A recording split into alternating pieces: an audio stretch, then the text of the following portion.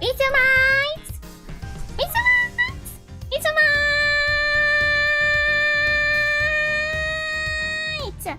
Hi! Hello! Hi everyone! Hi! Hello! Hi! A little sleepy still. I know I woke up like a few hours ago, but it's like, Wow! Girl almost broke the sound barrier. Am I too loud? Let me know. Let me know if I'm too loud. I'll tone it down. Hi guys, hello. EP's eternal. I am God's EPest princess. I am God's favorite princess and his EPest princess. Not loud. Okay, good. Okay. Okay, that's good. That's good. I thought I was being too loud. How are you, Isumites? Hi. I'm coming at you live from the hospital. I hope you're doing okay. I really hope you're doing okay. Ugh. I wish you a speedy recovery, Papa. Eepiest eeper to ever eep. I am the eepiest eeper to ever eep ever. I am not. Oh, Papa, I hope you feel better soon, man. I hope you feel better soon. Woke up from nap just in time for Wisu. Good morning, or good afternoon, or good night. Hi, thank you for being here, guys. Woo! We're going to start again. We have to, yeah, episode 2. We have to do episode 2 this time around. I wonder how long it's gonna be, because chapter 1 was actually pretty long. You know, chapter 1 was actually pretty long. Yeah, episode 2, and I see that silhouette. I know who that is. I know who that is. Is that my girl, Miss Francisca? First one's always longer due to plot. Are you sure? I feel like everything else will be longer. Isn't that how it usually is? 10-hour stream today. It depends. It depends. If I still feel good enough to keep going, I'll start episode 3 as well. I don't think I'll be able to finish 2 episodes in one though, in one sitting. Hopefully I can. Maybe if I'm really good at episode 2 and I don't get anything wrong, then I think I could probably finish episode 2 in a timely manner. You can probably finish episode 2 in one stream. Oh yeah, that's what I'm planning to do. Like, I'm planning to do like 1 episode per stream. Yeah. Take care, Wisu, but we wouldn't mind a 5-hour stream. I know Izumites wouldn't, but you know who would mind? My back. My back would mind, so I'm trying to not push myself more than I have to. Not until I get my x-ray on Monday. For my back. Yeah, right now it's not like hurting too much. But my issue is that like, if I move my back a certain way, it hurts a little bit. It hurts a little bit. I just finished doing my stretches though, so it feels a little better than when I woke up. But still, get up and stretch every hour. I should do that. Yeah, you're right. I'll keep an eye on the time. But Wisuma better remind me as well. Okay. I will give you guys that mission. Remind me. Remind me. I also had to go to different doctors in hospital to get a single x-ray. Really? 5 of them? Why 5? Was the technician just like not there at all in any of those hospitals? That's so annoying. My memory doesn't last that long. Well, it better be. It better last that long for this time. Understaffed or closed everywhere, yeah. That's really annoying. That's really annoying. Okay. I just drink a little water? Oh, I actually don't have water. Oops. That's okay. That's okay. Before we start though, how are you, Isumites? How are you?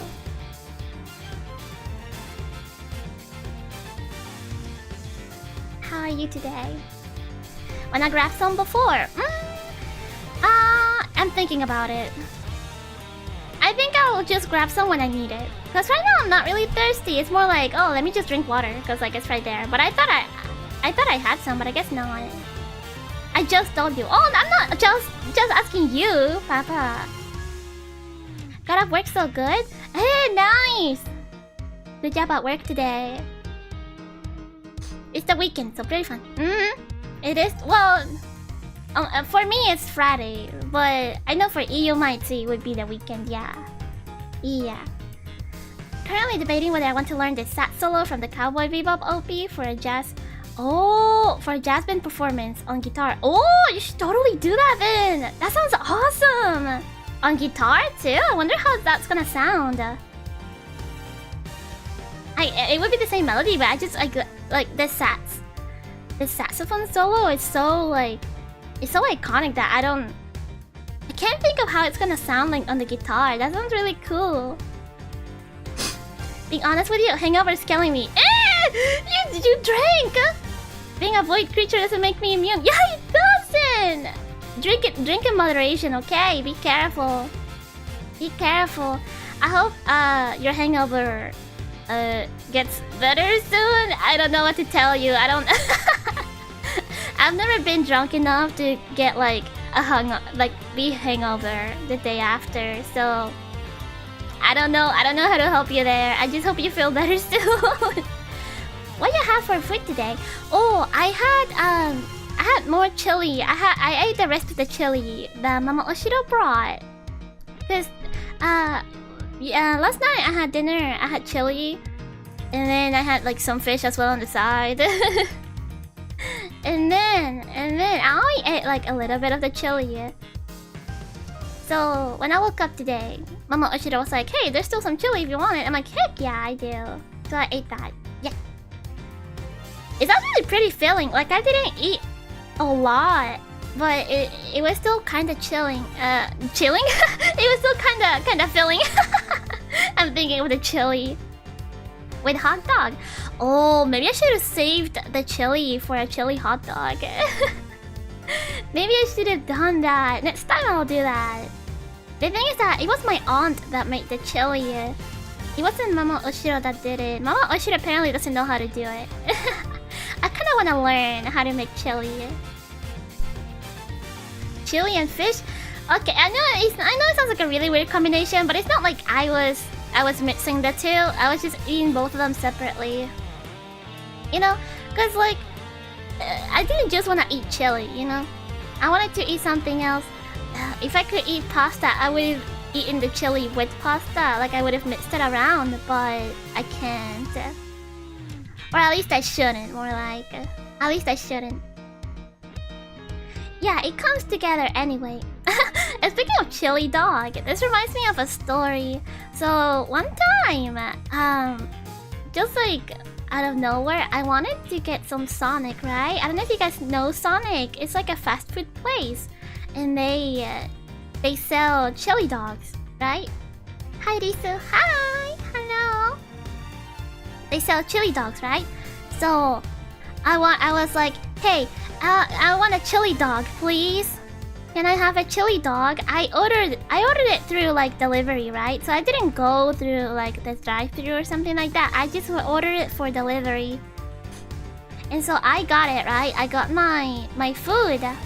But when I opened it, do you get the sandwich or the footlong? I get the footlong.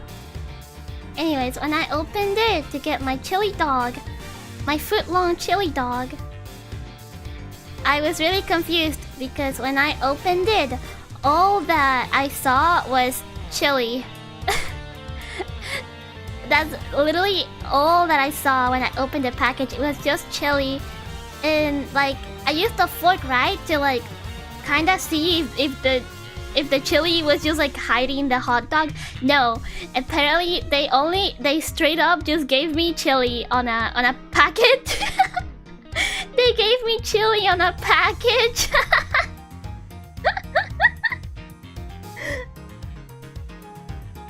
I was so confused. I had to like, I was gonna get my refund, right? but they the customer service was like, hey, send us a picture. So I was like, alright, and then I sent them a picture of like the package, and it's literally just the package, like the hot dog package, but it's just chili instead. There was no bread, there was no hot dog. I was so sad. She's laughing now, but was devastated when it happened. I was devastated, yeah! I wanted my chili dog. I mean, to be fair, the chili was pretty good, but I don't understand how they forgot the hot dog. Like, they the chili hot dog with no hot dog. It was just chili. I don't know if maybe it was my fault that maybe I accidentally was like, hey, just the chili, but I don't see how I would do that. Or, yeah, I don't see how I could do that.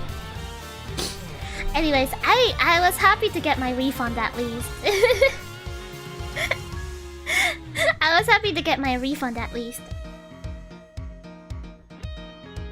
How do you leave out the hot dog? I don't know!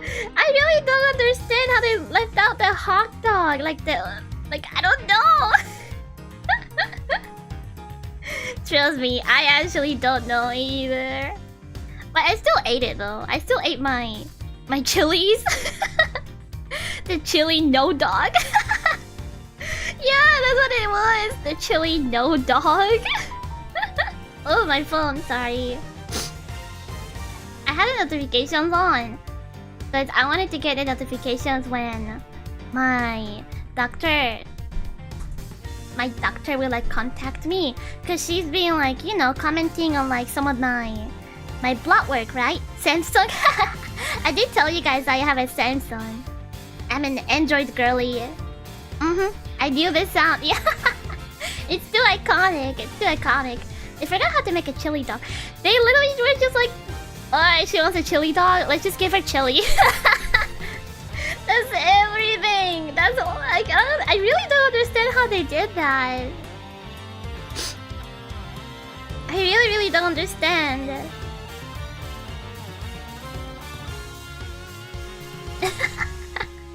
Yeah. Do you guys use Android or iPhone? Sorry I'm yapping so much. I just, you know, I like talking to Wisu mics. Do you guys like Androids or iPhones better? I've always been an Android girly.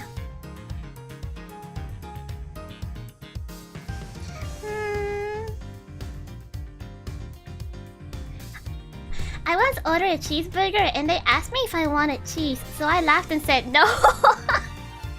And of course, I got a plain hamburger.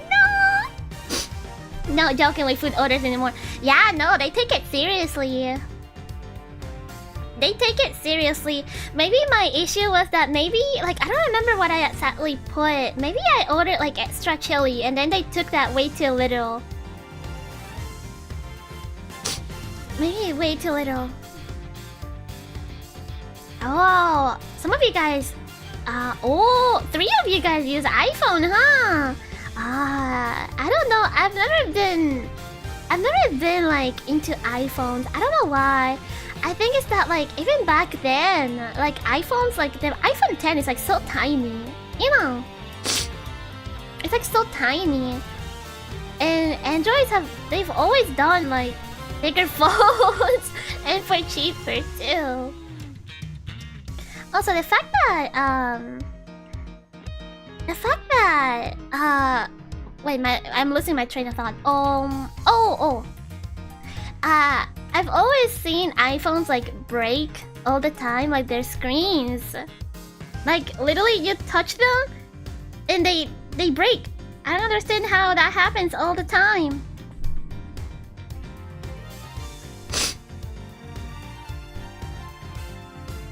I prefer bigger phones, easier to mess with. I know, right? I know. I'm the same way. Like, I kind of have like tiny hands, but I don't know. I like a big screen. I like a really big screen. I can't tell if mine is big or small because my hands are just massive. So most things look small in my hand. Like a 2-liter bottle Coke just looks like a slightly larger 16-ounce bottle. Really? I think it's just your hands that are big. Hi, Wisu. Hi. Hello. Hi. tiny hand with big phone.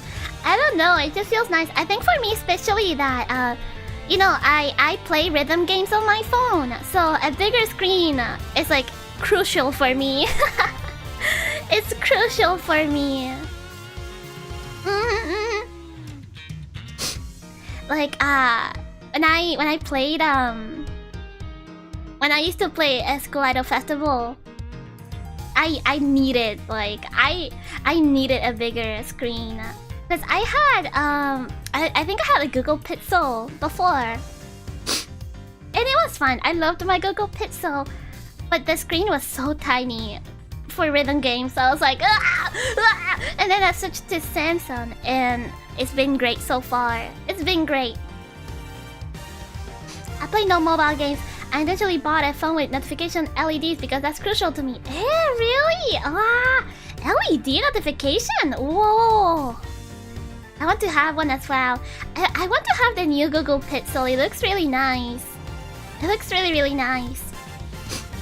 Have you guys ever liked those flip phones that are like, you know, the ones that I'm talking about? The dual screen phones.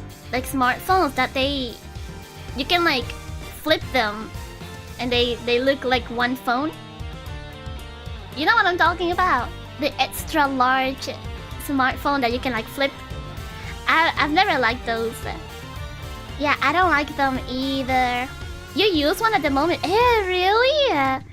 Does it not bother you, like the line? You mean fold? Yeah, the fold. No, yeah, the foldable phones, not the flip phones. I called it a flip phone. Oh, you use a flip phone. Oh, I see. Fold is too big for me. I see. Yeah. I have an uncle that uses like a foldable phone, and I'm like, man, that's huge.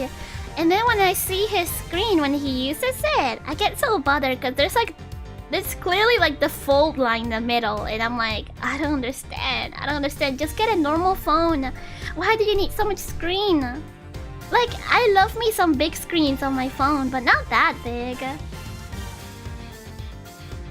The line don't bother me that much. It will get used to it. Really? It doesn't bother you? I feel like it would bother me. But I think to be quite fair, I think it depends on how long you use it for. That at some point you just like, you don't really care, you know? It is depending on what angle you look at. I see. Yeah, that makes sense. I feel like the fold makes it weaker so you can dramatically flip it open to make a call. Why would you want to dramatically flip your phone to make a call?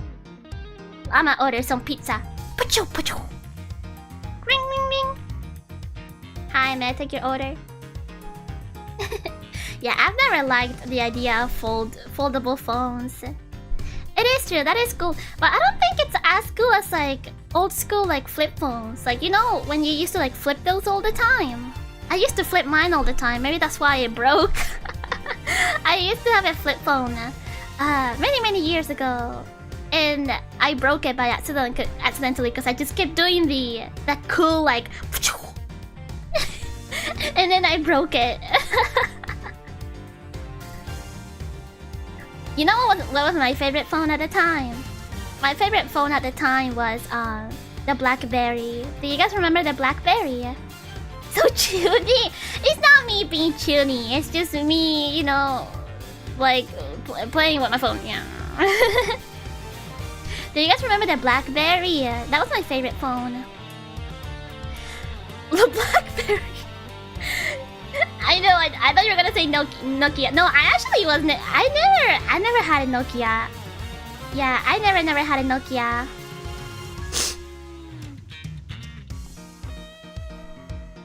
My dad had the one with the ball scroller. Me too! That's the one I had. I had the one with the ball scroller.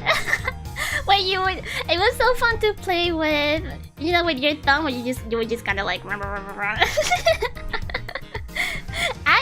oh my god. And what was the game called? You had it? I did. I had you. I forgot which one it was called, but it did have a ball scroller. And then there was a game in the Blackberry. I don't know the name of it, but you know which, I think you guys will know which one I'm talking about when I describe it. Basically, it's like, you know, the one like little bar that you move, and you're trying to keep one little ball like on top, and that little ball also hits like bricks on the top, and every time it hits one, it disappears, and then it just kind of like ricochets around. You know, yeah, Pong, like yeah. That's what I used to play that. I used to play that a lot on the Blackberry with the ball scroller. Breakout, yeah, I think that's what it was called, Breakout. Yeah. Oh, I actually missed the Blackberry. I missed the ball scroller. It was so fun. It was super fun.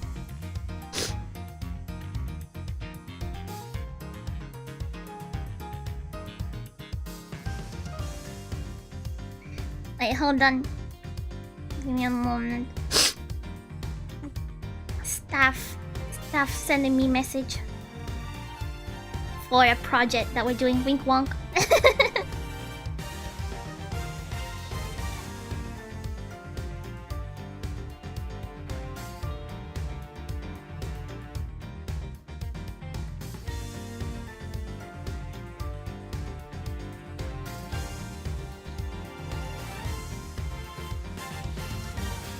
Okay, there you go. No, I'm not spilling the beans. No spilled beans. No spilled beans. I think we've yapped enough. How long did I yap for? 30 minutes. Oh heck. Oh no. Okay, let me start finally the episode 2. Not even a single bean. No single bean. No. No bean. Habla más. No. Pero yo quiero jugar. Quiero jugar. Alright. I'ma start. The obligatory Wisu half-hour pre-game yap. It always happens, huh? It always happens. Okay. Let me finally start. You can spill the beans in Spanish. That way we won't know. No, some of you guys won't know. Alright. I'ma start. Heck you. I'm gonna start now. It's become tradition. It always happens. It quite literally always happens. I think it doesn't happen in yeah, the Turnabout Airlines. It doesn't happen in Slay the Spire, I think. Oh, the murder that occurred in my office. Okay, wait, hold on. Wait, oh heck. There you go. The return of the great thief Yatagarasu. Oh, Yatagarasu. Thinking back, everything began on that fateful day, 2 days ago. Oh, 2 days ago? Oh, is this 2 days? Oh no, this is 2 days earlier. Oh, we're flashbacking, huh? What happened here?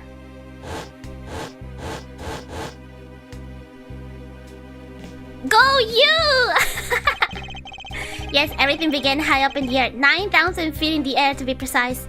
Oh no. Thank you for flying. Oh my god. Go you Airlines. We are currently experiencing some slight turbulence. Oh hell. We're asking all passengers to please return to their seats and fasten their seatbelts. No, I'm so bad with turbulence. I'm actually kind of afraid of flying.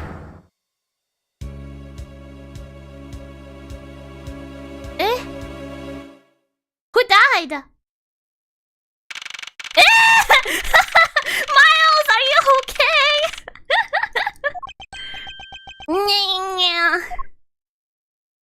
Oh, the sprites look so good! Oh my god! No, Miles did not die. He's okay. Why do I feel like I just woke up from a horrible nightmare?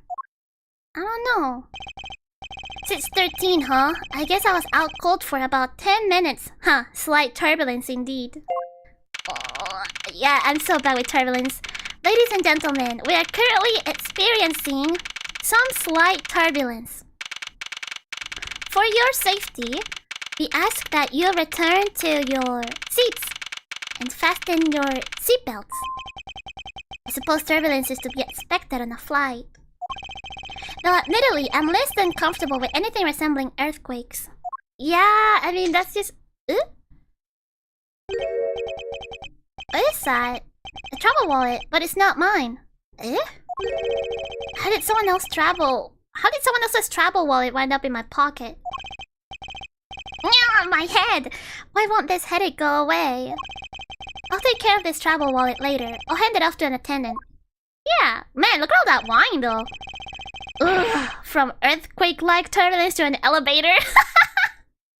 Oh, Miles, he's just like me. I'm actually a little afraid of elevators as well. I don't know if I told you guys before, but one time when I was little, okay, it's small history time. Story time. When I was small, I was visiting my uncle, right, at the time, and like he lived like out of state. Like this was back in like South America, and he lived in like this apartment complex. And the apartment complex had a pool, right? So I was like, okay, I'm gonna go to the pool. So I went to the pool by myself. I had a pretty nice time. I had a pretty good time. But then I was like, okay, it's time for me to go. And so I went to the elevator with me and my towel, and that's it. Because I don't think I had a phone at the time either. So I went there. And then my uncle lived on, like, I think the 3rd floor or the 2nd floor. One of the two. So I was in the elevator and then I pressed, like, the button for me to go up. And then the doors closed. Yes, phone sensitive back then. Shut up. Anyways, the doors closed. And then the elevator went up, right? But then suddenly it stopped. Like, it stopped. Like it only went up for like half of a second. Like it only moved slightly and then it stopped. And then I was like, and mind you, I am by myself, and I am a kid. I am a kid by myself. And so I'm like, okay, there is an emergency button. So I press the emergency button. Nothing happens. Literally nothing happens. And by now I'm scared, right? I start thinking, oh man, I'm gonna die. I'm gonna suffocate. I'm gonna I'm gonna run out of oxygen. I'm gonna And I think I spent like, I wanna say maybe like 5 minutes in the elevator. It wasn't that much of a time. It wasn't a lot of time that I spent there. And because I didn't have a phone, I couldn't like call my uncle. And my grandma was there at the time because she traveled with me to visit him. So I didn't have a phone, so I couldn't call neither my uncle or my grandma. And so I was like, hello? I was like, hi! And by now, I am like almost in tears, right? Because I am really scared of dying in the elevator all by myself. Like, all wet because I was in the pool and just with me and my towel. And I think 5 minutes or maybe like 8 minutes pass. And finally, the elevator moves. But it moves down. And then I see someone, like, when like the doors finally open. And I'm back on the 1st floor, and I see someone that, like, a person had called for the elevator, and that's why it moved again. But I'm like, thank you so much, thank you! I was trapped in there! Yeah. So basically, if I was gonna be stuck there until someone needed to use the elevator pretty much. Thankfully, someone had to use the elevator pretty quickly. But after that, I used the stairs to go up to the apartment. I used the stairs to go to the apartment, and then when I got to the apartment, I started crying, and my grandma was there, and then she was like, "What happened? What happened?" And I was like, "Grandma, I got stuck in the elevator." And then they got trapped in the elevator. Yeah, I don't know.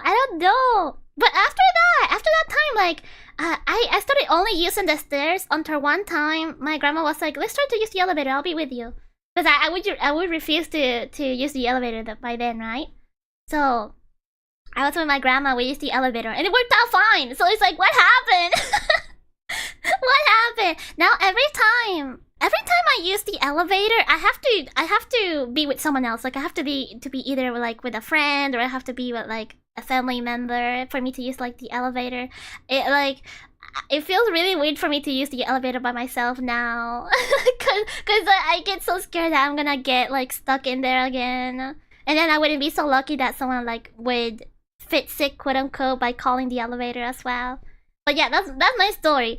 That's my story time on like Wisu got stuck in the elevator when she was like she was like a little girl. Okay. I'm starting now. Sorry. sorry. When I have to go in the elevator, I white knuckle the rail handles.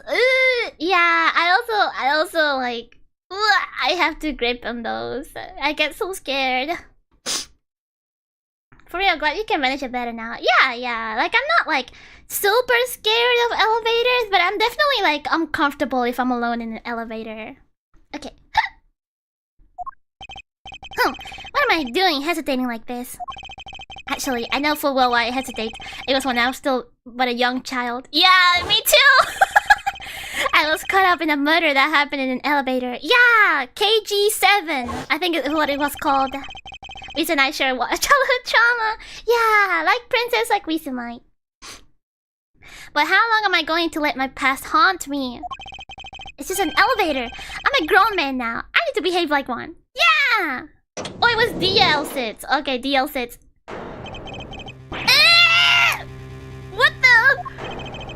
What in the world happened? Ah! No, this looks so bad! Is there something wrong, sir? I must ask of you, please return to your seat. Oh no, this looks so bad! This looks so bad! No! He's dead! Please calm down. We must have jumped to conclusions without all the facts. What's wrong? Did something happen? You murdered! No! Wait, no! You have it all wrong! It wasn't me! Oh no! Edgeworth! Miles, come on! How does this happen to you?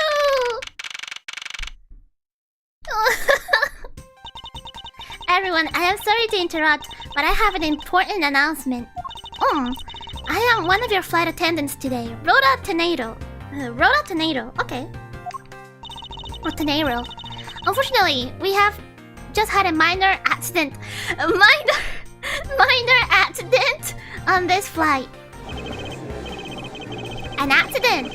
Don't treat us like we're stupid. I caught a glimpse and it was a murder. Oh no! What? Murder? What's going on with this flight? Everyone, please calm down. There's no reason to panic. This flight will stay on course and makes its scheduled landing. Yeah, what would happen if there's a murder on the plane? Like for real seas. We're still currently in the middle of a rough patch of turbulence. So until we're out of this area of turbulence, I ask that you please remain seated. But someone was killed, right? I mean, who was the... wait. Chat is covering... Hey, Duck Raid! Hi, Kamos! Hello, Kamos! Hi, Kanya! What about the killer? Let me off! Hi, Kamos! Hello, Kanya! How's your stream?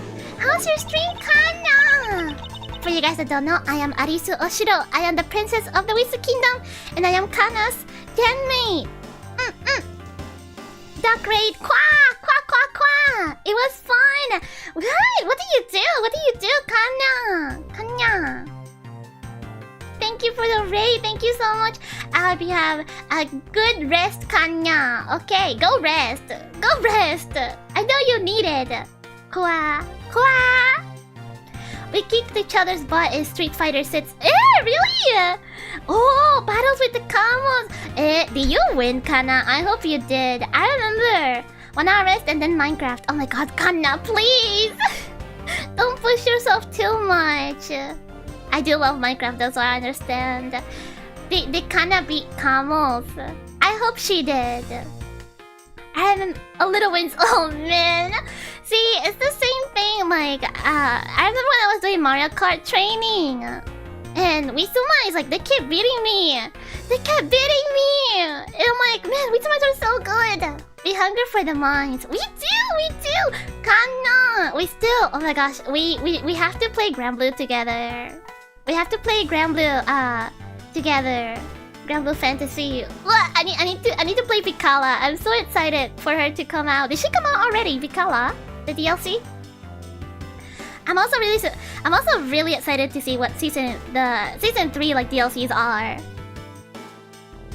We have to, Kanna! You know what we also have to play? We have to play Tekken together. I love Tekken so much. I still need to buy Tekken 8 though. I still need to buy Tekken 8. Kanna beat me so badly. I have bruises. You do? Oh jeez, Kanna, you're pretty good at Street Fighter 6, huh? Is that, would you say that's your best fighting game? I think my best fighting game is Tekken, but that's because I've been playing Tekken for a while. Yeah, Tekken. My first Tekken game was Tag Tournament. Right now, probably. Really? Yeah, I would assume so, right? Alright, Kanna, go rest. Okay, I love you so much. Go rest. So you can go for the mines. I wanna see Wisu play Tekken. I really wanna stream Tekken 8. But my issue is that like I don't think my PC can handle it. So I am kind of nerfed on the games that I want to play and stream until I get like a stronger PC. Something that I can run Tekken 8 on. I hope that by next month when Metaphor comes out, because I really want to stream Metaphor as well. I want to stream Metaphor. And I hope when it comes out, I'll be able to have a beefier PC by then. Hard days ahead for Kanna. Oh, Kanna. I'm rooting for Kanna. Have a great time, Wisu. Of course, thank you so much. Okay, guys, we are playing. I am playing right now. Ace Attorney Investigations. This is my first time playing. And right now, we're doing Investigations. Chapter 2. We literally just started, so you guys came at a good time. Oh my god, Metaphor. I'm so excited for Metaphor too. We have already apprehended the culprit. I know, Edgeworth's a criminal! Look at him! I ask that everyone please remain calm. What the heck is he talking about? Yeah, this is a Miles Edgeworth game.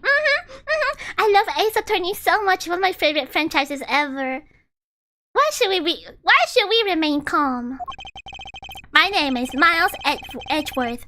I am 32 years old. What was the Kira introduction? I forgot. I am 32 years old. My favorite color is purple. Duang. I assure you, I am not the killer. Ha! Being a prosecutor doesn't make you incapable of murder, buddy. My big hair is covering some of the text. Yeah, he works in a department store. Yeah, he does. Something Mario. Yeah. Now you listen here. I am not the killer. I simply found the body. Okay, but to be fair, how many times has Miles found the body now? Like, I don't know the other chapters, but the first chapter he found the body. Now this time around he found the body again. Is he always gonna find the body?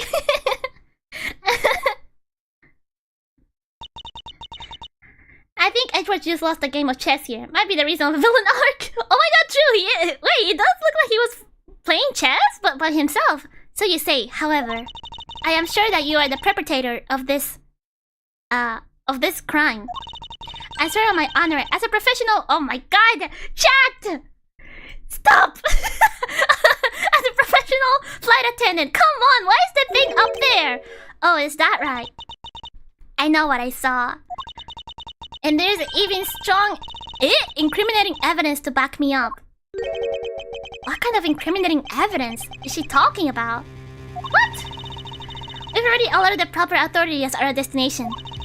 Until we land, you will remain in custody by the powers vested in our captain. No! Come on! I'm a princess! Let me go! I would never kill anyone. Never, ever! I'm very sorry, but please understand our situation. Your situation? I'm more concerned with mine and the direction it's going in. Yeah, Miles. I'm not about to sit idly by while I get accused of murder. Yeah, you're not a murderer. Okay, they're down. Okay, you guys can come back now. come back now. She's throwing you under the bus. Oh, she might be. Well, no, I don't think so. I think it really did look like pretty bad. Like, you know, I was holding something that had like maybe blood in it. Mr. Nero, is it? Yes? I was wondering if you might give me a chance. A chance to do what? A chance to plead my case. And a chance to ask what you mean. What you meant by incriminating evidence just now. To accuse a passenger of such grave crime without allowing him to give a proper defense. Can the professional flight attendant inside of you really call this action righteous? Yeah! Speak to her heart! Yeah! Call her a bad flight attendant. You have a point. I can't believe that actually worked. Can we trust a lady with a butts bun? Oh my god, it is square. Oh, that is weird. I'll trust her, surely. I have her drill. She has a square bun. It's I'll trust her. I'll listen to what you have to say. Well, beware of what you reveal. I'm afraid you'll only look even more suspicious if your explanation fails to satisfy. I also do not have the time to deal with you all day, so please make it quick. Of course, as you wish. Good. Very well then, let's get started. I know for a fact that I didn't kill that man in the elevator. What I don't know is what sort of evidence she has up at her sleeve. That is true, but I'm certain it doesn't fit with how the crime really occurred. Oh, already? Already a testimony? I swear to tell the whole truth as a professional flight attendant. Unfortunately for you, Mr. Edgeworth, I am certain that you are the killer. The scene I saw in front of the elevator. It was you standing there with fresh blood dripping off the murder weapon. So if you would please cooperate, we'll turn you over just as soon as we land. This looks so bad. That's it? That's her evidence? I don't think you could ask for a more perfect witness testimony. Wouldn't you agree, Mr. Edgeworth? It is hard to deny, yeah. Not really. It's hardly perfect when there's a gaping hole in it. There is? Oh no. There is? Yeah, there is. Yeah. Tell me about you being a professional flight attendant. Yeah, hold it. Yeah, the murder by wallet? Well, it could be a really heavy wallet. Tell me, what exactly puts the pro in professional flight attendant for you? Well, it means we're very professional about how we take care of our passengers. Services like fetching papers and responding to calls are done with speed and accuracy. I can assure you that I give testimonies with the same level of professionalism. But I'm sure you have already realized that by now, right? It's a bit hard to appreciate your professionalism when I'm the one under suspicion. And there you have it. My professional testimony is accurate and reliable. I don't know. Do I literally even have like any evidence? Oh, I do already. Picked up the floor in front of the elevator. Is it mine? Oh, whose is it? It's a travel wallet. Crime scene. Body found at 6 AM inside of the elevator stopped at the first floor. Wait. Look, what is that, a trophy? It looks like a trophy. Look, there's like blood in the corner. I think that's the real murder weapon. That has to be it.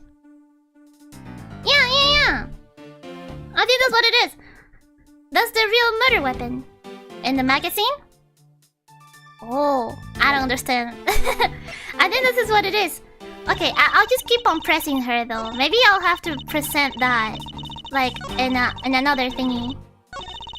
Okay, there you go. Hold it! You certainly seem sure of yourself. Of course, a professional flight attendant can't afford to make mistakes after all. She takes her job very seriously. Perhaps, but you must admit that there are a few who can look at a murder with a clear mind. We attendants all go through extensive training and are always calm and collected. We'll even calmly serve you coffee if you so wish, as the plane makes a splashdown. A splashdown? I fail to see how that would be the calm and rational thing to do in an emergency. She has similar bangs to Wisu. Yeah, she has straight bangs just like me. Even until the bitter end, we are there to serve the passengers. That is the duty of a professional flight attendant. Okay, you certainly are confident. Anyway, shall we return to your testimony? What sort of training did this attendants go through for murder? I know, right? Like, what? But actually, though, like, what would happen if there's a murder, like, in an airplane? Like, what would happen? The scene I saw in front of the elevator. Yeah, hold it? What about it? Huh? Yes? What do you see in front of the elevator? That's what I was just about to tell you, Mr. Edgeworth. Framed by the elevator doors and bathed in the light coming from within. Yeah? It was you, standing there with fresh blood dripping off the murder weapon. Hold it! The murder weapon dripping with blood? Really now? I swear, that was a grisly scene I saw before me. Thank goodness it wasn't a passenger who saw, or there'd be widespread panic by now. As I recall, you were quite panicked yourself at the time. Excuse me? You were scared enough to misread the situation and accuse me of murder. Nonsense! No, professional flight attendants cannot afford to be that flustered. I witnessed the murder scene and I am now listening to your defense, all with a smile. Oh, she's angry! She's angry, look at her twitch! Apparently, you also lie with a smile on your face. Yeah, she won, huh? So if you would mind to cooperate, please turn over.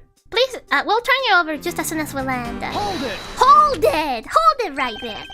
I am not the culprit, and yet you would keep these restraints on me. Mr. Edgeworth, please try to understand what kind of situation you're in right now. And what exactly is my situation? I have the backing of the captain to keep you bound in this way. We are within our legal right to restrain anyone who might threaten our captain mid-flight. That is fair. In essence, you're in the same situation as someone who has been arrested by the police. So I am to stay restrained until I can clear up all her doubts? At least I'm close. Her mistake shines like the silver lining on a dark rain cloud. He's so poetic. And I'm going to capture some of that light with evidence. Oh, Edgeworth, you're so corny. Okay, I think, I have to maybe present this because maybe I'll have to point out that, like, no, like, it wasn't what I was carrying. It's this, like, it's that trophy over there. Because it has like blood on the corner. You guys see that? Like, it has blood on the corner. Yeah. Objection! The BGM didn't stop. What? I got it wrong already? There is a contradiction between this piece of evidence. Oh no! I don't want to go against the word of a professional prosecutor, but I don't think there's a problem at all. I swear it, as a professional flight attendant. What? Already? I'm a professional, guys. I am a professional. Okay, how about this? Objection! Oh, why the wallet? Mr. Nato. What is with the yelling all of a sudden? Arg! Force of habit. Well, it doesn't matter.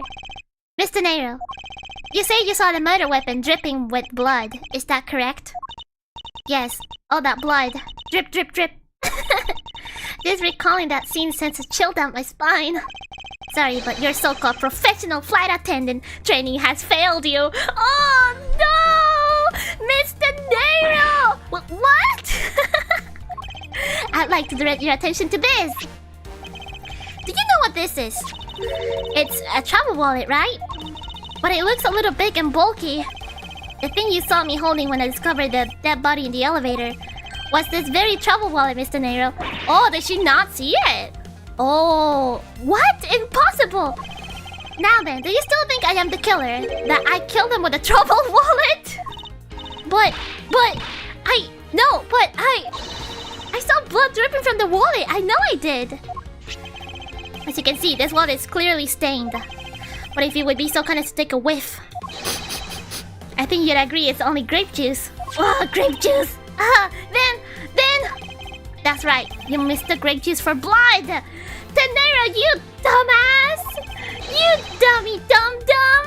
The murder weapon dripping with blood does not, in fact, exist! Yeah! No! There, that should clear up that pesky accusation. Hold it! Wait just a sec. That is... I mean, even a wallet could be deadly if it was wrapped around something heavy. Oh, I demand that you show me what's inside, please.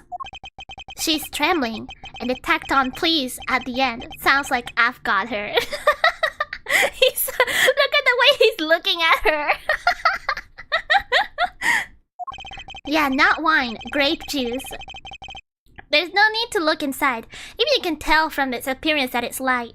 No, I can't be sure of anything until I see the contents of the wallet myself. She's persistent one. I suppose we have no choice but to see what's inside. Mr. Nero, if you would be so kind as to open the wallet and check its content for me. I know, he's so corny. Alright, I usually don't pry into passengers' belongings, but we have no choice here. Yeah, we don't. Oh. Yeah. Grape juice stains the outer cover. True, it was I who dropped it in the juice. However, I didn't do it out of ill intentions. Oh, what's it? Whoa, what's that? Oh, passport. It seems that this passport is all that's in there. Oh, in here. As you saw, there is nothing but a passport inside. This renders your wallet was the murder weapon argument moot. Wouldn't you agree? Hold it!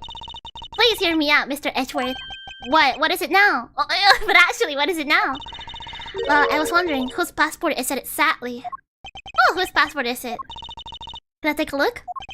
Why not? I'm rather curious myself. It's the victim! Of course it is! This looks so bad! Hicks! Oh, Akbe Hicks? Republic of Borginia? Type P? P? This is... Just as I thought. This trouble wallet belonged to Mr. Akbe Hicks. Which makes the victim's property. No!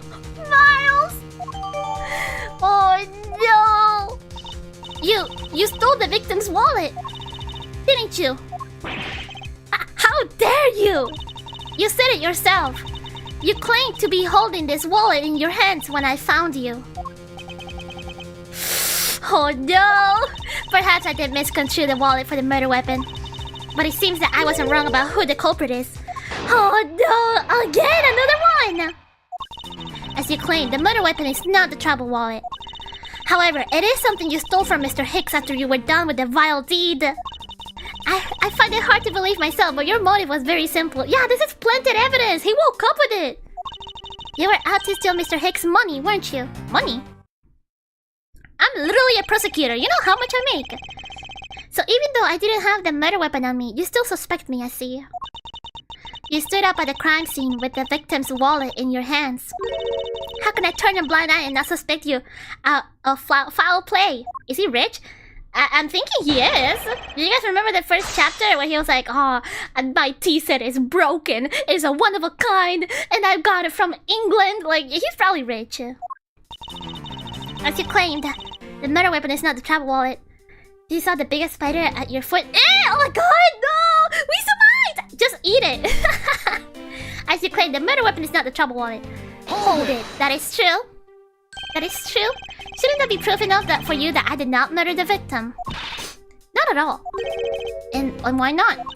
Because that wallet may not have been what I thought it was. However, it is something you stole from Mr. Hicks after we were done with the vile deed. Well, to be fair, Phoenix is also a lawyer. He's a lawyer and he like wins all the time. But apparently he's still like poor. Hold it! Hold it. You think I stole it? Yes, I'm very sorry to say it, and I wouldn't usually be so rude, but it must be said. Oh? Hello, nice to meet you. Hi! I never thought I'd see the day, but here I am calling a passenger a thief! You're calling me a murderer too! Maybe I should put on a serious face and say it more directly. I believe you removed the wallet from the victim's personage. Personage? It really doesn't matter how you phrase it. What I'd like to know is why you think I stole Mr. Hicks' wallet. He also doesn't accept many clients for his office. Oh, I guess that's true. I find it hard to believe myself, but your motive was very simple. Hold it! Oh yeah? Apparently nobody pays Phoenix. Nobody pays Phoenix, really? I don't think I have any sort of motive to speak of. I've never met Mr. Hicks before, and our only connection is this one flight. But that is more than enough of a reason. How do you figure? He was sitting in first class, and I think the implication is quite clear. You were out to steal Mr. Hicks' money, weren't you? Hold it! I'm a prosecutor. You think I was after his money? Where did that... what? Kakamemi idea come from? What is that word? True, you are also a passenger in first class, but... I thought something was off about you and those deeply etched lines of your forehead. No! They're not lines, they're perfectly normal and a part of my natural face. Oh no! I don't think I ever met someone with such a terrible countenance on a flight before. I don't. It's a good old English word. Oh, it's a ye old English. Oh, I see. And that's when it hit me. You have the face of someone with money trouble. She really is making a fool of herself pursuing this line of logic. His skincare indicates murder. No, because you have lines on your forehead, you're a murderer. I should spare her and present a piece of evidence that contradicts her testimony. I'm pretty sure it's this one, right? Cause like there's a bunch of money there, like on the ground, right? So it couldn't. I couldn't have stole the money because the money is right there. Apparently you pronounce it Kakameme. Kakameme. Why is it pronounced? Why is it spelled like differently? Like the Maymays. Why are they spelled differently? That's so weird. I think so, right? Okay, yeah. BGM stopped. I wonder if I might get a word in, Mr. Nero. What is it now? Mr. Nero. I wonder if you noticed the contradiction within your own testimony.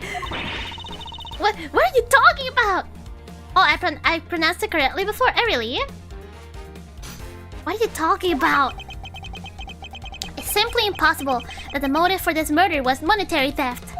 Yeah, one glance at a crime scene should have told you that. Yeah, dummy dum dum. You dummy dum dum dum. What about this scene would prove that the motive for the murder was not money? Literally, all of this. Take that! Yeah, the money. If I may direct your attention to the things strewn all over the floor. Ah! That's right. The floor is covered in bills and coinage. By your rationale, these were the very things the killer was after. Oh yeah? Ah! I think we can assume that the wallet fell during the victim's struggle with his killer. And I would think that the killer would have noticed something like money scattering everywhere. Furthermore, as you can see, there was no effort made by the killer to gather the money. But the wallet! Objection! Yeah, objection! Ah, yes, the wallet. You will also recall that the only thing in it was Mr. Hicks' passport. Edward is so pretty. I know, right? He's so pretty. I love his hair. It reminds me of Jin from Tekken. Ah! If you're really insisting that it was a crime based on greed, then you're claiming that it was all for the empty travel wallet. Yeah! I... Forgive me!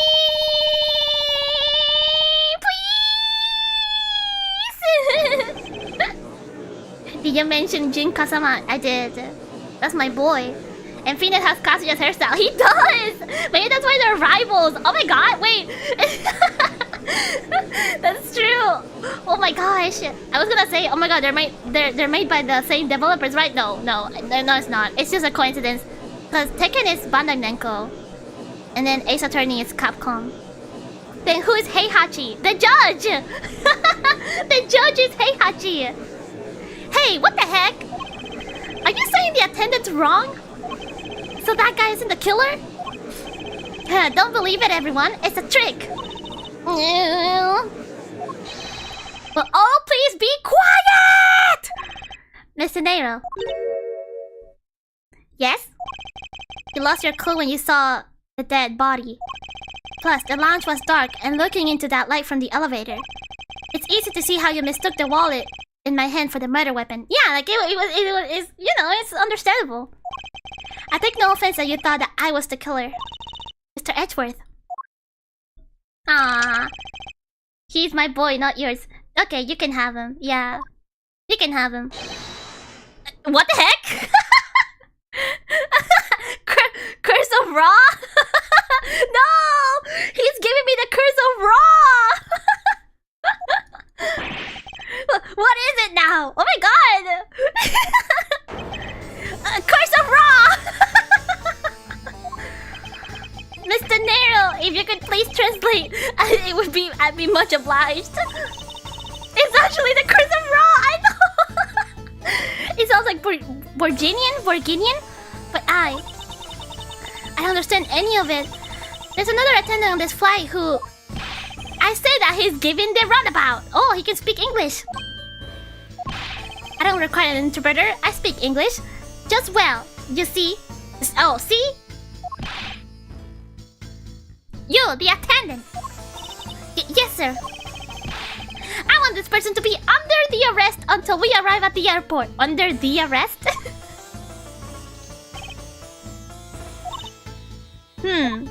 I can't believe he cursed around me. I'm sorry, sir, but what exactly are you hoping for? What is it you want? I am finished talking to the likes of you. Ah, so mean! I am a princess, mind you! Please, I would like to hear what you would like me... You would like me to be... oh, I can't speak. Please, I would like to hear why you would like me to be held under arrest until we land. You! How dare you try to waste my time? You were the one who stuck your nose into my affairs. I wanted to spend even at least one more second with my precious art. I have no time for other things. I know what you are. I see through you. Insolvent. Yeah, I am pretty... Insolvent? I am pretty sure that's how you say it in English. Well, I should hope I'm not monetarily bankrupt, but I don't think that's what you meant. I was like, insolvent. I'm sorry, but I don't think I caught your name. I am Sink LeBlanc II. I am a very wealthy man in the Virginia. I'm gonna say Borginia. But I am not an ordinary rich man. I am an art dealer, a rich seller of beauty. Yeah, he meant insolent. Yeah, Mr. LeBlanc, what did you mean just now? Pardon? When you said that Mr. Edgeworth was giving me the runabout, I have to explain? Unbelievable. I will say it once and only once. I do not have even a second to waste. Time is money, as they say. Yes, and yet you continue to blather on. I saw it. Yes, I did. I saw the victim go onto the elevator. Oh, you did? Going down to the lounge. It was exactly at 6 o'clock. So he died in the elevator. Oh? Oh. And what's the significance of that time? At 6, he says. Wait, you saw him at 6? Ah! What's the matter, Mr. Edgeworth? He understands, I see. Miss Attendant, what time did you discover the body? Well, it was a little after that patch of turbulence, so I would say around 6:15. Ah! What? He died in the elevator? Hicks was his name, was it? Then I saw that man Hicks was killed in the 15-minute time span. Or span. The only person in the lounge at the time was the prosecutor, yes? Why is he pointing at me like that? No! Yeah, I was in my seat the whole time. Me too. I was watching a movie and enjoying a fine glass of grape juice. Oh my god, this guy's an alcoholic. Look how many bottles he has. I was still eating. I still haven't finished. See? Whoa, this guy is eating good. Yeah, the spirit gun. You're right. He's shooting a spirit gun at me. The other passengers have an alibi, so you have no problem with them, I suppose. Oh no. No compliant, I see. Not a word against this, right? I have no way of discounting what you have put forth at this point, but it wasn't me. Oh? So you say. But do you have what you say, the evidence? Again? Mr. Edgeworth, are you really the culprit after all? No, I'm not! Mr. LeBlanc, I suppose you are quite certain what you saw, enough to give testimony? More testimony? Of course! I was looking at that man the whole time. Why though? I was playing with that... He was playing with that little, small machine the whole time. Small machine. Machine. Yes, that's what you people call it in English, right? It was making me crazy with the click, click, click. From the description, it sounds like some sort of small computer. I believe what Mr. LeBlanc is talking about is a cell phone. Oh, a cell phone. I have to say that I did see him playing with it quite a bit myself. A simple cell phone, a laptop or organizer I can see, but that's kind of low budget. I hate that noisy little machine in his hand. Not a fragment of beauty, all it produces is ugly sounds. So he doesn't have a phone, huh? How does he art deal? He was playing Brand Blue? He probably was, yeah, grinding the event. Speaking of Grand Blue, I am saving the gem, my gems. I have so many gems saved for New Year's because I really want to collect the snake lady that's gonna be this year, because this year is the year of the snake, right? Yeah, this year is the year of the snake, I believe. And I really want it because I've been trying to collect all the zodiacs. I think right now I have 6 zodiacs. And I really hope I can get the snake lady, whoever it will be this year. I know what I saw. Mr. Nero. Yes? I was wondering if I might be granted permission to examine the crime scene. Yeah, 6 more to go. What? You want to examine the crime scene? If you would grant me a little measure of time, I'm sure I can produce a real culprit. I don't like the sound of that. Futs in the duck. Futs in the duck pen. I always get lucky with zodiac pulls. Yeah. Plus, it's not like it's super hard to get them, because like in New Year's, side games like just gives you a bunch of free multis. You know, like they're super generous in Grand Blue. Yes, I think that is how you say it in English. I'm thinking you're the murderer. It's Futs guarding their hen house, and I believe my innocence was proven earlier. And if I'm given a chance, I can clear up all the remaining doubts. Mr. Nero, if you wait until we arrive, there is a good chance that some evidence will have been destroyed by then. That is true. I understand. Let me see what the captain has to say. Ha! This should not be approved. Please, Mr. LeBlanc, in an emergency, all decisions are to be made by the captain alone.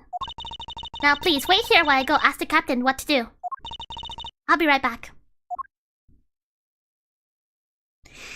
Mr. LeBlanc, you're not planning to erase evidence when you're doing your investigation, yes? No, of course not! Huh, we will see. So mean. Mr. Edgeworth, you have the captain's permission to investigate the crime scene. Thank you, Captain! What? Unbelievable! I am in your debt, Mr. Nero. However, there is one condition. I am to supervise you. Can you agree to that? Of course. I see no problem with that stipulation. Yeah! And Mr. Nero is my partner. It's only natural as I am still a suspect in this case. I take full responsibility and will watch Mr. Edgeworth's every move. I hope this is reassurance enough that there will be no foul play. Now then, Mr. Edgeworth, shall we proceed? If you should need my help with anything, please feel free to use X to talk. Okay, it's time to head to the scene of the crime, the first floor lounge. Well, first I wanna investigate the area a little bit. I wanna see everything. Hello? Oh, who's that? Hurry up and investigate. Time should not be wasted. Precious is human time. Is how you say it, I believe. Oh, hello. Oh, heck. Okay, I think I have drift. Hello. Excuse me, but may I have a word with you? You there! If you need something, please ask Miss Rhoda over there, okay? What the? Hey, wake up, you! She's so eepy, she's just like me! I'm terribly sorry that she's being so rude, Mr. Edgeworth. No need for you to apologize. I just find it hard to believe she's asleep on the job. If I were her boss, I'd see to it that her salary was cut so low that it was in the red. No! I got License to Love, Laugh. It's a movie poster for License to Love, Laugh, Maim, and Murder. What a title! That's a Go You Airlines sponsored movie. It's a suspense, hard-boiled action romantic horror comedy flick. It has everything! Is that the genre list for this thing? Yeah, Yes, it's a movie that can be enjoyed by anyone because it encompasses all those genres. I can't even begin to imagine what the plot would be. But you have to admit it has piqued your curiosity, right? I do want to watch it. I heard the main strategy with this genre listing was to make people curious. Well then, consider the mission a successful one. A suspense, hard-boiled action horror romance comedy. This one is their hit seat. Oh! I don't see the machine Mr. LeBlanc was talking about. Perhaps it's in the elevator? Maybe. We should probably head down to the crime scene now. Is there anything else here? No. Can I see anything here? The base? Mr. LeBlanc seems to be protecting the base on the chair rather closely. It's a marvelous base though, isn't it? Yes, I have to say so as a professional attendant. I don't think there's any real connection between that piece of art and being an attendant. But I'm not just any old attendant. I'm a professional flight attendant. As though there was such a thing as a as an amateur flight attendant. Oh, food. How do you find your meal to be, Mr. Edgeworth? Come to think of it, I forgot all about it. I must have been asleep or something. Oh, I'm terribly sorry. Let me prepare you something right away. What are you apologizing for, Mr. Nairo? I failed in my professional duties by letting the passenger go hungry. Ah, she's so serious. Please help yourself. If you see anything to your fancy, feel free. I think I'll take my time later after I've solved this case, thanks. Aw, she's so serious. I'm marketing 100%. Are you in need of assistance? I wanna show you my badge. Even if you show that to me, I still cannot allow you to free reign. I'm sorry, but I must admit that I still have my doubts about you. Oh. Guilty and to prove it innocent, I see. Aww. Okay. Okay. It's my seat. Unfortunately, I didn't bring anything particularly useful for an investigation. It's not as if I'm constantly prepared for such thing to occur. Yeah, you're not prepared for that. What's in here? Ah, that's right. I was in the middle of recreating a chess game. Oh, by yourself? Just an observation, but aren't too many red knights around that lone blue pawn? Nonsense. It simply shows that the blue pawn is no match for the red knight's might.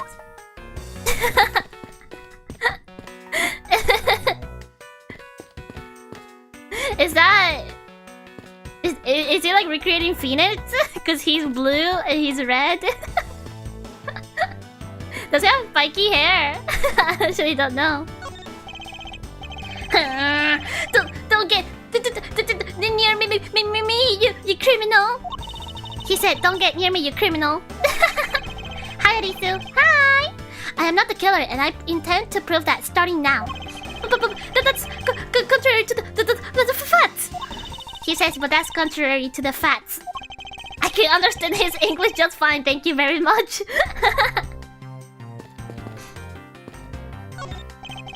What's the lifesaver doing here? I bought it at the flight shop just beyond the lounge. If something should happen, having one will save your life. I think this guy would have been better off not taking a plane to begin with. He's just like me. As we're doing his own tabletop roleplay with his chess pieces. Imagine though. I don't know if you could do a tabletop roleplay by yourself though. Unless you play like all the characters. Hello. If I may have a word with you. This steak is awesome. That's great to hear. However, I would like to ask you a few questions. What's here? Hold time, so wouldn't know. Eat or speak, please pick one.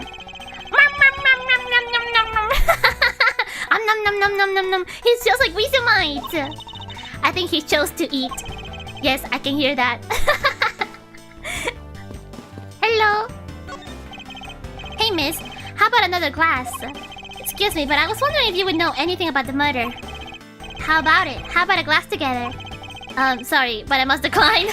I wasn't talking to you. I was asking the cute attendant. I'm sorry, but I'm on the clock right now.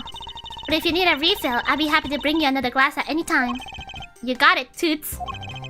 That's no way to talk to a lady. Good night. Welcome. 50 days, thank you so much for becoming a Wisu for 3 months! Objection, Arisu took you for a crime scene. What do you mean? No, I'm not too cute for a crime scene. If anything, I am too scary for one. If I was in a crime scene, I would get immediately arrested because I'm just too scary. So surely people would be like, oh my god, she has to have been the culprit, right? Yeah. No, not cute. Scary. Yeah. Yeah. That guy looks like the guy from the Mahjong anime. Which one? Look at all these bottles lined up in a row. It's a miracle that made it through the turbulence without a scratch. Actually, we asked the drink vendor to clean up all the ones that did break earlier. And you mean to tell me he put all these up here after the turbulence? He drinks too much! We're simply thrilled to have someone so interested in the variety of drinks available. I don't think anyone should drink this much. There is such a thing as overhydration. There's a thing as like alcohol poisoning too. There's alcohol poisoning. Let's go here.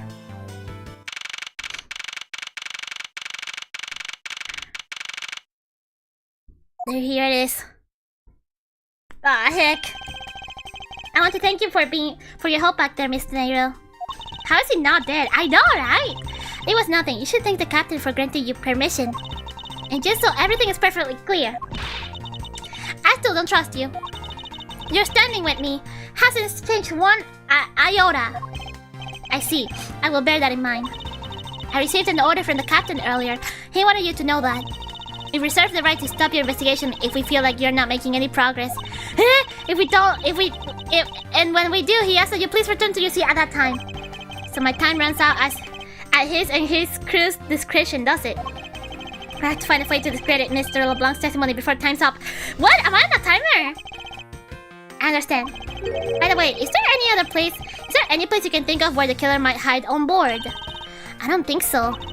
After every first-class passenger was accounted for at his or her seat, we made a thorough search for the plane. For business and economy class, no one can move between those two classes and first class without a staff keycard. And we found no record of a keycard being used at all. Which means that I have a first-class killer on my hands. Oh. At least I know that much for sure. And one other thing. No one else has been allowed near this crime scene since the murder was discovered either. Investigation time! Now then, let's get started. Well, where should we start from? Let's start with Mr. LeBlanc's statements. The crime occurred between 6 AM and 6:15 AM. During that interval, the only person in the lounge was myself. Which would make me the prime suspect. Yep. However, since I did not kill Mr. Hicks, it means that the killer was around somewhere. Oh. If we have to believe what you say is true, then yes. The first order of business will be to gather information to win your trust. Alright. Let's... Okay, I like to go through everything and then leave like the actual like... probably the main stuff for last. So I will do that. This door leads to the flight attendant's room. Oh! Well, please understand that it's off limits to unauthorized personnel. The room is giving off the scent of woman's perfume. One would think that perfume would smell great, however, to me it simply smells. Not that I have any interest in what lies behind this door. Perhaps we should return to the investigation, Mr. Edgeworth? Mr. Edgeworth? Sorry, I spaced out for a second there. The scent of women. These bottles and glasses must have been broken by the turbulence. The painting of the stairs. Oh my god, true! Is that the judge? There is quite a bit of broken glass here. Please be careful when passing through the area. Thank you very much for the warning, Mr. Edgeworth. However, no matter how kind you are towards me, know that it does not clear any suspicion I have about you. I wasn't warning you for the sake of clearing my name. Jeez. Can I not? I can't investigate that side. These counter windows offer a glimpse of the sky, but these clouds, they tell me nothing. Mr. Edgeworth, you look like you're talking to the clouds. Is that so? Then tell me, what are you supposed to have said to them? I don't know. but it looked like a rather one-sided conversation. The clouds, they tell me nothing. What is he on about? Yeah, he's like, ew, women. There are a few copies of Sky Magazine in the magazine rack. This month's special is an English trivia quiz. That's not a bad idea. I've heard that the youth of today don't know a particle from a participle. Now, please don't go around confusing people with made-up words, Mr. Edgeworth. Who's ever heard of such a silly word as participle? Case in point. Oh no. Tornado. Yeah. This airplane is bigger than my home. I mean, I'm sure it's like an international plane, right? So I've heard that international planes are like really big. What or who is this? This is a bronze statue of the founder of GoU Airlines. Oh, Mr. Hugo Hughes. The one on the left is when he was in his 40s, and the one in the other is him in his 80s. Did the man age at all over those 4 decades? Maybe I need to squint more. They're literally the same. They're the same.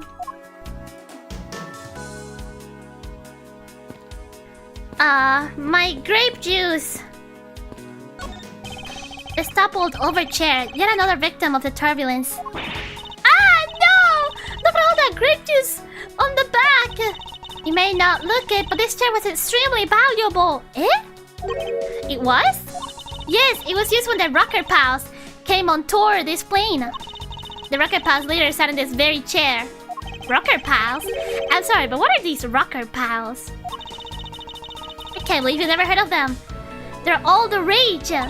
The Rocker Pals are an extremely popular international band.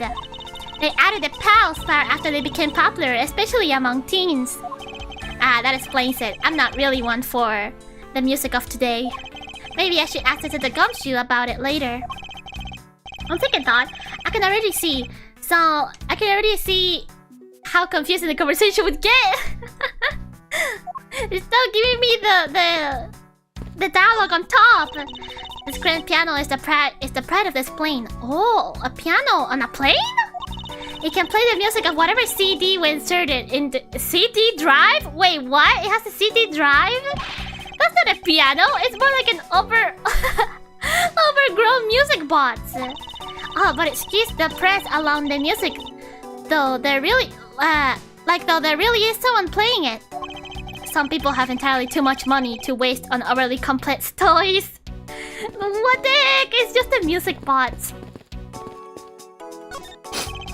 Glasses and candles thrown into this array because of the turbulence. It's been a while since I've seen this big of a mess. It's terribly embarrassing, but I thought it was an earthquake for a second. And I frantically started searching for... what is that? Gas... Oh, gas valves to shut off. Oh. I guess the shaking of the plane was so bad for it to be mistaken for a real earthquake. Yeah, huh? Now that I would know since I was unconscious for most of it. Edgeworth, you grew unconscious, huh? The inflight shop is just beyond these shutters. But we don't have permission to open them, so I'm afraid I must leave them closed. There must still be clues to be found here in this lounge. I must remain ever vigilant. Wisu, get up and search. Oh, has it been an hour? I'll do that then. I will. Oh yeah, you're right. I forgot. Chat is hindering Wisu's investigation. No, Wisu would never hinder my investigation. Yeah, you guys are just kinda in the way. But it's okay. I can just move you aside for a little bit. Alright. Stretch.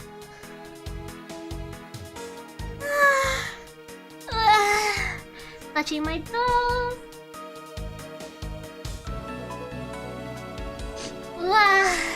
Twisting to the left.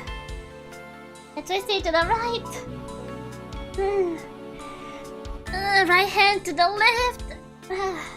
Left hand to the right. Get water too. Should I get water? Should I get water? Okay, I'll get water really quickly. Okay, I'll be right back then. I'll be right back.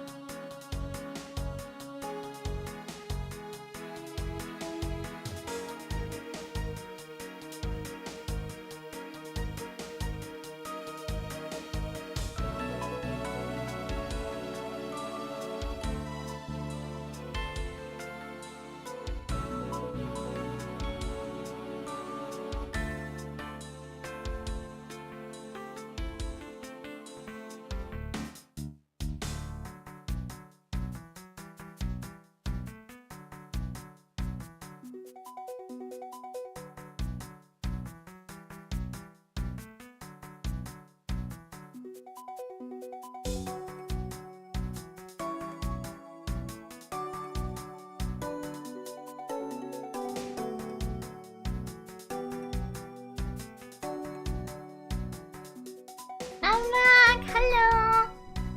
I'm back. I'm back. Wisu Light. I'm back. I have my water. Hello. Hi. Here lies. Is it buried on the plane? Oh my god! Here lies Hugo Hughes! Oh my god, no! Welcome back, Wisu. Thank you, Wisu Light. Hi. I have some water here. You hear it? Okay. Let me continue. Now that I have some water. I pity that a bronze statue knows not when a good drink has been spilled at its feet. This is a statue of our founder, Hugo Hughes, who was a big fan of grape juice. I'm sure he would be thrilled if he knew so much grape juice was here at his feet. Is that a hint of hero worshipping I detect? Here? Whoa! Footprints! There's some spilled grape juice in front of the elevator. I assume it was spilled during the turbulence. Oh, we must clean that up or someone might get hurt. Aha! What is it, Mr. Edgeworth? I found some very important evidence. What is the important evidence of in this scene? The footprints! Take that! What is it? They're a little smudged, but I think we can both agree there are a set of footprints! Footprints! What kind of airplane is this? Apparently first class. So you think? Yes. This belonged to our killer. Oh, then maybe we should check the shoe sizes of everyone in first class. I don't think that will be of any help to us. Unfortunately, the prints are too smudged, which will make it hard to get a definitive match. Aw, man. Oh, I see. Oh, man. Is that it? Oh, okay. Time to examine the body. What floors does this elevator service? Only the first and second, although it can also go down to the cargo hold. However, that requires a flight crew keycard. So the only floors accessible to passengers are the first and second, huh? First and second. Okay. I won't rest it until I've inspected every suspicious looking nook and cranny. Okay, this is a better weapon. What is this? Sinister-looking figure on the floor here. Oh, that's Piggy Bank. Oh, it's a bank. That's a piggy bank of our company mascot, Captain Hugo. Aww. It's just one of the many pieces of merchandise we sell at our in-flight shop. The fact that there's a shop in the plane, like, that's crazy. This bank is a limited edition, and it's so popular that we're down to our last one. Oh yeah, true, Mochi must be eepy. He's awake right now, but he's just quiet. Hey Mochi, you wanna be here and say hi to Wisu Light? Come on. Mochi. Come here, Mochi.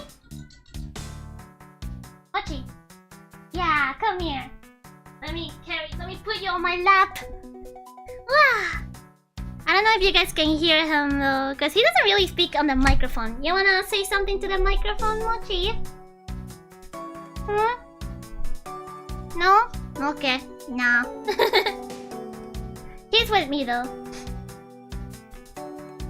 He speaks? No, he doesn't speak. You have an in-flight shop? He just said it before. Yes, it's just begun to launch to the right. The shot into the store is closed at the moment, but it was open the whole flight up until Mr. Hicks' body was discovered. There's blood on here. Could this have been the murder weapon? Yeah! The murder weapon! And then, I guess the money? Money is strewn all over the floor of the elevator. I would guess it was all in Mr. Hicks' wallet at some point. Oh, that's all you have to say? Okay, how about your hand? I doubt anyone was expecting to find a dead body in the elevator of this flight. So, Mr. Hicks, he's really dead? Yeah. She's trembling, although I can't fault her for that when there's a corpse right there. Mr. Hicks, if you're really dead, then please answer yes!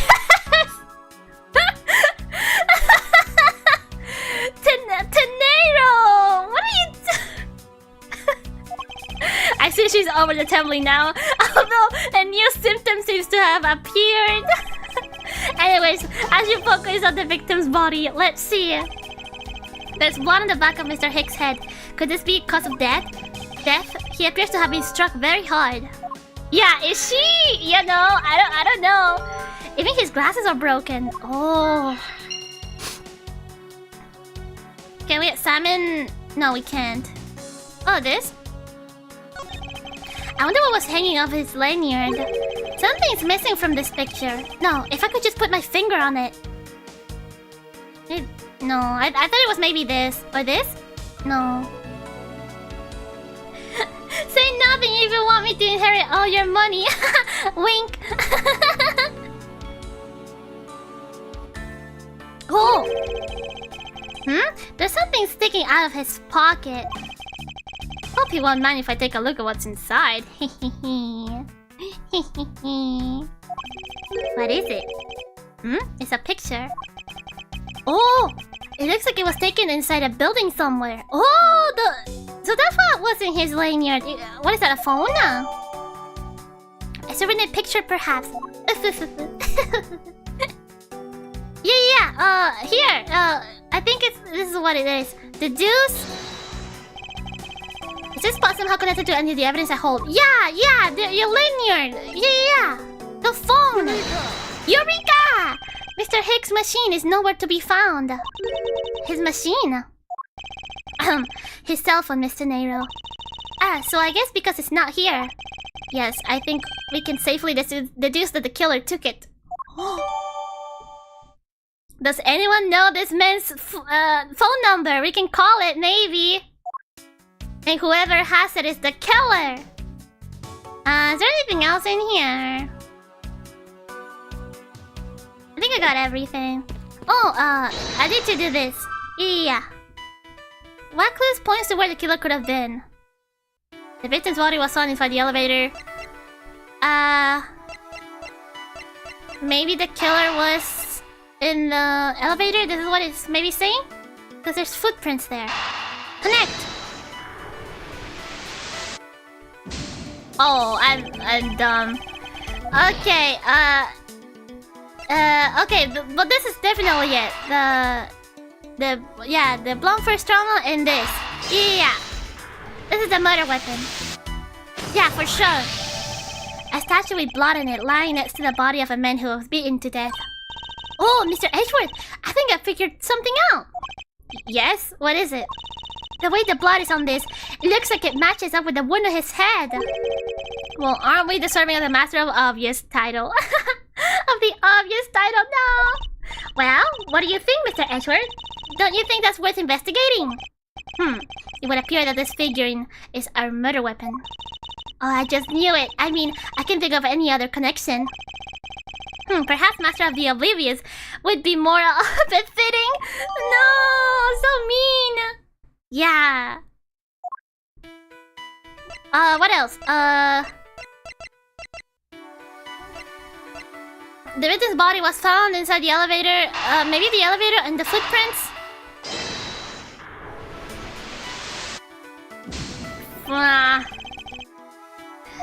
Okay, am I missing something?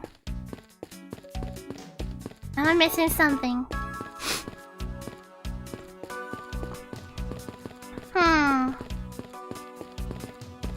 I missing something here? I am, apparently.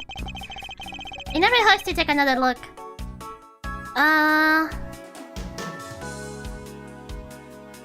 Everything is checked marked. What? Why is it saying to check this then?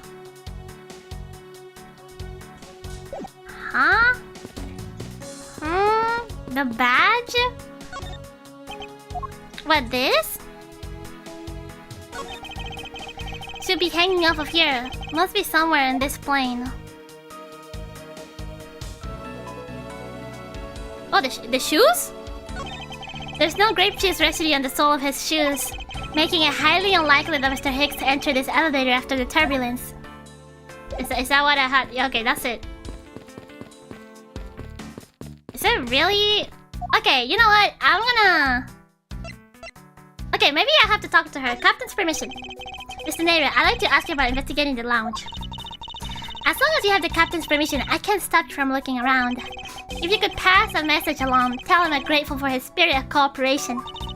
I will. However, please realize that you're still under suspicion. To be honest, I still have my doubts about you. Of course, and I take no offense. Do you really understand what I'm saying? Yes, verily. Do you pinky swear you do?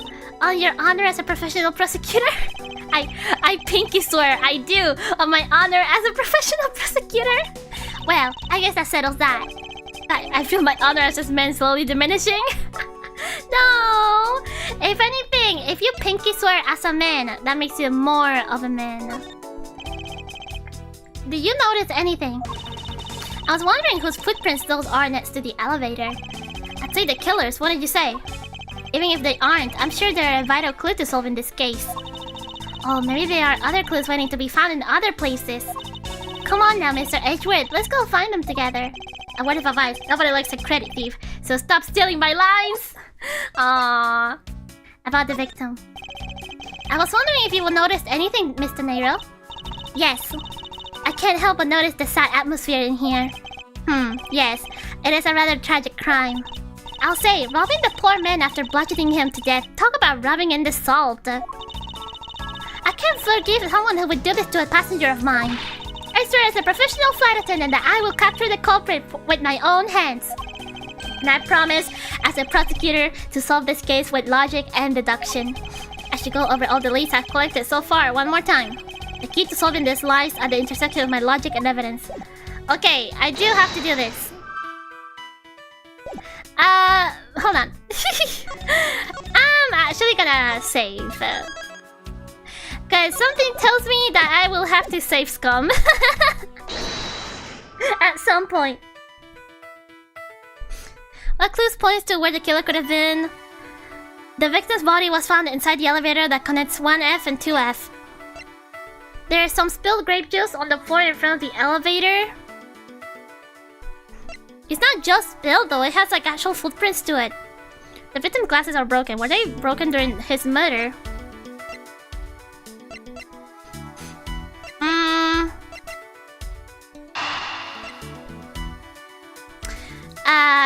The victim's glasses are broken. Were they broken during his murder? What clues could have... He was in the elevator then? Is that what this is?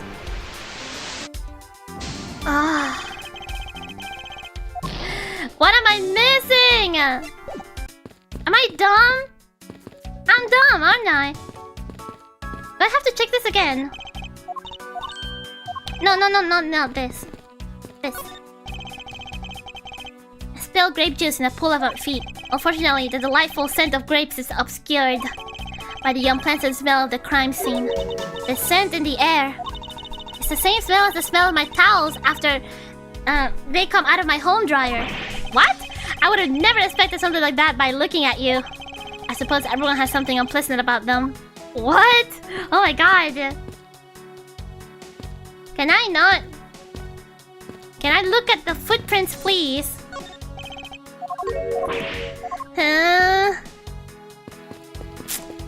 Am I missing something?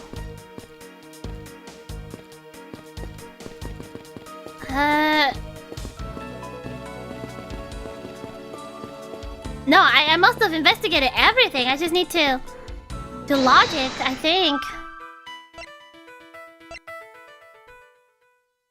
The victim's glasses are broken. Were they broken during his murder? The victim's body was found inside the elevator. Maybe these? Oh my god! There is literally nothing! I've done every combination, I feel. What clues point to where the killer could have been? There's some spilled grape juice on the floor in front of the elevator. Like, I thought it was these two, but it's not.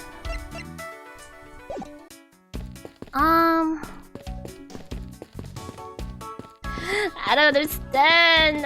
I don't understand. This is literally chapter 2. Is it really not this? Because it has footprints. How is it not? How? How is it not? Okay, elevator. The victim's body was found inside the elevator that connects to 1F and 2F.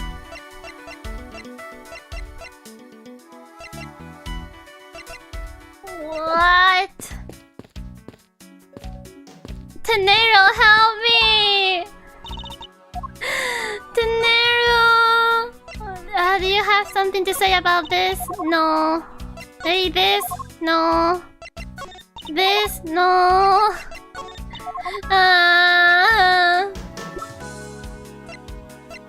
Hack B. Hicks. Rhoda Tenero. Sink LeBlanc. I wasn't meant to be a detective. Man, what the heck?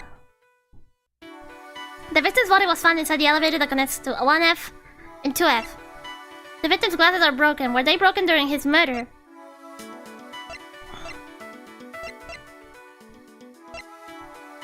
What about elevator and killer? I did that. I did that before. It didn't do anything though. Oh. What? That makes no sense! True, there wasn't anyone else in the lounge other than myself right before the turbulence. I thought I did.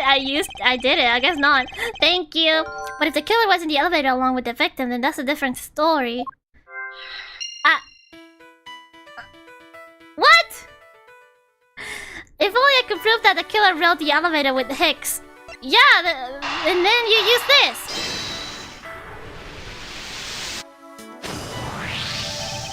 What? Oh, that's so dumb. Because this is after you looked at the shoes, maybe? Maybe? I have it. I'm sorry, but I don't understand, Mr. Edgeworth. I can prove that someone other than myself was here around the time of the murder. What? Really? Yes, it's rather simple, actually. The proof is in the pudding? Or rather, the grape juice in this case. These footsteps here confess to me this very fact. That someone exited the elevator alive. Seeing as how the victim is dead, that would mean a second person. But couldn't the footprints be from Mr. Hicks himself? But if you take a look at our victim's shoes, you can see the soles are spotless. Which means Mr. Hicks wasn't alone in the elevator. In fact, it's quite the opposite. There was actually one other person inside the elevator. Oh, one other person. Oh, complete. Oh, thank you. Thank you for the heals. Thank you. What's going on over there? A curse of raw. Why did they say? Do they even say grape juice when it's clearly wine? I think it's because maybe like this game is like for kids, quote unquote. Curse of raw. Curse of raw. Unforgivable! This is unforgivable! Do you understand what I'm saying? The movie is late! It is the same level of bad as if the plane arrived late. But the movie... What? I will not talk to you anymore. You're just wasting my time.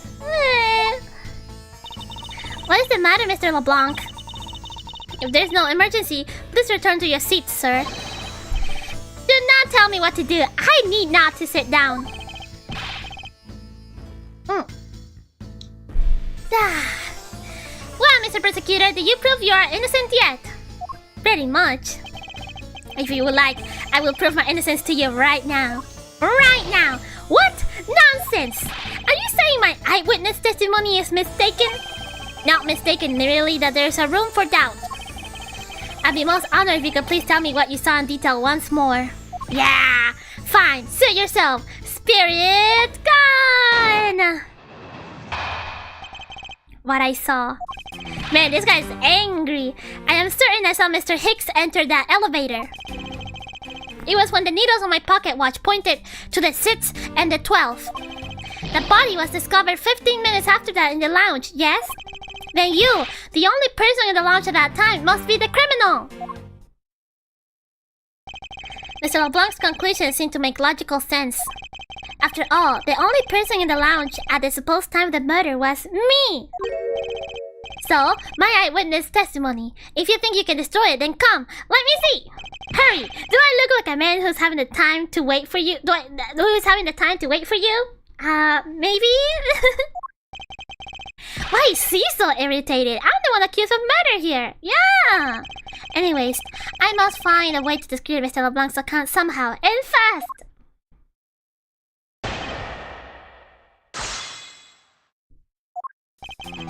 Okay, I am certain I saw Mr. Hicks enter the elevator. Well, are you sure about that? Hold it! Hold it there. Are you sure? Mr. LeBlanc, were you able to get a good look at the inside of the elevator at the time? Of course, I saw what was inside. And you are sure that the victim was in the elevator alone?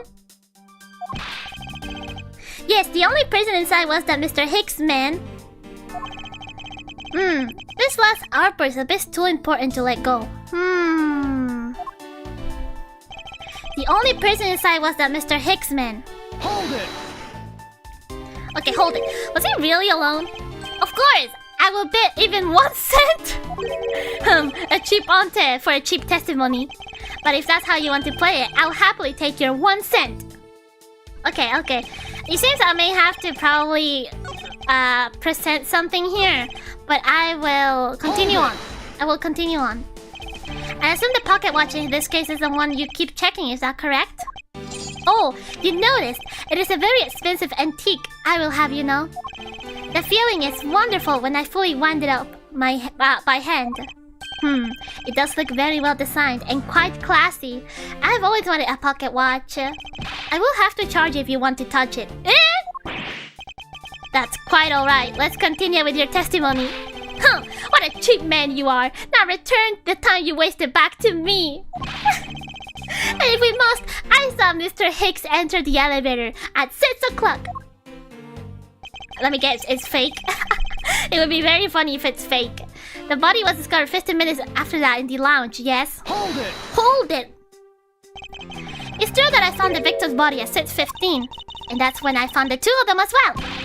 You see, it all matches my testimony. And you, the only person in the lounge at that time, must be the criminal. Hold it! Well, hold it. That is the most mistaken way of thinking I've ever heard of. Well, hold it. No. Your silly opinion is what is mistaken. Please calm down, the both of you. In a sense, you are both mistaken. Well, if that isn't the pot calling the kettle black, then I don't know what is. I spy a little hole in his words.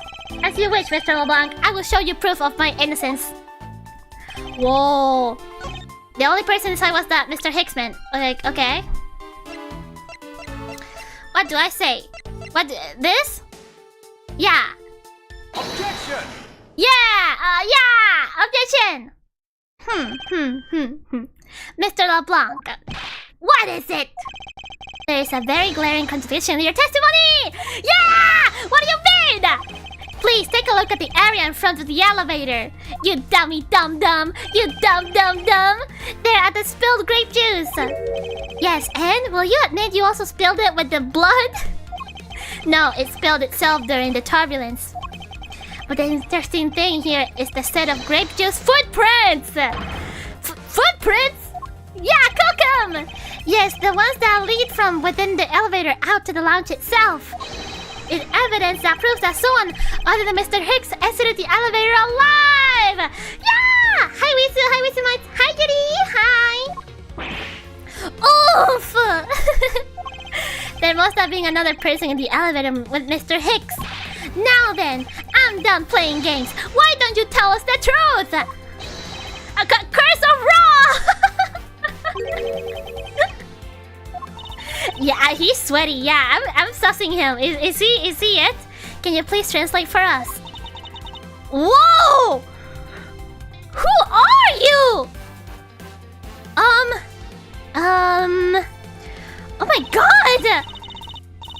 Hello? No way, that's totally impossible, I guess is what he said. No way, that is totally impossible. Wow, she's dead inside. I know there was no other person in there. I saw with my own eyes. And if you want to know what I think, Mr. Edgeworth, I don't think Mr. LeBlanc is lying to us. I suppose she's right. He doesn't seem to be lying. But then, what does it mean? What about this contradiction? Mr. LeBlanc, please just once more. Will you recall the details of what you witnessed for me? I know. I saw a little bump there, and I'm like, girl, you're at work. I was very upset when Mr. Hicks passed by my seat. I was always checking the time over and over again. I happened to follow that man with my eyes when he passed me, and I saw clearly into the elevator he was entering. I didn't notice that. Wisu, you didn't? That was like the first thing I saw. But I swear there was no one else inside. No one. Mr. LeBlanc, if you would please calm down. What? Dare you two have an issue with my eyewitness testimony? Ah! No, not at all. Please forget if I said anything. Yet again, he doesn't appear to be lying.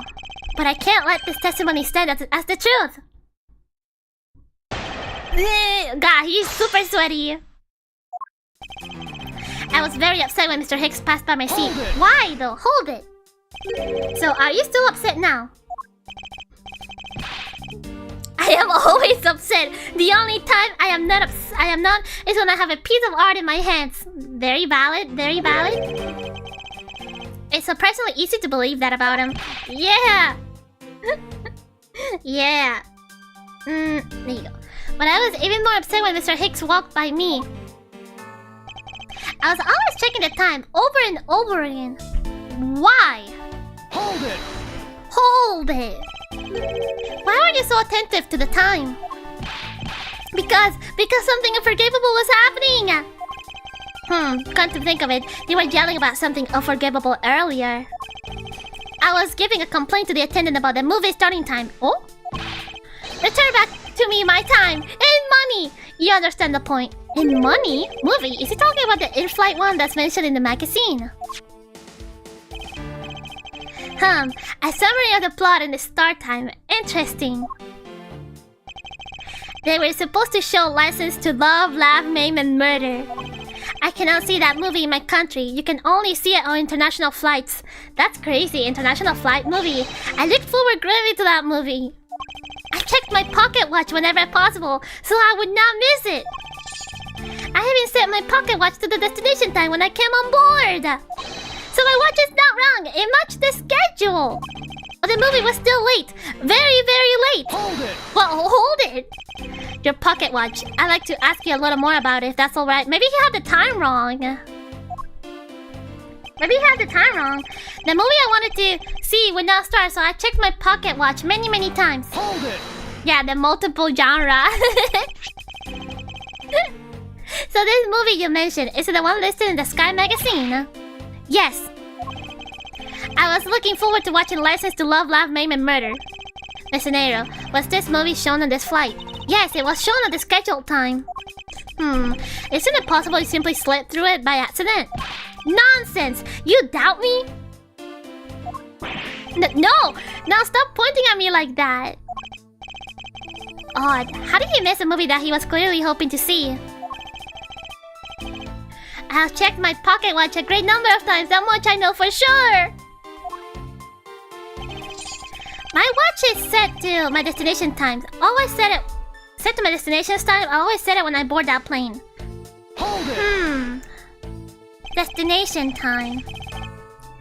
You're sure about what you just testified, Mr. LeBlanc? Yes, of course. I am a very busy man. I am immediately busy when I land. I have many places to go and no time to waste adjusting my pocket watch. I see. That was a very valuable statement you just made. Oh. Flatter me all you want, but you will not get 1 cent out of me.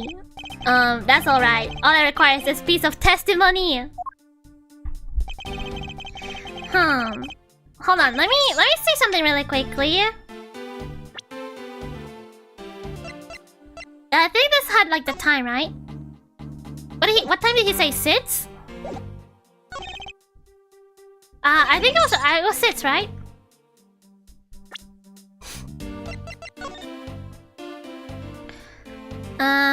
Best restaurant in the sky. Meals movie. It sits in 8. Oh. All times shown correspond to our departure time. Oh, wait, departure? Oh, you put it. You dummy dum dum. It was the departure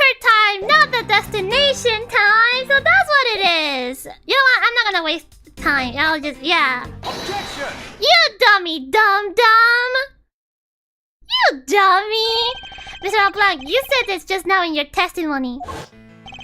I even set my pocket watch to the destination time when I came on board. Well, you are dummy dum-dum. It was the departure time. Now, if your watch has been set to our destination's time zone, it would mean that your watch is displaying the time of our destination. Yes, and the correct time is worth its 6 cents. I would like you to take a look at this. If you believe this Sky magazine, clocks on this flight run in accordance with the time of our departure time zone. Of course, the movie schedule was also created with that in mind. Mr. Nairo, for confirmation's sake, what time zone is this flight aligned to right now? Well, we made a short stop at transfer point. Oh, transfer point. That's right. It was in that small Asian country, the Republic of Zhengfa. But we didn't readjust our onboard clocks at that time. So right now, we are still running on Borginian time. What?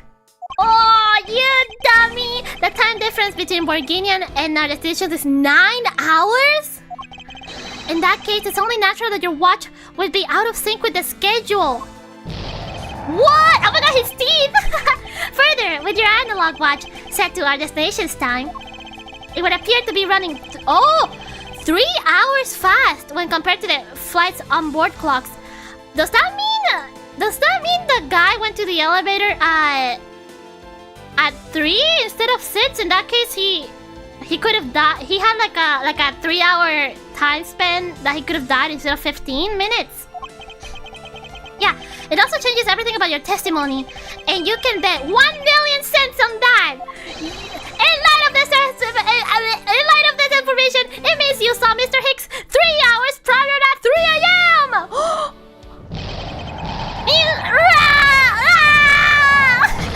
Oh my god! My 1 million cents! Yeah! Oh! So he died. That gives a lot more time. This should clear up all of the remaining accusations. So this basically widens the time frame for the time of death, right?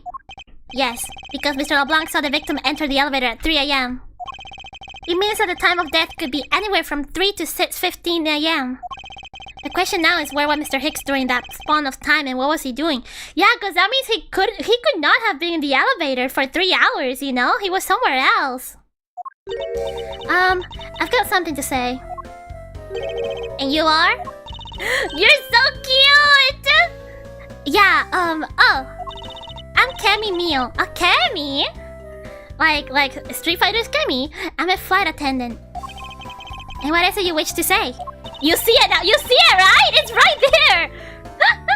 Well, I think your story is a little different from how I remember it. What do you mean, Cammy? I saw Mr. Hicks sitting in his seat at 5 a.m., you know?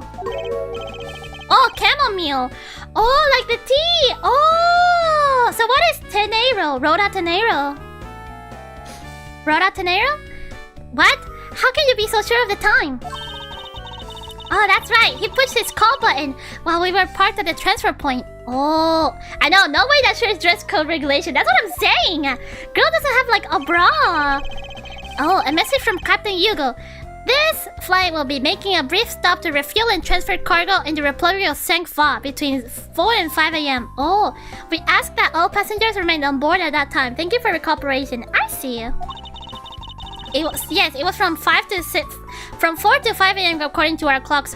What if he died in Zhengfa? What if he died there and then like someone like put him back on board or something? And during that time, did any of the passengers leave, or did any new ones aboard this flight? No. Not a single person got off or on in Zhengfa. What about the flight crew? The few who were handling the cargo transfer might have temporarily gotten on or off. But even eventually, everyone including Cammy and myself came back on the plane. I managed to make it to stream. Hi! Hello, girl! How are you? So basically, I assume that no one left or gotten since our initial takeoff. Interesting. I should keep that in mind. Okay. Yeah, and I answered his call. I can tell you, Mr. Appy Hicks was there in his seat when we took off again at 5 a.m. Okay. Alright then, that puts the time of the murder between 5 and 6:15 a.m. Okay, now what time did you come down to the lounge, Mr. Edgeworth? I remember coming down here almost as soon as we left the Republic of Shenfa. Oh! Edgeworth, no! No! You were here the whole time from 5, yes? Then you are the only one who could be the killer! Mr. Edgeworth, stop talking!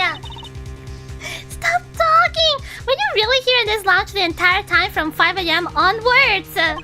Unfortunately, yes. But then, how do we explain the footprints? It's not that obvious. This man waited for Mr. Hicks in his lounge, waited to kill him, and then put the corpse into the elevator. That is when the turbulence happened. My eyewitness testimony might have been mistaken. But what time I saw Mr. Hicks enter the elevator on the second floor does not matter. Because the entire incident concluded here in this lounge. Everything happened in this lounge. Is that what you really believe, Mr. LeBlanc? What? Do you have another idea? I simply feel that there is something out of place in this scenario you presented. Is there something that can tie this crime to a location other than this lounge? Cause it's in the in-flight shop. Yeah, it's on the shop. And this is the murder weapon. Yeah, the shop. It happened at the shop. Take that! The murder weapon. This little piggy bank is sold at the in-flight shop.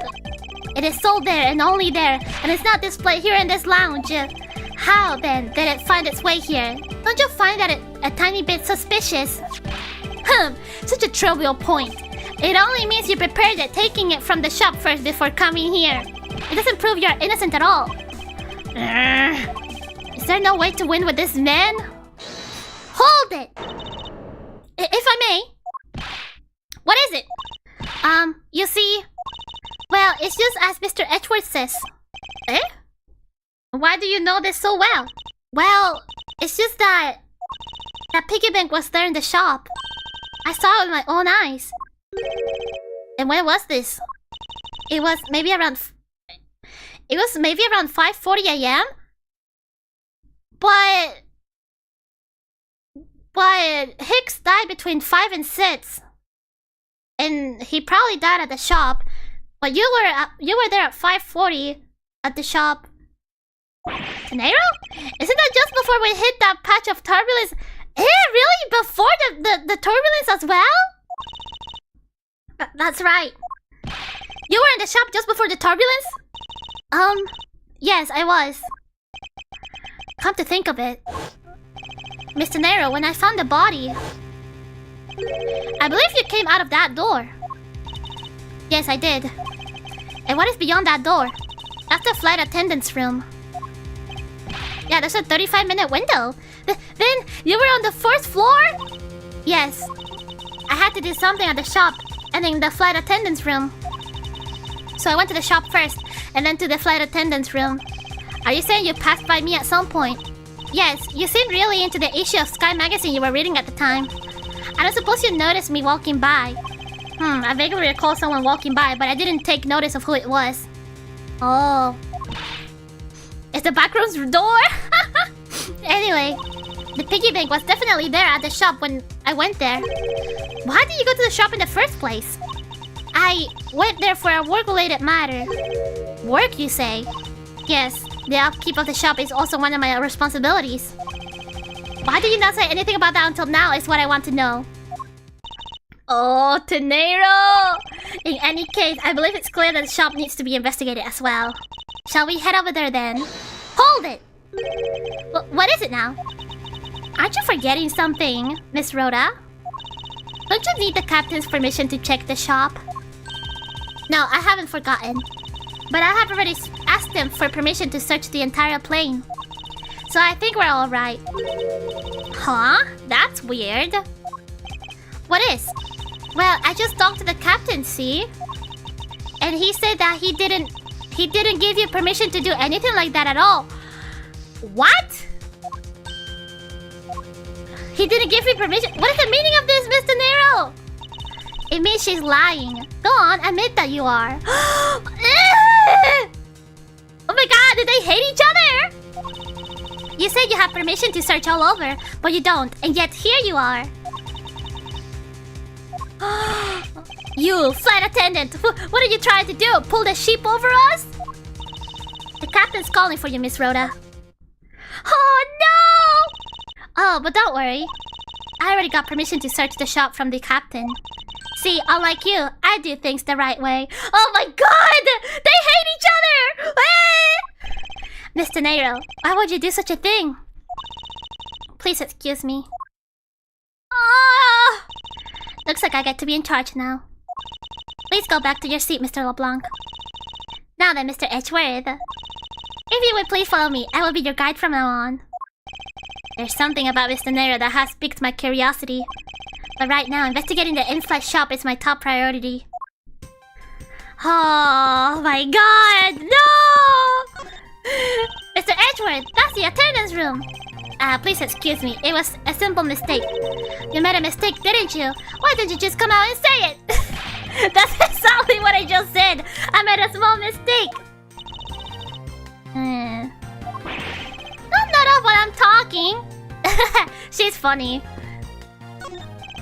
These bottles and glasses must have been broken. Yeah. There's quite a bit of broken glass here. Please be careful when passing through the area. Huh? Did you say something? I said that there's glass here and to be careful. But why? Obviously, common sense does not register, giving us as a blip on this girl's radar. She's funny. God, look at the way she's dressed. Come on, girl. Jeez. Miss Millie! Miss Meal! About investigating the in-flight shop. You're of no use to me asleep. Wake up! Yawn. Huh? What's up? I know, what a bimbo. I need you to come with me so I can search the shop. Go on ahead without me. Yawn. I'll catch up with you later. How has this woman not been fired yet?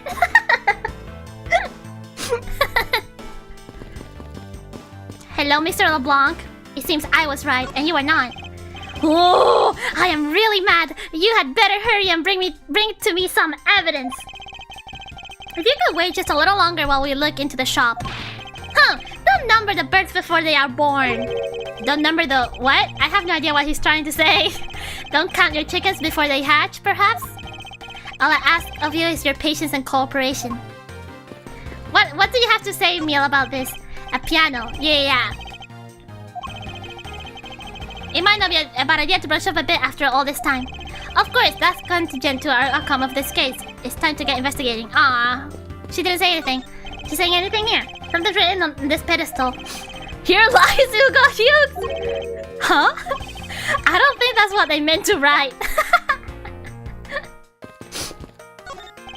This toppled over chair. Yet another victim of the turbulence. There's something written on the back. And in honor of Rocker Pal's Day. I have the distinct impression that this chair has nothing to do with this case. I don't think Mio's gonna say anything. Alright, I'll go here then. Whoa, what happened here? So this is the in-flight shop. 50% off sale? Damn, that's pretty good for a suitcase. It's quite a mess in here. It's been an hour. Alright, I'll stretch again. Wow. No.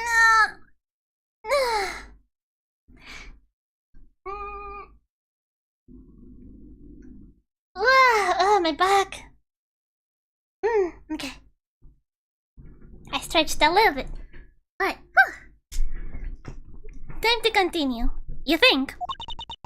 Guess I'll have to clean things up then. Teehee. Hold on! You can't clean up a potential crime scene. Oh, thank goodness. I hate cleaning so much. Okay, I like her. I mustn't rush things here. I must remain cool, calm, and collected.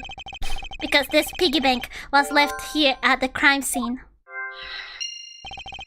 There is a very good chance that the killer had paid this place a visit. Begin investigation! Hello. I don't know much about this shop, but you can still ask me about whatever. What do you think about my badge?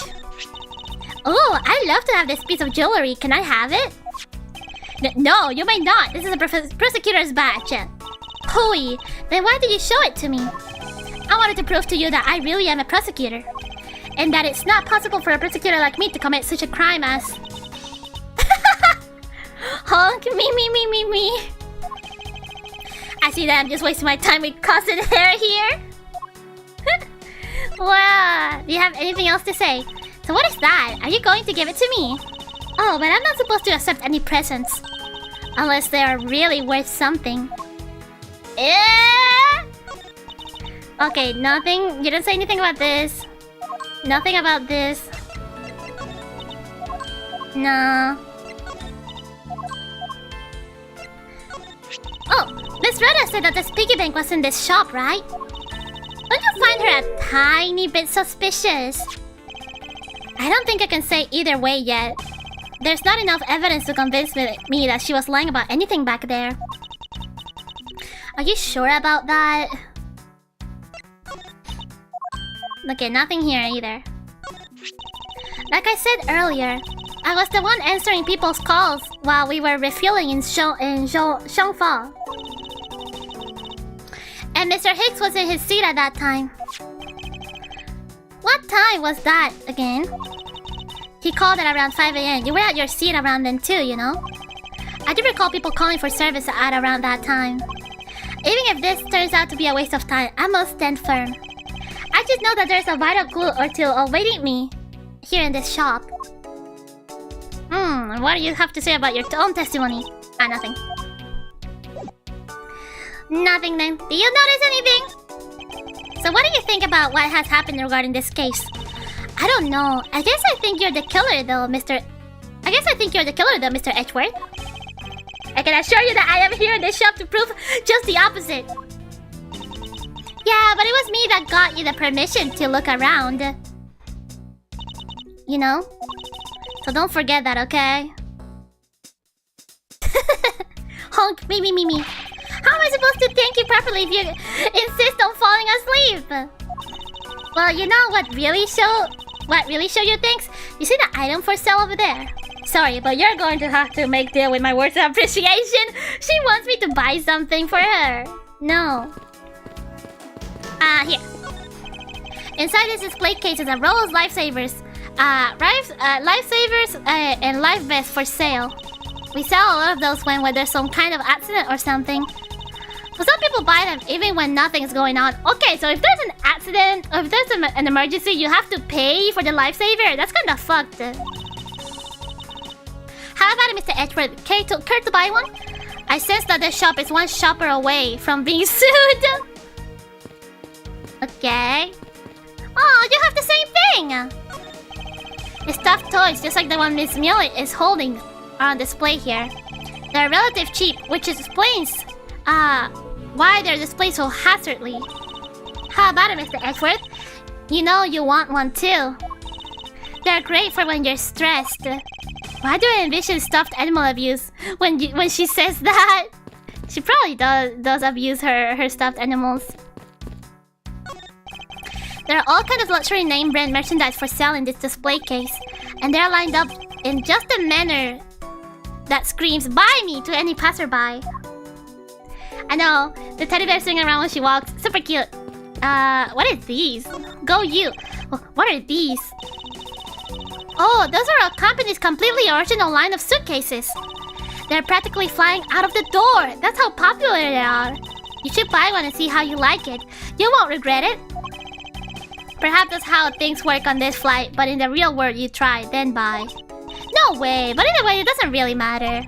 True, either way, why would anyone buy a suitcase after they've boarded the plane? That is true. Anyway, see that? You still gotta... All the Captain Yugo heads painted on their cute company mascot, isn't he? It's kinda ugly. They're painted on with a lot of care. Doesn't he look like he's about to jump out at you? It is certainly making something jump inside my stomach. Huh? Oh, I guess there's no fooling your refined tastes. You look like you really wanted to get one. And I thought I was going to finally make my first sale, but you saw right through it. Glad that that's done though. Never make me try to give you a sales pitch ever again, okay? But I never showed any interest in it to begin with. Hehe, it really is pretty horrible, isn't it? Oh, you want to know something? This suitcase was designed by Miss Rhoda? What? Tenero did it? She designed this? Oh my god. Miss Tenero designed this? Yeah, it was a company-wide contest. Well, it does have a very sharp design sense. Haha, sharp, like stinky sharp cheddar, maybe. I really have no idea why the big wigs decided to go with it. It's so bleh. Miss Tenero designed this, did she? It's definitely not what I would have expected. Ah! Ah! Oh, you okay? I'm fine. Please watch yourself, Miss Mealy. Miss Meal, letting a suitcase freely roll around has got to be a safety violation. Plain shaking caused it to roll. In-flight suitcase displays can be hazardous. Here, I'll put it back. That was scary. There's a wide selection of souvenirs for sale in these display cases. You know what I suggest? Sorry, but I have no intention of buying souvenirs on this trip. Okay, then how about you buy something for me then? As a present. I can't think of a single reason why I want to buy you anything. But I've had my eye on that pendant for such a long time. Try paying some attention to me when I ask you something and then we'll talk. Jeez. Okay, clearly this is probably where the bank was, right? The piggy bank? The glass from the display case door is shattered all over the floor. And it looks like there's nothing on display inside either. Huh? Wait, I actually think there's something. What's this? A mini captain's hat. Oh, it definitely was here then. Yeah, it definitely 100% was there. Oh, these flowers. Little flowers in a beautiful arrangement. I feel cleansed just by looking at them. Come on, Wisu, be a sugar daddy. No, I'm not gonna be a sugar daddy. No. I don't have the kingdom funds to be a sugar daddy. So you're kind of stepping off. Well, you're kind of stepping on a few of them, you know, Mr. Edgeworth. Oh, excuse me. Designed by Mr. Nero. That's one sharp design. Is there anything else? I don't think so. Maybe? Is this? Can I check? No, I can't. Okay. Then it's time for logic then. Yeah. Could this be the murder weapon? And then the tiny hat. Yeah, that's together. Sugar princess. I cannot be a sugar princess. I don't have enough kingdom funds. The hat probably used to be on this piggy bank's head. Let's give it a go and see. Aw, so cute! I believe this piggy bank was forcibly removed from this display case. Does this mean that the killer broke the glass to get it? Really? Don't tell me you don't know what things go where in this shop. Well, I don't. Miss Rhoda is in charge of this place. So come on, how should I know anything? I sense that further inspection of this display case is needed. Okay, more inspection then. I won't rest until I inspect that. Yeah, look and cranny. Is this the same man as the one portrayed by the statues around the elevator? Yeah, that's a paperweight of the founder of Go You Airlines, Mr. Hugo Hughes. On the bottom shelf, we have the cute one. The middle one's shelf is a realistic one. And on the top shelf, that's the floral version. Floral? Are you sure about that? Let me guess. You just said the first thing that came to your mind, right? Looks like I hit the bullseye. Aww. Look at the pendant. Is that what she wants? Oh, no. No, I didn't want to. No. I just wanna check it. The glass on this door is broken. Perhaps it was the killer who broke it in order to take the piggy bank. But it's a bit odd that the inside of the case is so devoid of glass shards. Plus, the glass broke rather cleanly. Ah! What is it? I touched the glass and it cut my finger. No! It hurts, Mr. Edgeworth. It hurts. Please tell me you can deal with such a minor cut on your own. Poor girl. Is there anything else here? For security, there's a lock in this display case. Miss Mealy, if I may ask you about this lock. The one who is in charge of the shop is Miss Rhoda, so she's got the keys to all of the display cases. I see. Oh, I bet you want to buy something. Do you want me to go get the key from her? No, that's alright. Eh! No, I didn't mean that. No. I wanna check something else out, maybe? The books? Goju Airlines related book line is in this shelf. The history of Goju Airlines, the future of Goju Airlines, the 7 wonders of Goju, fight on, Goju Airlines. Working name, Goju Airlines. You go you! The titles make it very clear that they won't be making any top sellers list anytime soon. I don't know what to deduce. Is it this? Culprit must have shattered the display glass to take it. Eureka! There's definitely something very unusual about this. Really? About what? If the killer had broken the glass to get at the captain's Yugo bank, there should be shards of glass inside the case itself. Oh, true! Cause like, you know, you break the glass and the glass goes inside, but the glass shards is outside of the display. Oh, so it broke from the inside? Oh, I see. Yeah, I guess it'd be like that. However, there's not a single piece of glass inside the display case. Nope. No, there isn't.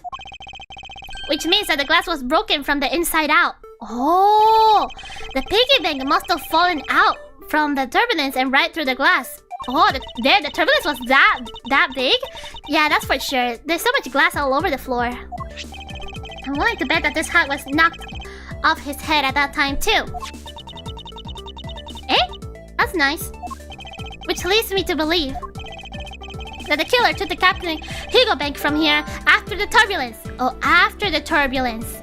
The plane shook so much during it that it made a huge mess of the shop. Display case. This was taken out of this was taken. I had a yawn. This was taken out of the display case in the in-flight shop after the turbulence.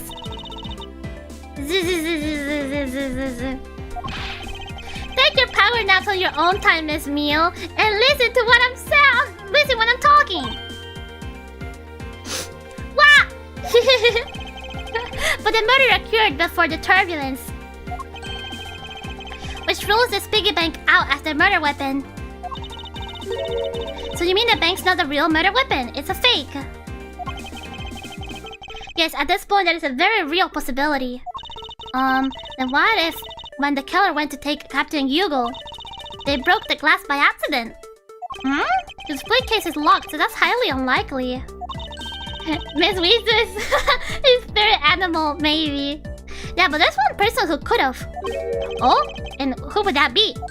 Miss Rhoda, of course. Oh my god, this girl is really suspicious of Miss Tenero, huh? I mean, she's the one in charge of this place, so she has the keys to everything. I guess that does make sense. Miss Rhoda Tenero, huh?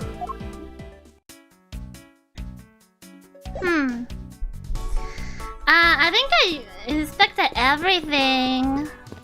Yeah, I think it's time for logic. The plane shook so much during it that it made a huge mess of the shop.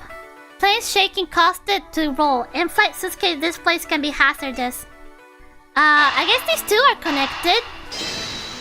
They have to be. Yeah. Yes, there's definitely something wrong here. What's with the sudden yelling? Tell me, Miss Mealy, don't you think there's something strange about these suitcases? Oh, well, sure, they totally ooze strange, like the color and the such. That's not what I'm talking about. Now pay attention. Ah, you're scaring me, Mr. Edgeworth. Sorry. These suitcases are all lined up a bit too prim and proper. Yeah, they look a bit uptight, don't they? But I guess they take after the creator, hehe. Again, that's not what I meant, Miss Mealy. Don't you find it unusual that these cases are the only things undisturbed by the turbulence? Never mind. As soon as I find an answer by inspecting these suitcases myself. Upon closer inspection, they really are quite hideous.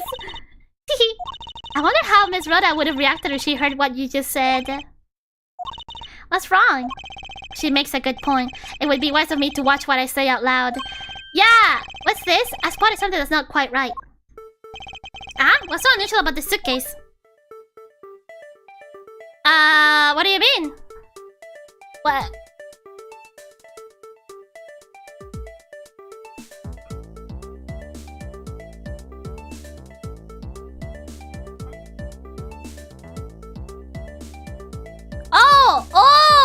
Oh! It doesn't have these thingies, huh? Yeah. It doesn't have like the wheel stoppers. Yeah. Take that! There's something very peculiar about these wheels. Huh? As in, there are no stoppers in place of these. Without stoppers, one would think that the turbulence would have sent it flying. And so it is very likely that this case was placed here. It's very likely that this case was placed here after we hit the turbulence. Oh, after the turbulence. Okay, let's take a closer look at it, shall we? Can I zoom in? Oh my god, $1,000! A 1,200 price tag. Not exactly priced by someone with a conscience, I'd say. Holy heck! That is so much money!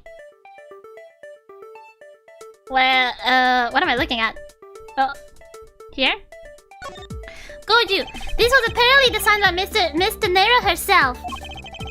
The design has a certain... Jonas was cool about it. What the heck? Yes, perhaps that is the best way to put it. What? Oh, it's a different color. What's this? The wheel is completely covered in something. This color and this scent. It appears the substance in question is grape juice. Oh, but why would there be juice on the wheel of a suitcase? Oh, why was he on the elevator? It would be to be unlocked. Let's take a look at what's inside. A piece of cloth. And it's soaked with blood! Yo, that looks like LeBlanc's like a thingy too! I think LeBlanc had something similar. Ah! It's blood! It appears that this suitcase is very strongly tied to a murder after all. Ah! Oh my god! So explain this to me. What does this suitcase have to do with a murder? I believe it's pretty safe to say that the killer used this suitcase in some manner. So just to move something, perhaps.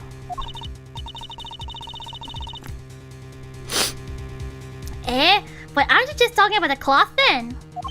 That alone is too small. A larger item would be needed to move what I'm thinking of. The thing I believe the killer used this suitcase to transport is... It has to be the body! Yeah! Take that! Something that would fit inside a suitcase that is also covered in blood. Sounds like a dead body, doesn't it? Oh, this was used to transport the body. The bloody cloth. Yeah. But in light of this, I'd say that Mr. Hicks was moved into the elevator from someplace else, which means that the murder was committed in an entirely different location. I know, that's a really big suitcase. Like, that's a whole man. So you're saying that after moving the body into the elevator, the killer brought the suitcase in here and just left it? Exactly. What is it? Nothing. Just that I was thinking about what Miss Rhoda said about coming here for something. Oh! Excuse me, Mr. Edgeworth. No! No way! It's a red herring. It has to be. I wanted to give you a bit more time, but I'm afraid I wasn't able to convince the captain. I'm very sorry, Mr. Edgeworth, but the captain feels like he has allowed you ample time. He says that he'd appreciate it if you could wrap it up here and return to your seat. I understand his sentiments. However, if I'm not allowed to complete my investigation, the crime scene may become contaminated by the time we land. If I must stop, then I insist I be allowed to oversee the preservation of the two sites. Under your supervision, of course. If that's your only condition, then I believe we can accommodate your wishes. Hi, Wisu. Hi! I'm here to assist you in any way that I can, Mr. Edgeworth. Sounds like fun. We can camp out and watch over everything together. I found proof that the real crime scene was not in the lounge. And I have enough evidence to prove myself to be innocent of any wrongdoing. And yet, regarding what Miss Meal reminded me about Miss Tanero, I can't allow my investigation to end here. The truth must come to light. To be continued! Ah! Oh my god! Yes. Save. Holy heck. Oh, Oh my gosh. I'm at the airport. I know that once we had landed, I'm supposed to let the local police take over.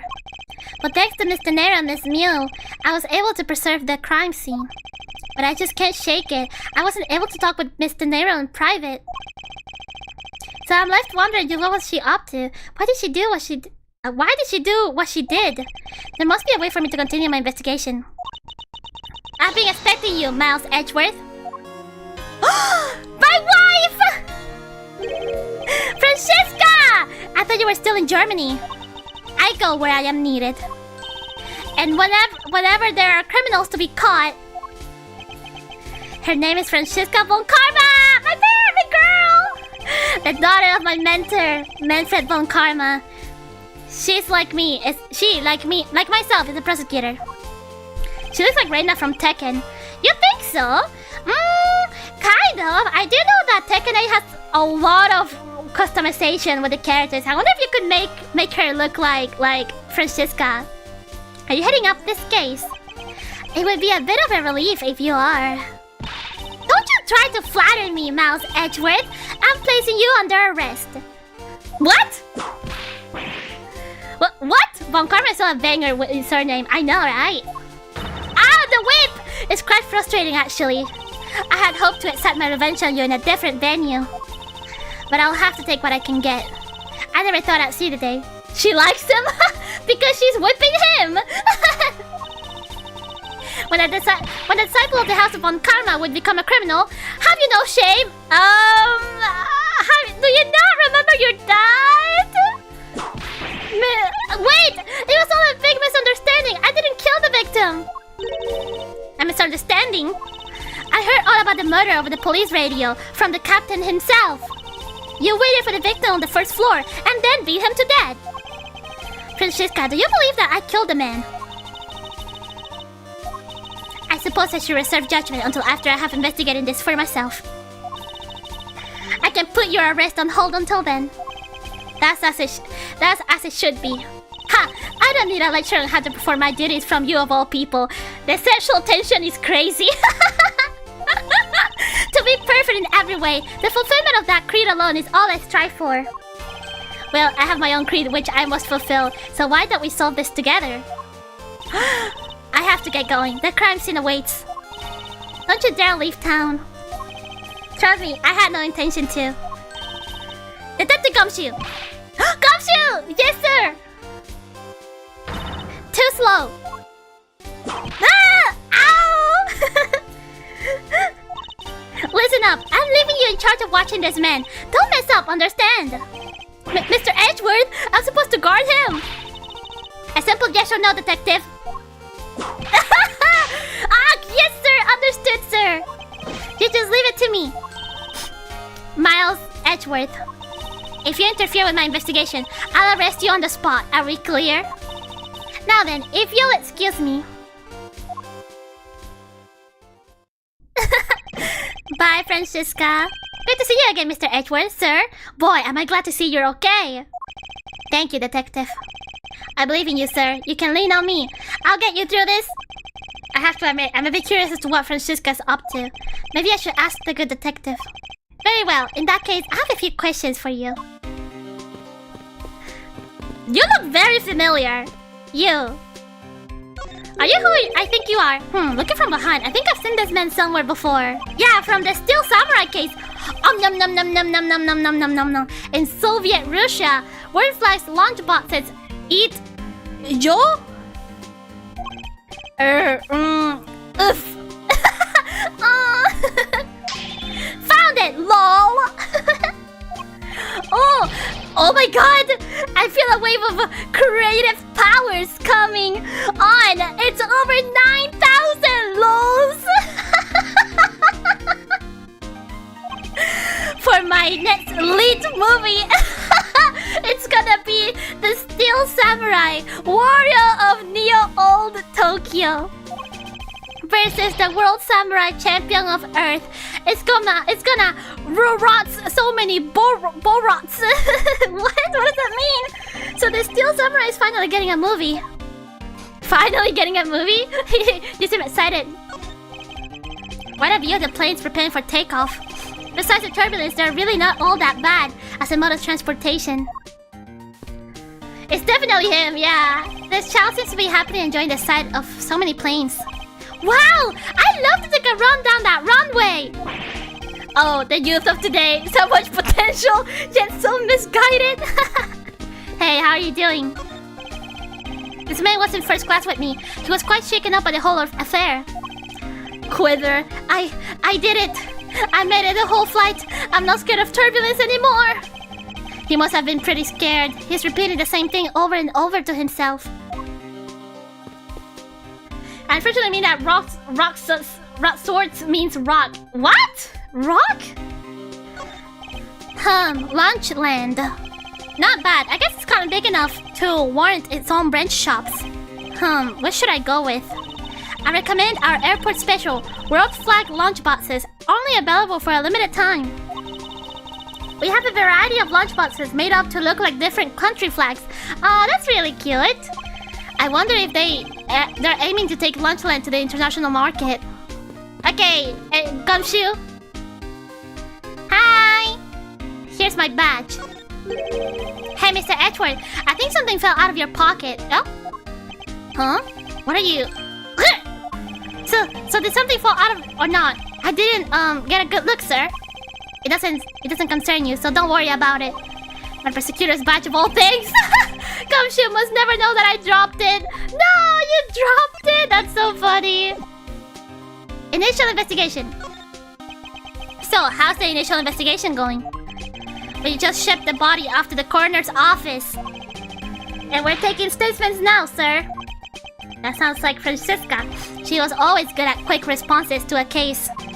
I say she was a little too quick, sir. Oh, how so?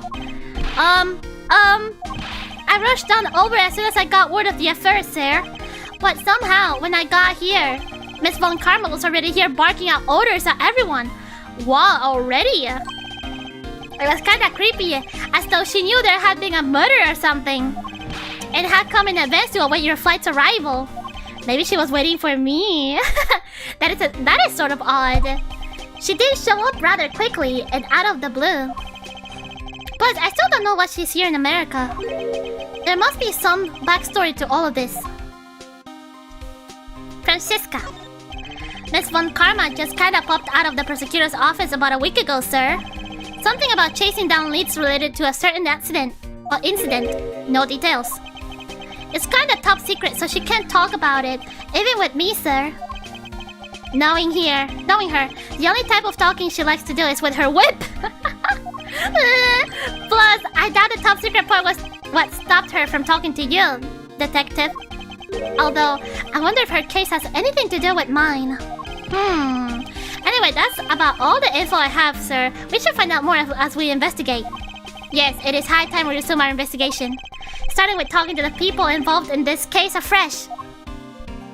Alright, let's go. Hello.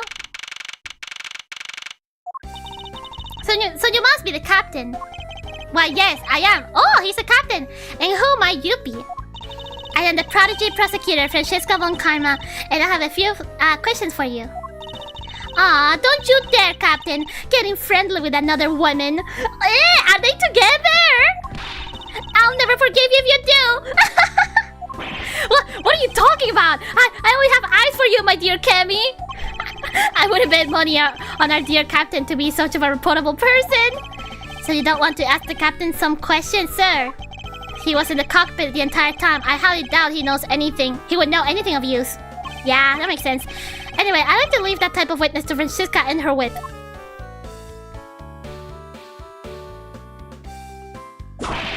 Oh my god, that sounded really hard! Ah!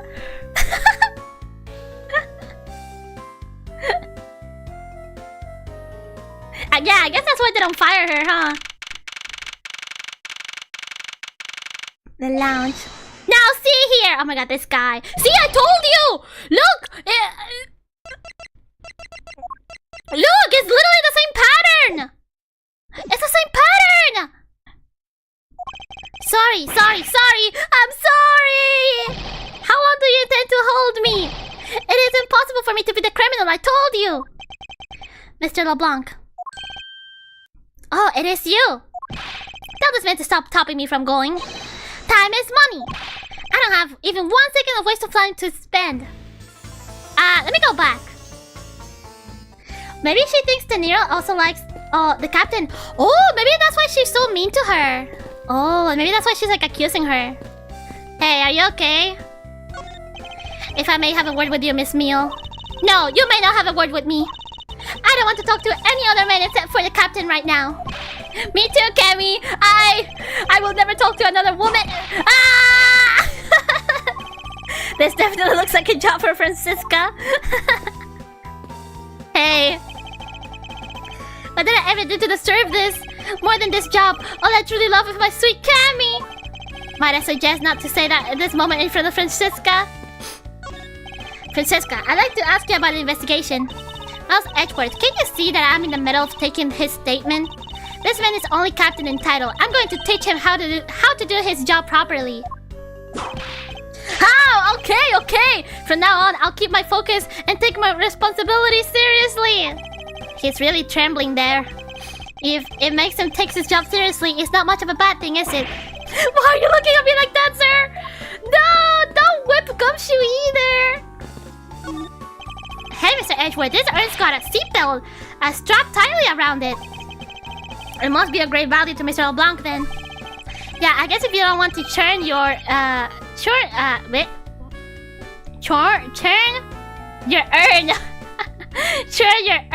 then it's always best to buckle up. Obviously, but they don't have anything to do with the case, detective.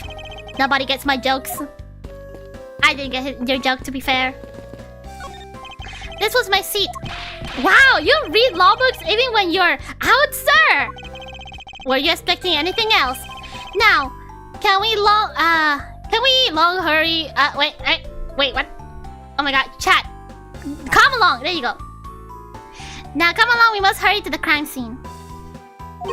What's in the urn? Oh, I wonder if we will have to inspect the urn. Hold on a sec, there's a different book stuck in here. The Steel Samurais! And Detective Gumshoe! Am I going to have to charge you with invasion of privacy? Oh my god, Miles, you totally love Steel Samurai. You totally like it. Hey, Mr. Edward, I think you have too many red knights on this board. It's just your imagination. It looks like that blue pawn is being completely surrounded by the red knights. Now you're seeing things. Sir, I don't think you're supposed to have lots of the same piece like in checkers. I know that, detective. What do you take me for? Oh, a prosecutor's true passions. I got an achievement for that. Oh, I didn't mean to go out. No, go back. Mr. Mr. Edgeworth, what is this super expensive looking feast of Jurassic proportions? It's just the food they serve in first class. Wow! I am so jealous, sir! I want to ride in first class sometime. Right, when pigs fly and I own my own private jet. No! Just raise his pay, man! Just raise his pay! This was the victim seat. His jacket's just lying there, and his spilled leftover coffee is still there too. I don't suppose anyone ever expects to die. That's sad. The man in the seat was the one we just saw out in the airport lobby, hyperventilating. If he's so scared to fly, then why take an airplane to begin with? I mean, sometimes it's just the fastest way, you know? Yeah, if he's that scared, he should have caught a ferry or a cruise ship or something. By the way, were you okay with all the turbulence, Mr. Edgeworth? Yes, it was nothing I couldn't handle. I should have figured, right? As if you get on a plane, if you were scared of them. Indeed. That's a really big floaty, but isn't it a bit early in the year for swimming? Detective, that is not for swimming. It's a lifesaver, you dummy. So you can't swim with... Wait. No, I mean, I suppose you could, but that's not what they're intended for. Well then, see, it's the same as a floaty. You shouldn't go around confusing people, sir. Gumshoe! Why do you feel like I've just kicked a puppy? What's this? What is it, detective? Did you find an important piece of evidence? A giant parfait on top of bread and steak? Paint me jealous, sir. It's a feast. Maybe I should just let him have the giant parfait so that we can move on. You should. The man in the seat was constantly drinking something. You know, right before payday, I do nothing but drink. The soup from my instant noodles. That much sodium can't be healthy. You might want to go in for a checkup. Haha, did you really think I was serious, Mr. Edgeworth? Wow, I'm sorry, sir. I'll never make another joke like that again. Aww, he was actually worried for him. Okay. Time to look at stuff. Here? Mr. Edgeworth! You have to see this chair! It says, in honor of Rocker Pals Day. And what exactly is the big deal with these Rocker Pals? They're a seriously sweet Swiss superstar rock band, sir. Makes me want to listen to one of their songs right now. Sorry, I got lost in that forest of zzz just now. Do you want me to explain it to you again? You know, detective, I think I'll just have to take a rain check on that, regrettably. Hey, this statue. What about it, detective? Did you notice something? I saw this guy in a dream last... What? In a dream last night? The resemblance is uncanny, sir.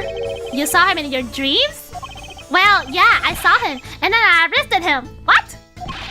I wanted to show you just how vital I am in our partnership.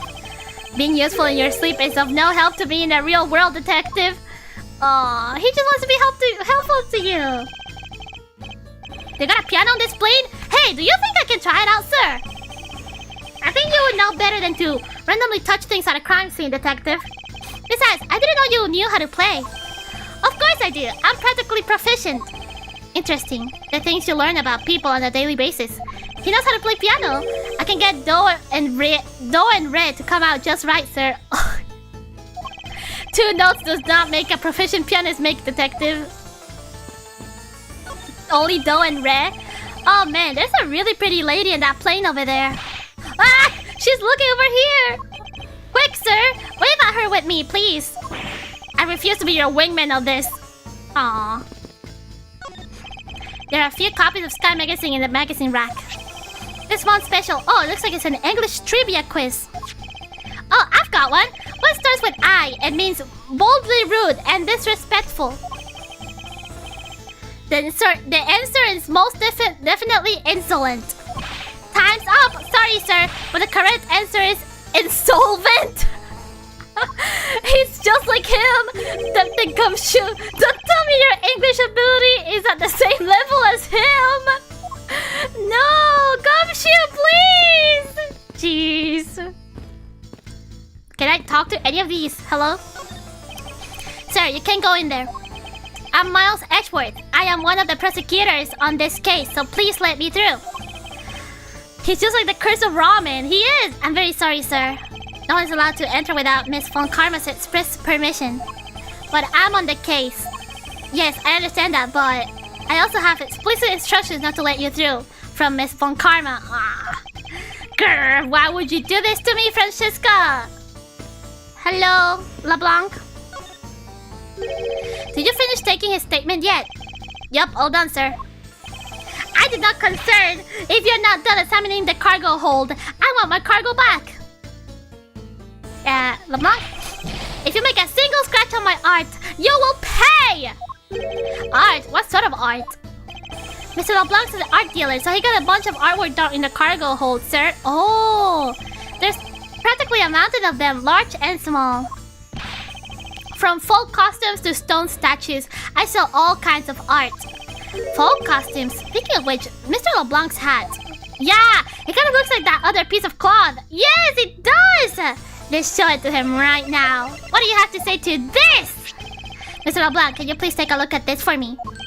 Oh, it's a Virginian cloth. As I suspected, your hat is made of the same material, I suppose.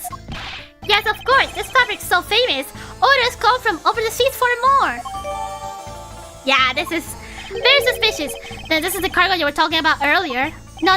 My cargo this time is much, gigantic. You, detective, when can I have my cargo moved? You can get your cargo back when we're done investigating, pal. The stubbornness of you, police, it is no good!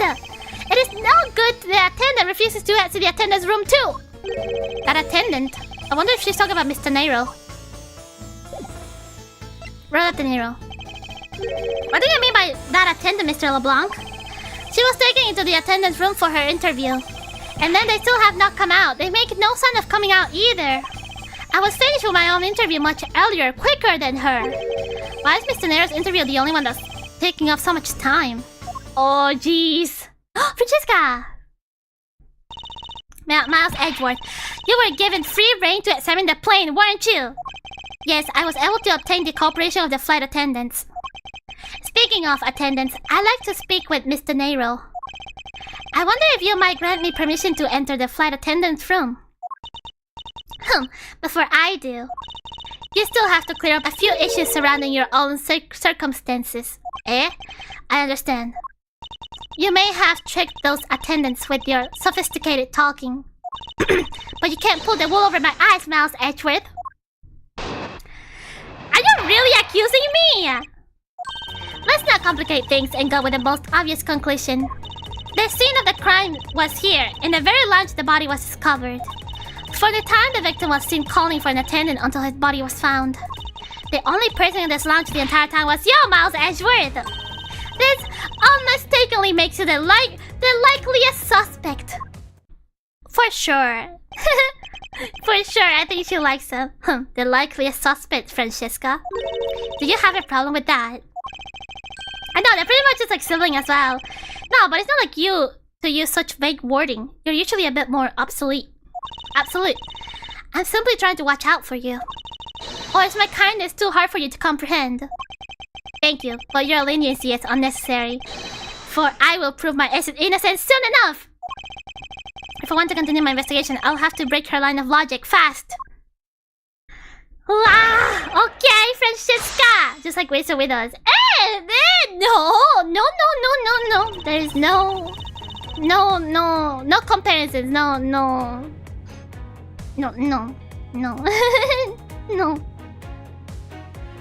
Let's not complicate things and go with the most obvious conclusion. Hold it! Wisu loves us. I tolerate Wisu. I tolerate Wisu mites. So do you think you're being a bit rash by simply declaring me the culprit? I like my affairs to be simple and perfect.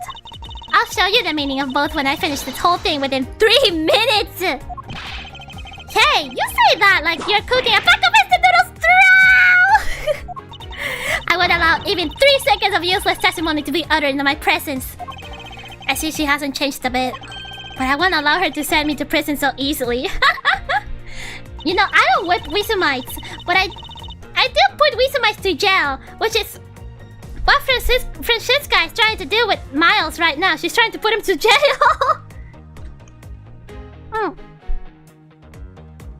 I think that you should. What? You want me to whip? Ah! What? Wisu minds? You want me to whip you? With a whip?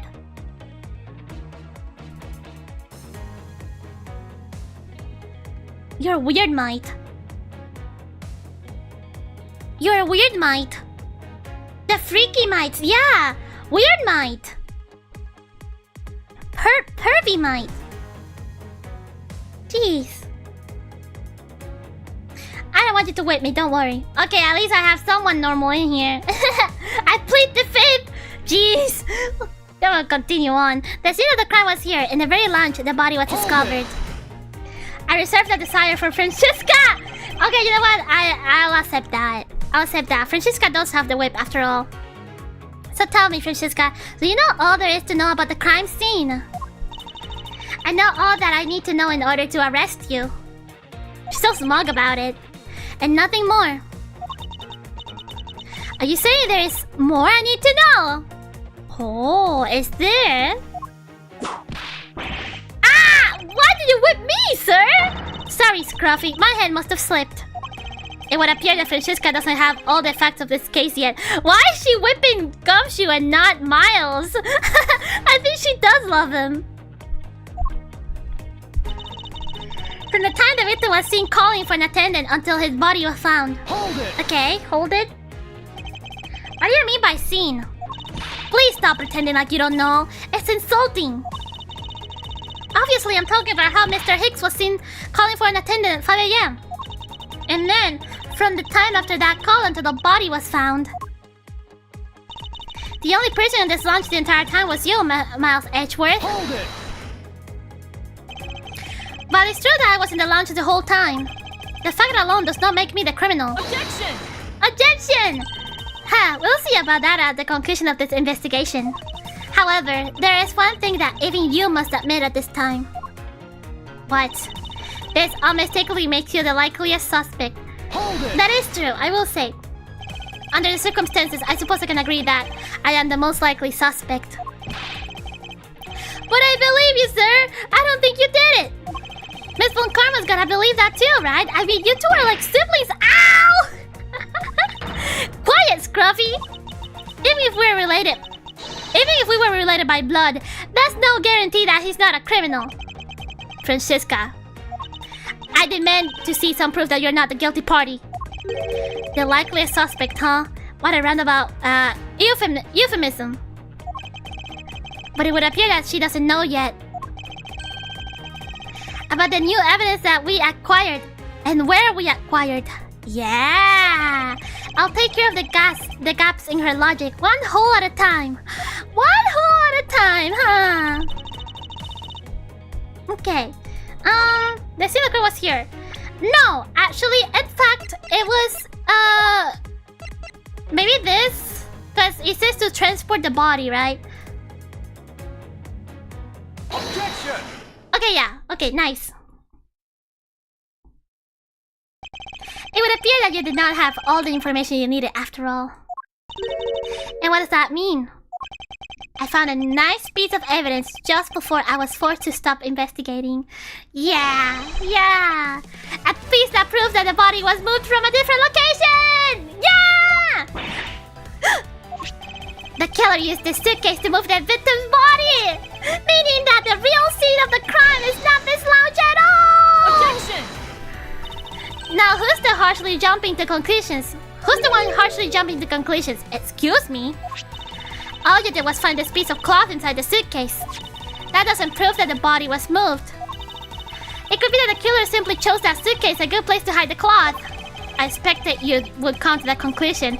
It would seem I can't escape that easily. You should know better than that. Von Karma is perfect in every way.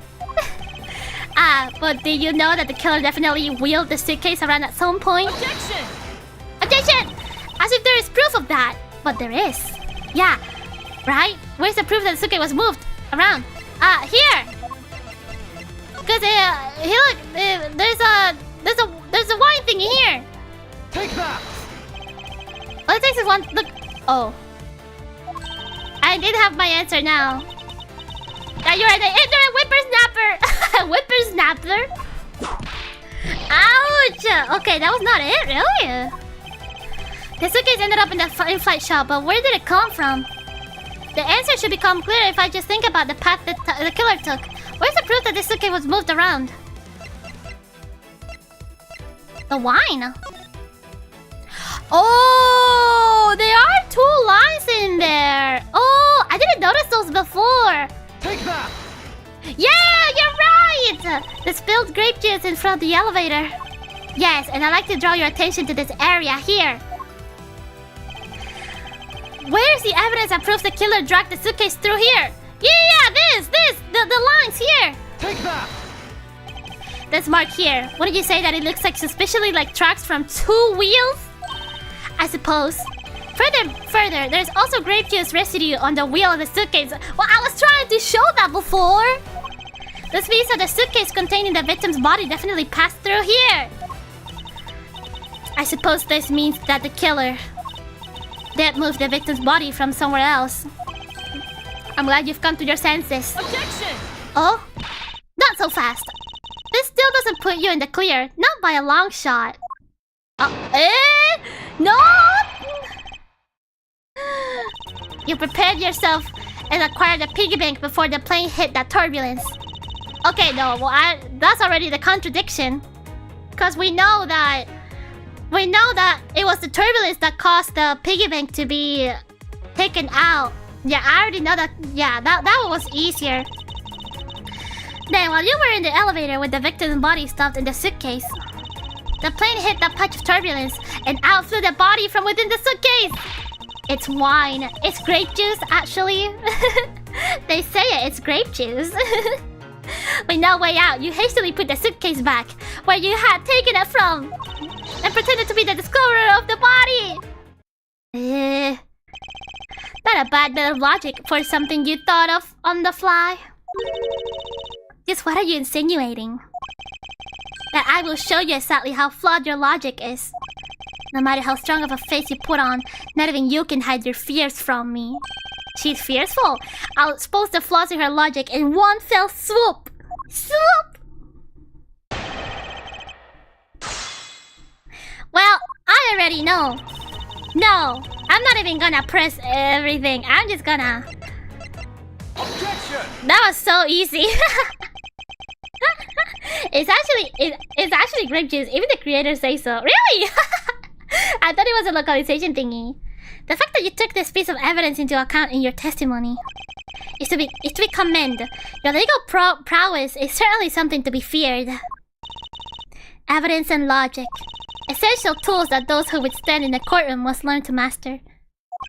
But what if there was a fake piece of evidence thrown into the midst? Oh, a fake. This Captain Hugo piggy bank is just such a fake. It is not the real... What? It is not the real murder weapon. It's not? What? That's what I'm saying. The timing of when the timing when the bank was taken from the shop is important. And it was taken after the turbulence had occurred. But then what about the blood on the bank? What do you make of that? I assume it was added after the murder, when the killer fabricated this weapon.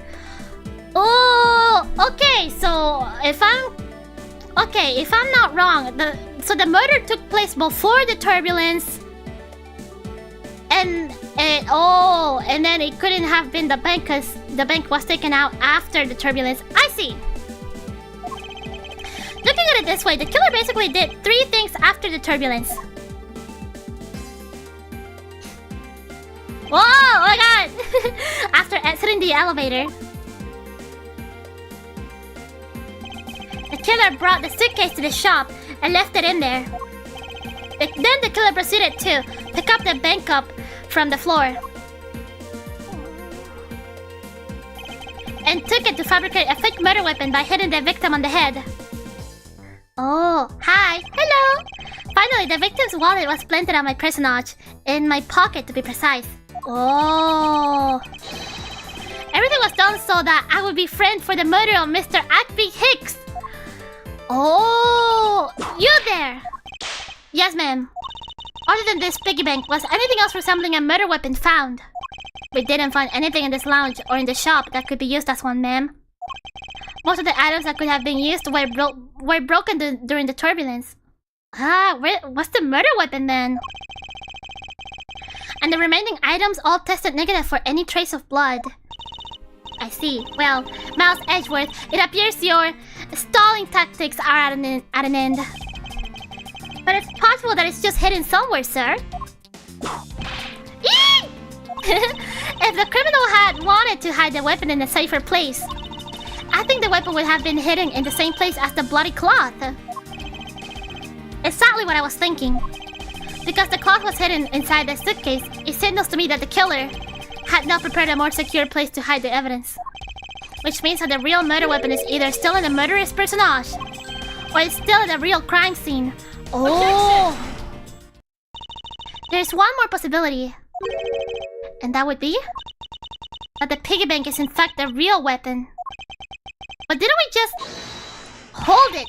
Let me finish. The killer took the bank out from the display case before the turbulence by opening the lock on the display case door. Oh! Are you saying it was Mr. Nero too? And it was at the time that the glass pane at the door was broken. I'd say that's a perfectly reasonable line of reasoning, wouldn't you? Let's see, so that means that the killer had the key to the display case. Francisca, the person you're talking about. Not so fast, I'm not finished. The person I'm talking about also committed another sin. Eh?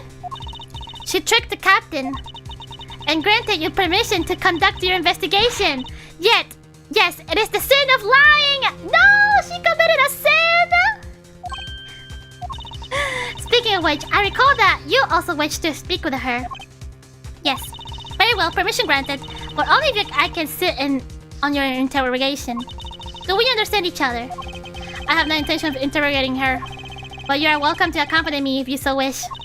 Mr. Nero is in the flight attendant's room. Let's move. Nice! I get to go now. Hello, Francisca. Yeah, okay. Let's move. It's the same thing. That blue door over there leads to the flight attendant's room, sir.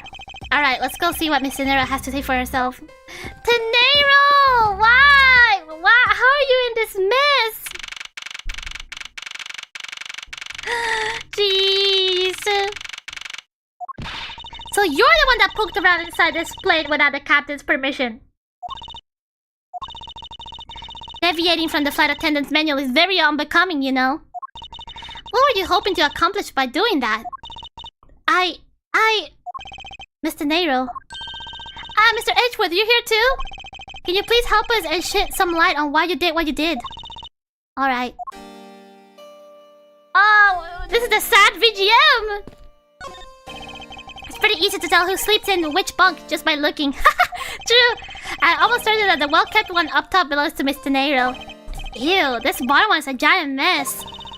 She's just like me, you slobbing, squalid scoundrel of a man. You dare to scrutinize a woman's bed and invade her privacy? Yow! There are some things in life best kept to yourself, detective. There is sure to be a clue of some sort in this trash can. Detective Gumshoe, if you please. Yes, sir. You just leave the rummaging to me. Scruffy! How dare you go through a woman's trash without her permission? Have you no sense of honor? Eek! I'm sorry! I'm just doing what Mr. Edgeworth told me to do! Ow! Forgive me, detective! Oh. What is all this junk inside these boxes? There's no rhyme or reason to it. That's a lost and found, Mr. Edgeworth.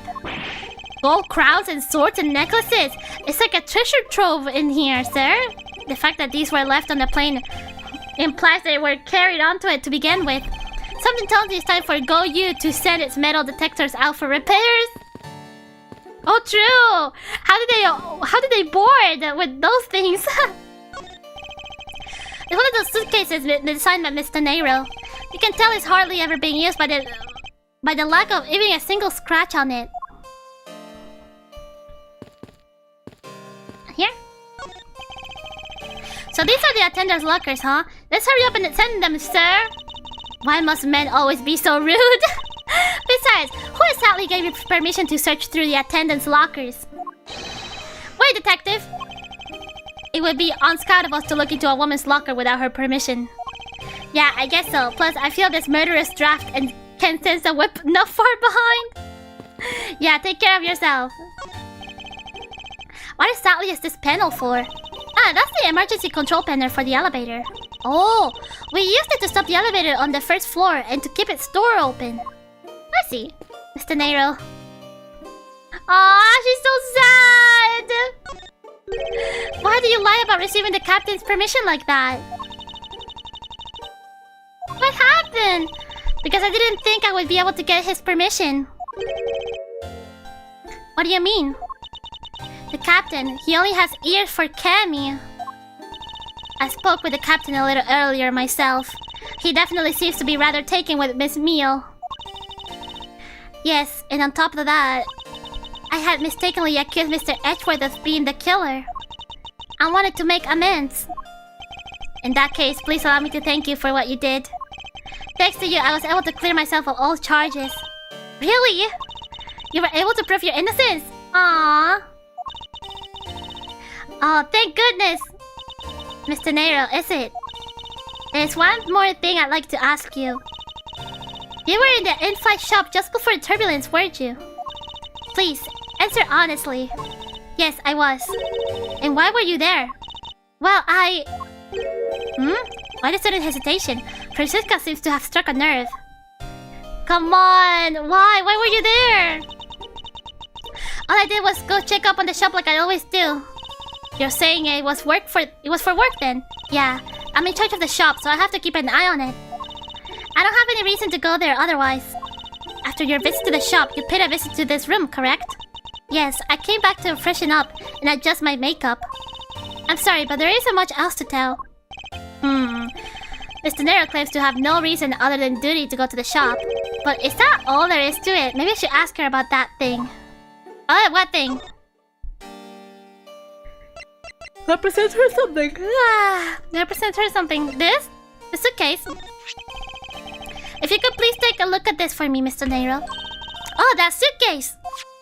Yes, about this suitcase, you are the one who designed it, correct? Yeah?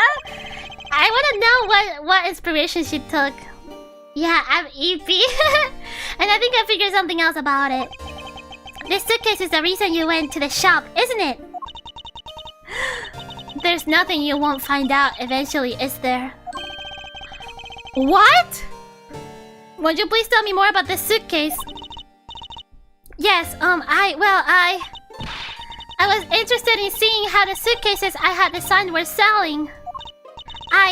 I know that as a service professional, I'm not supposed to care. But I really wanted to know. And I was glad to see that it was the last one there.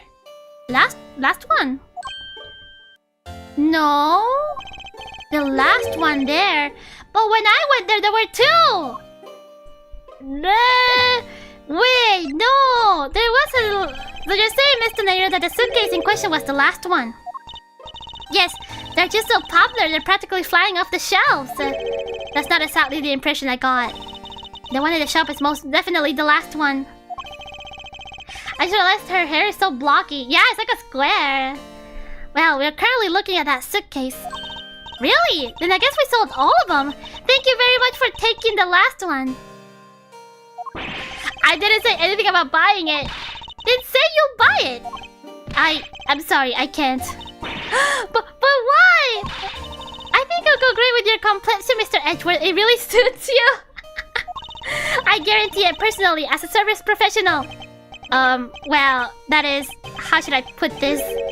It's hideous! Ah! What? Maybe that was a bit too direct. Moving on. My issue with the suitcases isn't the design. It's the number of them remaining. There were 2 suitcases in the in-flight shop when I investigated it. 2? But that's impossible. I'm sure there was only 1. Looks like her story has generated quite a contradiction. When I left the shop... He hates her! No, he only hates her suitcases. Never let her cook. I'm positive there was only 1 suitcase left. Something is amiss here. What could be the meaning of this inconsistency? By the way, Mr. Nero, you have a suitcase there too. What is one of those suitcases doing here? That's... I thought you said there was only one left. That one is, it's mine. I've used it for a very long time now. She's used it for a long time? I think not. Mr. Nero, I'd appreciate if you wouldn't lie to me. Excuse me? I don't believe for even a second that you've used it for a long time. She kept the price tag, so like, she hasn't used it because she would get rid of the price tag. Yeah. Take that! Tell me, Mr. Nero, is it also your habit to keep the price tag pristine on your suitcase? What is the meaning of this? Why would you lie about a suitcase? Tenero! Despite having faith in her design sense, the sales number made her cry bitter tears. The truth is becoming increasingly clear to me. Oh, Mr. Nero, I think I understand. I know what you are trying to hide. Now then, this suitcase was originally in... The shop? Seeing as how the price tag is still on this suitcase, one can only assume it was out on the floor for sale in the shop. And the person who bought this suitcase was...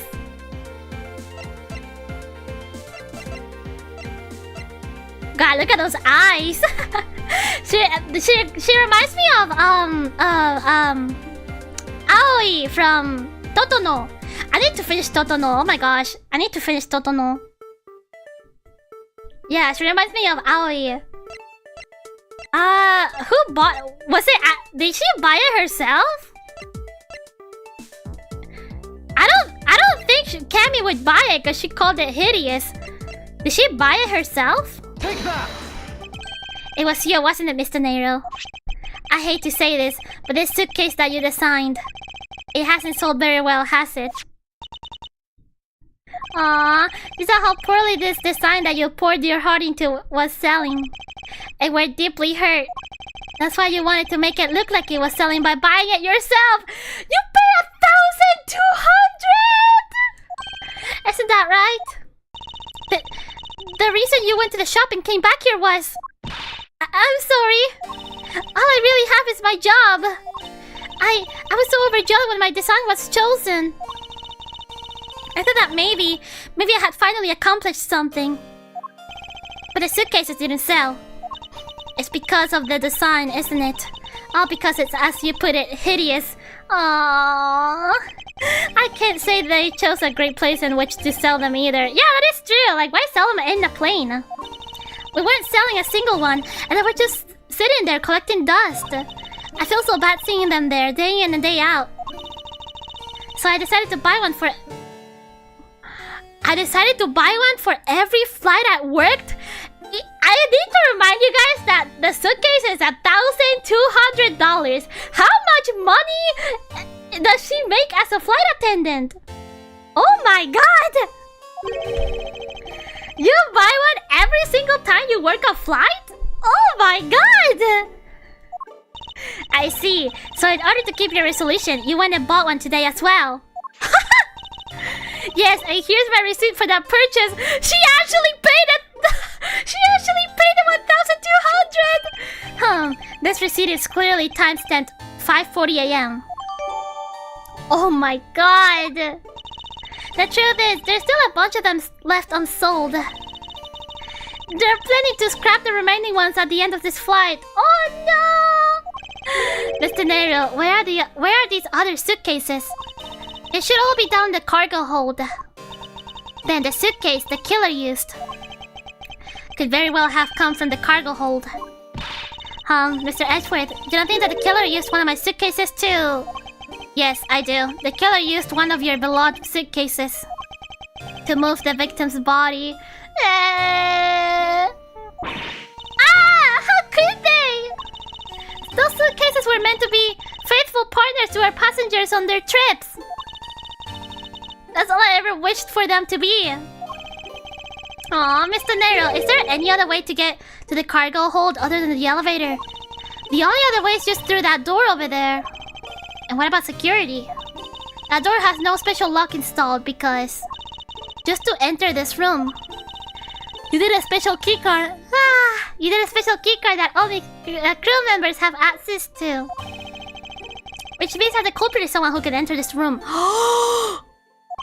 Eliminating the passengers and leaving only crew members as potential suspects? Oh shit! Oh no! It's a Kemi? No way. No, it's not Kemi. Don't say it is so. I can't believe it. Hold it, just Francesca. Going on these wild goose chases, you're a disgrace to the Von Karma name. Hey, what do you mean by that?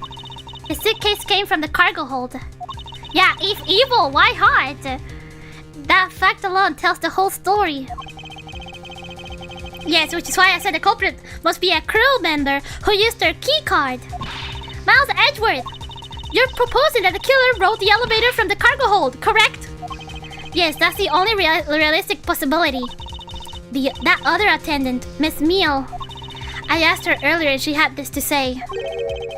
Francesca got information out of Miss Meal.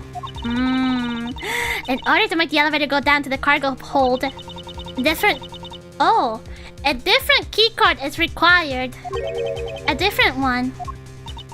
Yes, and the only person who holds that particular card is you!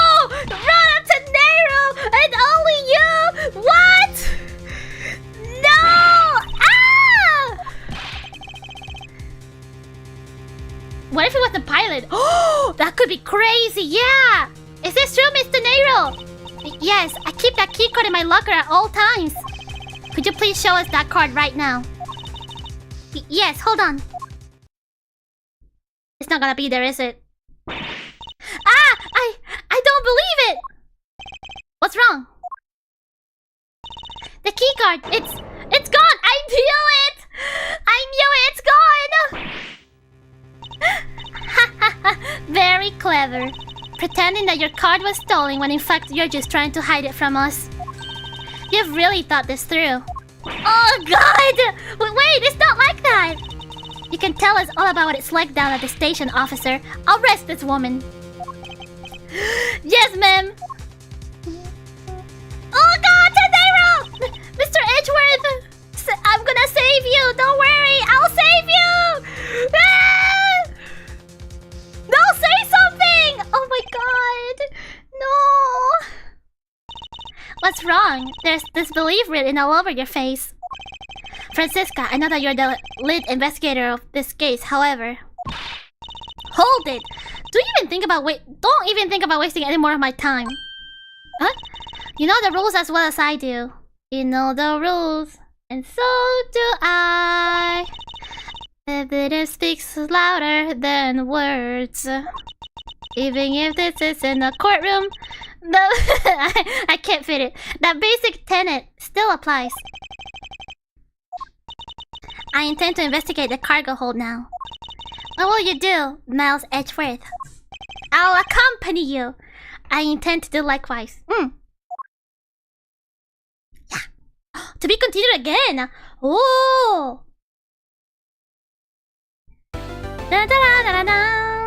This chapter is definitely longer than the first one. When did this become a musical?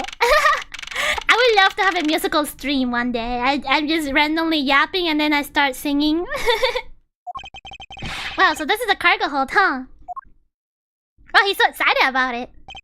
It's so big! Oh, stretch time. Okay. The first chapter is more like a tutorial, so it's shorter. Yeah, that is true. Okay, stretch time.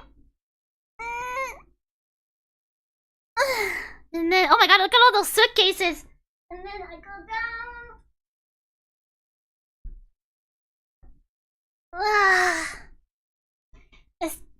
Stretchy to the right.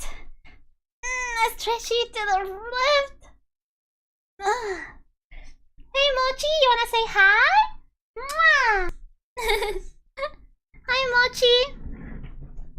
You wanna come on my lap? You wanna be on my lap? Come on. Oh, you don't wanna be on my lap? Okay. Gumshoe continues to have childlike wonder. I love him a lot. This has both a super large cargo hold and an ultra luxurious first class seating. So is this a real scene of the murder? Oh. Can we be on your lap? I bet I could hold a lot of Wisumites on my lap since you guys are so tiny. Here, Mochi, you wanna be on my lap? I think you do. Here you go. Here you go. Hi, Mochi. Ah, don't lick my head too much though. There is certainly a high probability of that, which is why we are here, correct? But I don't see any blood. Okay, let's get investigating, sir. Oh, I wonder what that real murder weapon is. Oh, Mochi, you wanna get off now? Oh, okay. Go ahead then. Mochi, make up your mind and stop going into my bed and then trying to get on my chair. Stop it. Jeez. Elevator. Oh, I just love pushing the buttons on elevators and crosswalk signals. Here, you should give it a try, sir. Go on, push it. The elevator is currently stopped on the first floor, detective. It can't move. Oh yeah, I guess nothing would happen if you pushed it now. Aww. Mochi's looking for stray Wisumites. Is he? Maybe. I don't know. He's looking all over my arm. What's up, Mochi? The one time I'm wearing like a tank top, right? So I'm not wearing long sleeves like I usually do. And now Mochi is licking all over my arm, my right arm. Are you enjoying yourself, Mochi? Both the door to the attendant room and the elevator's control panels require a keycard, which makes it impossible for a passenger to come down here. Okay. All sorts of boxes are piled up here. Mochi hungry. No, don't tell me Mochi's trying to eat me. No. This one says flammable, and this one says pharmaceuticals. Flammable and a plane. This one says for exorcism use only. Exorcism? Just what kind of operation is this airline running? They have exorcists in here. Hey, what's with the suitcase, pal? It's what the victim checked in, sir. The victim's thingy. So this suitcase belonged to Mr. Hicks. I don't think he'd mind if we took a closer look. There's nothing out of the ordinary in here, sir. Wait, a file? And there's a photo of Miss Von Karma in it, sir. What? It looks like a profile on Francesca. Why did Mr. Hicks have documents on Francesca in his possession? What? Why would Mr. Hicks have had a file on her? Do you know him? Look at all these suitcases. Mr. Sus Hicks Sus. Oh my god. For Sky Ghost. Oh, you're right. Yeah, what if the pilot got like possessed, right? Like we have to have some exorcist materials on plane just for emergencies. You know, Mr. Nero and Camille are professional flight attendants, not just flight attendants. They're professional flight attendants. So I'm sure they know they know how to exorcise people. Holy suitcases, Mr. Edgeworth! It's like an all-you-can-use suitcase fair. This must be all the leftover ones they couldn't sell. Oh, the ones the company is planning to dispose of after the flight is over. What? This paint job is really cool, don't you think? It practically screams artsy. Ah, he appreciates it. Oh, why not purchase one then? I'm sure it will bring you much happiness. You think so? Then maybe I will. Let's see here. $1,200! I think I'll pass. Oh, why is it so expensive? And Mr. Nero wonders why they don't sell. You need 2 jobs just to buy one. The fact that she buys one every flight that she works on. Although, it definitely looks like one is missing. What is this brittle substance I'm stepping on? Oh, it's a bunch of glass fragments. What are these glass shards from? Glass shards. You took your entire stock, poor girl. I know. Oh, bed sheets. Keeping track of this many pieces of cargo must be very taxing on the cargo crew. This sure brings back memories of when I worked as part-time mover, sir. By the look of his eyes, he's waiting for me to ask about the rest of his story. But no matter how he pours on his puppy eyes, I have no intention of doing so. Aww. It's 12 Aka Super Chats. They are! It's crazy, right? I didn't know that this plane was capable of carrying such large pieces of cargo. This thing's as tall as two of you on top of each other, sir. I wonder how tall Miles is. I wonder how many Wisus it would take. Maybe 3?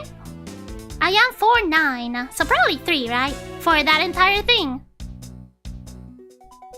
I know, she spends her entire pay on the bags. I know, right? It would probably take 20 of you to cover the entire surface on this monstrosity. Wait, really? Yeah, I guess that sounds about right. Or 4, 5. Stop increasing the number. No, stop increasing the number. I'm saying 3. I'm saying 3. There's really no need to take that throwaway estimate seriously, detective. Gonna talk to you. You arrived at the scene of the crime before Detective Gumshoe, right? And you then immediately began to direct the investigation. It seems to me that you were already here at this airport for something besides this murder. Oh, yeah, I was. Oh. Why? I've been following a very large and involved government-level international crime. Oh. Oh no, she didn't know we can count. No! 3 times 2? No! Only 3! Only 3, guys. Only 3. 1, 2, 3. Uno, dos, tres. Yeah. Each Nissan. And I don't know any other languages. But it's much too large for one person to take on alone. So it was decided that I should form a joint investigation with Interpol. Interpol? Whoa. Interpol is involved? It's a top secret operation, so I really can't tell you any more than I already have. Whoa.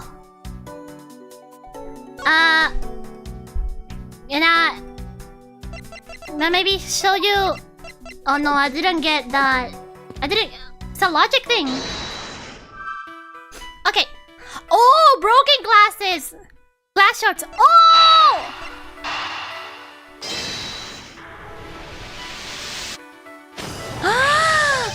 I think we can safely conclude that these fragments are from a pair of glasses. And the victim was wearing a pair of broken glasses. Dang, so it really did happen here. Exactly what I was thinking. I'm sure that the shards would match up perfectly with the remnants of his glasses lenses. Ergo, the victim was here just as I suspected. Whoa! So you're saying that the real scene of the crime was here, sir? Isn't that what I've been saying for a while now? Oh, is it? I didn't know that. Perhaps it's a bit early to draw that conclusion. However, I believe that the probability has just skyrocketed considerably. All that's left to find the murder weapon. Yeah, what is the murder weapon? And...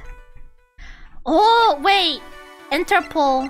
Francesca came to this airport as an Interpol... Okay. Okay, I think the victim was an Interpol agent. Because why else would he have Francesca, like a profile of her, with him? And then Francesca was also at the airport. Oh! Yo! Now, why would Mr. Hicks have documents profiling Francesca? Oh, I know. I bet he's a big fan of Miss Bon Karma, sir. Okay, that also is a good theory. Francesca said that she had to come to this airport as part of an Interpol investigation. Oh, maybe Mr. Hicks had heard she was coming here and he followed her. Detective, I think it's more likely that Mr. Hicks was, in actuality, Interpol agent Hicks. I think Francesca has some explaining to do. Oh, Francesca! Francesca! The truth behind Hicks. You came to the airport to rendezvous with the victim, didn't you? Nonsense! What are you talking about? We found a profile detailing information about you and the victim's luggage. Ah, I gotta sneeze. No. Okay, I think it went away. I think it went away, my sneeze. No blessings for me.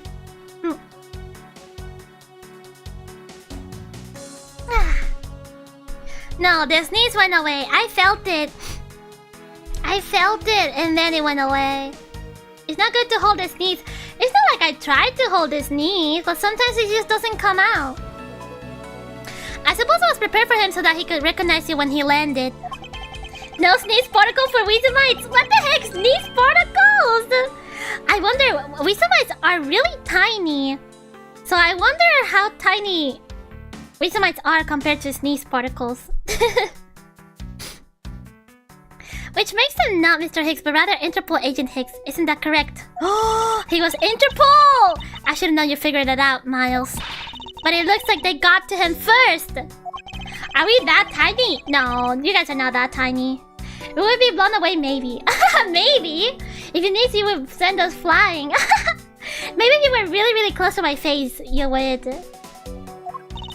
Yes.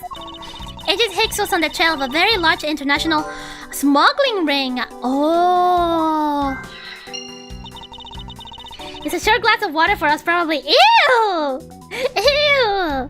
He went undercover to investigate this crime. And it was I who put him on the scene. I was supposed to receive a call from him on his cell phone once he had landed. He died though.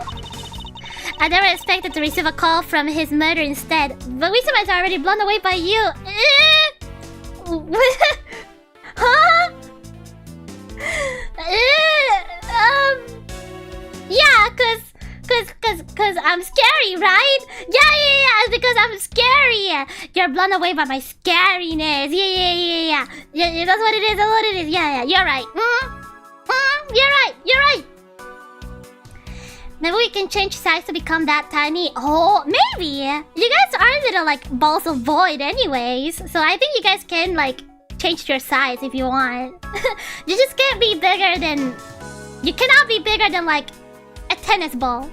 Or a soccer ball. I don't know how we could ever purposely say bless you when you're our blessing. What are you saying? That's so corny. Jeez, stop distracting me. I'm going back to the game. Yeah, soccer ball is the mat size. I think we now have pretty definitive evidence that Agent Hicks came down here to the cargo hold. But what was he doing down here, sir? There's nothing but luggage. Oh, I get it. Oh? Maybe he forgot something in his suitcase and came down to get it. Could you actually... Like, I wonder, could you actually go down to the cargo to, like, check on your suitcase? I don't know. Maybe it depends on the airline. Ow! Agent Hicks came here for a work-related reason. Of that, I'm sure. Yes, I'm sure he was here to investigate the smuggling operation he was observing. Francisca, do you know exactly how he intended to pursue his investigation? No, unfortunately, I was going to find out from him after he landed. Hiccups. I see, but this raises another question. A normal passenger can access the cargo hold on their own. Agent Hicks must have identified himself to a member of the crew and entered the cargo hold with that person who let him in. Yes, and then he was murdered here. But how? These glass fragments and his broken glasses are a testament to that, and then... The killer put Agent Hicks into one of the spare suitcases and... We really need a Hick emote. I know, we do. The plane hit that patch of turbulence. Man, was it that big? Because of the intense shaking, the suitcase popped open and Agent Hicks' body flew out. Oh! At the same time, his wallet fell out of his pocket, spilling its contents everywhere. Which explains why there was money scattered all over the elevator floor. Oh. Oh, I see. I think it's pretty easy to say who the culprit is at this stage. What caused that turbulence? I don't know. Sometimes guys are crazy like that. What? Really, sir? I know what you're thinking, Miles Edgeworth. But the killer can be none other than Miss Rhoda Tenero. She did say it was like an earthquake. Man, that's crazy. Definitive evidence. If he was a crew member, any one of them could have shown Agent Hicks to the cargo hold. But the point to keep in mind is the keycard that allows the elevator to come down here. The only person with such high-level access is Miss Rhoda Tenero. That is true. I'd say that's a pretty decisive piece of information, wouldn't you? I know what she's trying to say, but I'm not certain it's as simple as that. I'm gonna have to press. I'm not sure what the contradiction is right now. Hold it! Hold it! That might be true, but then it could be anyone, including Miss Meow or even the captain. Yeah, the captain! Don't be a fool. The plane without a pilot is in the cockpit like a horse without a rider, crop in hand, much like Scruffy over there. Ouch!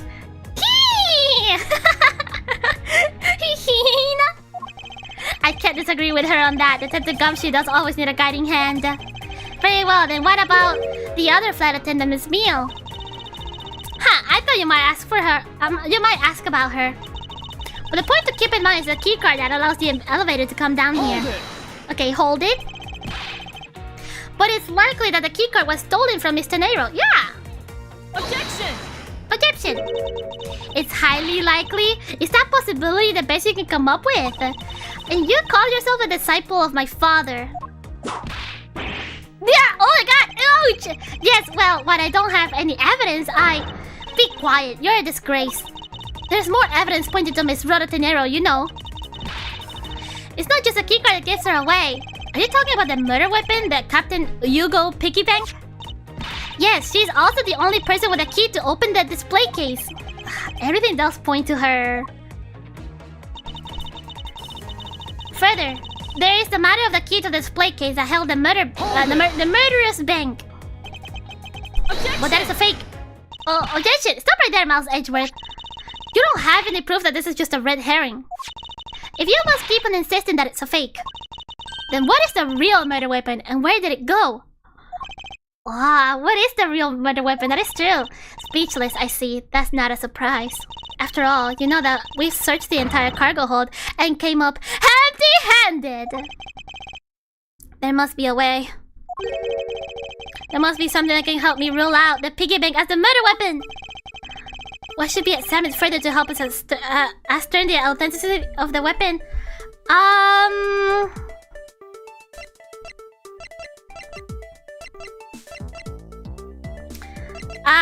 The crime scene maybe?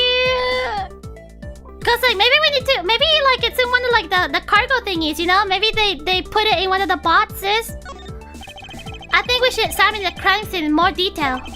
We might turn up the murder weapon if we search all of the cargo and luggage. Yeah! Do you think I hadn't thought of that? Even now we're searching through them. But we haven't found anything that even closely resembles a murder weapon. Oh. I suppose we should examine something else. What should be examined further to help us assert? The body? Francesca, I think you were too quick to jump to your conclusions. Oh, was I? Yes, we don't even have the autopsy results yet. Oh, that is true! How can I not say that you made a snap judgment when you have yet to even see? If the wound on Agent Hicks' head is consistent with the murder weapon... Oh, yeah, true! We didn't have an autopsy. Scruffy! Yes, sir. Contact the medical examiner's office at once. I wish to hear the results of the Agent Hicks autopsy. Yes, sir! Okay, autopsy. What's the autopsy? We got a big problem, Mr. Edgeworth, sir! Oh no. What is it? What is it, detective? They're still doing the autopsy. Oh, but they say that they already know this one thing for sure. Report, now. The doc said that it's one giant bruise from a back... From... What? It's one giant bruise from a beating from his shoulder down to his mid-back. Bruise? A giant bruise? From the victim's shoulder to his mid-back? He was beaten over such a wide area. Oh. Well, I'd say maybe it's a sign that the killer had a grudge against Agent Hicks. It wasn't just his head. The killer went all out and hit him multiple times, sir. Oh, instantaneous death resulting from blow to back of head. Bruising, head to mid-back. Bruising, huh? Dang, someone beat him up. Scruffy, what is had a grudge against Agent Hicks supposed to mean? Well, that's, Was the wound on the victim's head consistent with the murder weapon, detective? Oh well, they said they were still looking into that, sir. Oh, maybe the murder weapon is one of the suitcases. Actually, though, you're completely useless. Yeah, it could have been a suitcase. Yow! It could have been. Sir, I told you already. You can't go down there. Oh? No, you remove yourself from my way. What is all that racket? Oh my god! What is happening there? My luggage! My cargo! They are mine! And I demand you return them to me! We're still investigating the cargo hold. Please understand and have a little patience. I suppose there's no choice. Finally. I think he gave... Hey! What are you? You left me no choice but to use strong force! Ah! Oh no! You won't get past me! This is... Wait, that's it! That's what this whole thing has been about! Maybe the victim fell! Further, there is a matter of the key to the display case that held the murderous bank. After all, you know that we searched the entire cargo hold and came up empty-handed. Oh, so he fell! He must have fallen! The doc said that it's one giant bruise from a beating from his shoulder down to his mid-back. No, he's dead too? Oh, okay, is there some way for me to prove that this isn't the real murder weapon? Cause of death.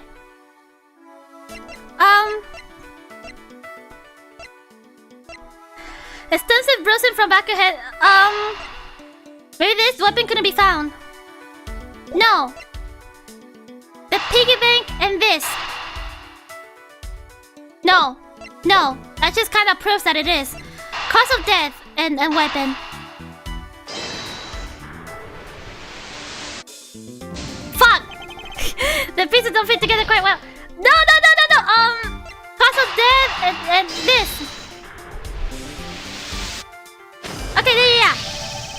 Allegedly, the killer struck the victim many times over, which is why there's an extensive bruising over such wide area. But is that really the correct conclusion to draw from the evidence? Yeah, the bruise from his shoulder to the middle of his back is one continuous mark, which is more suggestive of a single blow to the back. He fell! If that's the case... Wait, does that mean this murder is an accident? Maybe. But like, this is not like a murder, this is just a... No, it's not a murder because someone moved his body. You know, it is a murder because someone moved his body. Yeah, it is a murder. Kind of. Okay, maybe... Or maybe it was an accident. Like, maybe he died by accident and then someone, like, found him and was like, oh shit. So they panicked and then, like, they moved the body around or something. I don't know. Therefore, the murder weapon must be something far bigger. Yeah, yeah, these two. It's the actual floor! So someone threw him over the railing. Oh, that could be it too. Someone pushed him. If we're looking for a rather large weapon, you'd think it would stick out. But so far, we haven't found anything that resembles a weapon of any sort. Perhaps, just perhaps, it's something we all overlooked from the very beginning. Because normally, it's still possibly big to take into consideration. Yeah, the floor! LeBlanc, he's dead! What was that all about? Was he trying to jump his way down here? Francesca! What? What do you want? I found it, Francesca. I found a real murder weapon. You did? He really jumped! He didn't realize it. We didn't realize it until now, but The answer has been right in front of us this whole time. He might be hurt. We should go check up on him, sirs. There's that pompous attitude of yours again. They're ignoring him. You should learn to drop that habit. It's coming from a prosecutor with a habit of whipping everyone she comes across. Anyways, if you really are a prosecutor, then you'll back yourself up with the evidence. You two aren't listening at all, are you? Come on then, show me this real murder weapon you speak of. I don't have the evidence. I don't have any evidence to show you. Foolish! Reasoning for a foolish fool from a foolishly foolish fool meant to fool me? What do you mean by I don't have any evidence to show? Perhaps I should have phrased it as that which caused Agent Hicks' death is incorporeal. Forgive me, but I do believe I have figured out what was the real cause of death. A free fall! The victim fell from a great height and subsequently died as a result. In other words, the real cause of death is free falling the ground! Free falling to the ground! He fell to his death? Yes, this is the only plausible possibility. The victim has extensive bruising on the back of his head and his back. And the only rational explanation for these injuries is that he fell to his death! But the murder happened inside this plane! I know. Are you claiming that there is some place in this plane from which he could have fallen from? As I said earlier, the answer has been right in front of us the entire time. You can't mean... Yes, I do. The victim fell from the top of the stairs of this very cargo hold! Wait, the turbulence happened before the elevator got used. This was accidental, wasn't it? No. The turbulence happened during the elevator, or maybe they'll explain it more. Maybe they'll change it and be like, never mind. But right now, the theory is that the killer, quote unquote, like, put the body in the suitcase and then they went to the elevator. And then the turbulence happened and then the suitcase opened and then the body, like, plopped out. That's the theory that we have right now. Maybe it could change though. Maybe I think this really might be accidental. What? Then we're in trouble. We may have a second death on our hands, sir.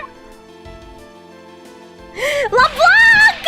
Hey you! Tell me you aren't dead, pal.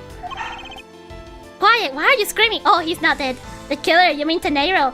I really don't think it's her. I think it's a red herring. I think it's an accident. He's alive. And there you have it, Miles Edgeworth. It's not possible that Agent Hicks fell over the railing to his death. That man is living proof of that. I suppose it's true that it's not possible, given the current circumstances. The current circumstances? What is that supposed to mean? Suppose that large piece of cargo wasn't there at the time. What would have happened then? He would have been a Burgundian pancake for sure, sir. I suppose that man over there wouldn't still be breathing. But the reality is that the cargo boat is there. So there's no point in entertaining your wild hypothetical scenarios. It may be there now, but there's no proof that it was always there. Haha. As if there could have been a window of time where that giant box was not there. Ah, but there was. There was? What? What can I use to show her that it's possible that the box was not always where it is now?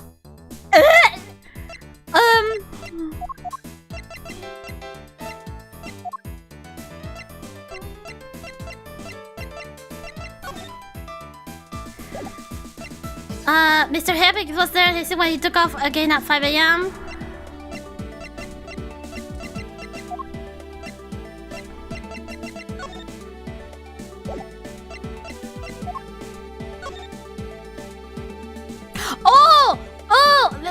This flight will be making a brief stop to refuel and transfer cargo to the Republic of Shenhua between 4 and 5 AM.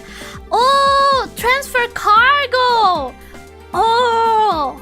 Take that! Take that! You refueled in the Republic of Shenhua? Yes, this flight had a short layover in Shenhua in order to refuel.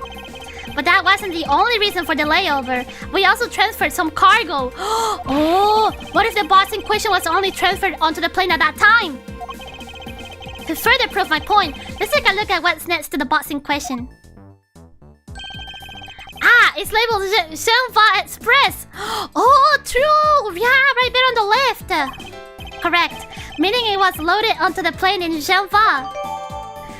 Oh, it was loaded on board during the refueling between 4 and 5. Okay. Now, what if the box in question was also loaded on at the same time? It would mean that the box was not here in the cargo hold during the Europe Zhenhua leg of the flight, making a clear drop from which Agent Hicks could have fallen to his death entirely possible. Oh, but your theory is still very far-fetched. Then allow me a chance to prove how very likely my scenario is. My first order of business will be to examine that piece of cargo in more detail. Okay. I think we're getting close, for sure. We're getting close. But we still have no idea. There's a rather large piece of cargo. There's a tag on it, sir. Let's see. A leaf red statue. Never heard of it. Nor I. But all I care about is we can prove it wasn't here at the time of the crime. Now let's get investigating, sir. Curse of Raw! Oh my god. He went out really quickly. Look here. Do not go about touching my possessions without my permission. Ah! Don't rush up on me like that, pal. So this belongs to Mr. LeBlanc, does it? I should see what else I can find out from him. Hey! Oh no! Damn it! Yeah, no, I didn't mean to press you. Press him. There you go. What? Was it you? I think that this large piece of cargo belongs to you, Mr. LeBlanc. Of course it is, man. I shipped this fine piece of art from Europe. This Alif red statue is worth 10 million cents. No, maybe much more. Mr. LeBlanc's reason for choosing this plane must have been the large cargo hold. 10 million cents. I suggest you stop trying to calculate how many packets of noodles that makes, detective. Darn, how do you do that? I feel like you keep getting better and better at seeing right through me every year. Ah, though I grow with each rebellion of the planet around the sun, I have the distinct impression he continues to madly spin in his place. Mr. Edgeworth, is that 10 million cents? Is that in euros or in dollars? Does that really make a difference to our case? Mr. LeBlanc, there's a chance that your cargo is related to our murder case. Yeah, why cents? I was wondering if you would allow us to examine it a bit closer. It is a very valuable piece of art, so no, there will be no touching.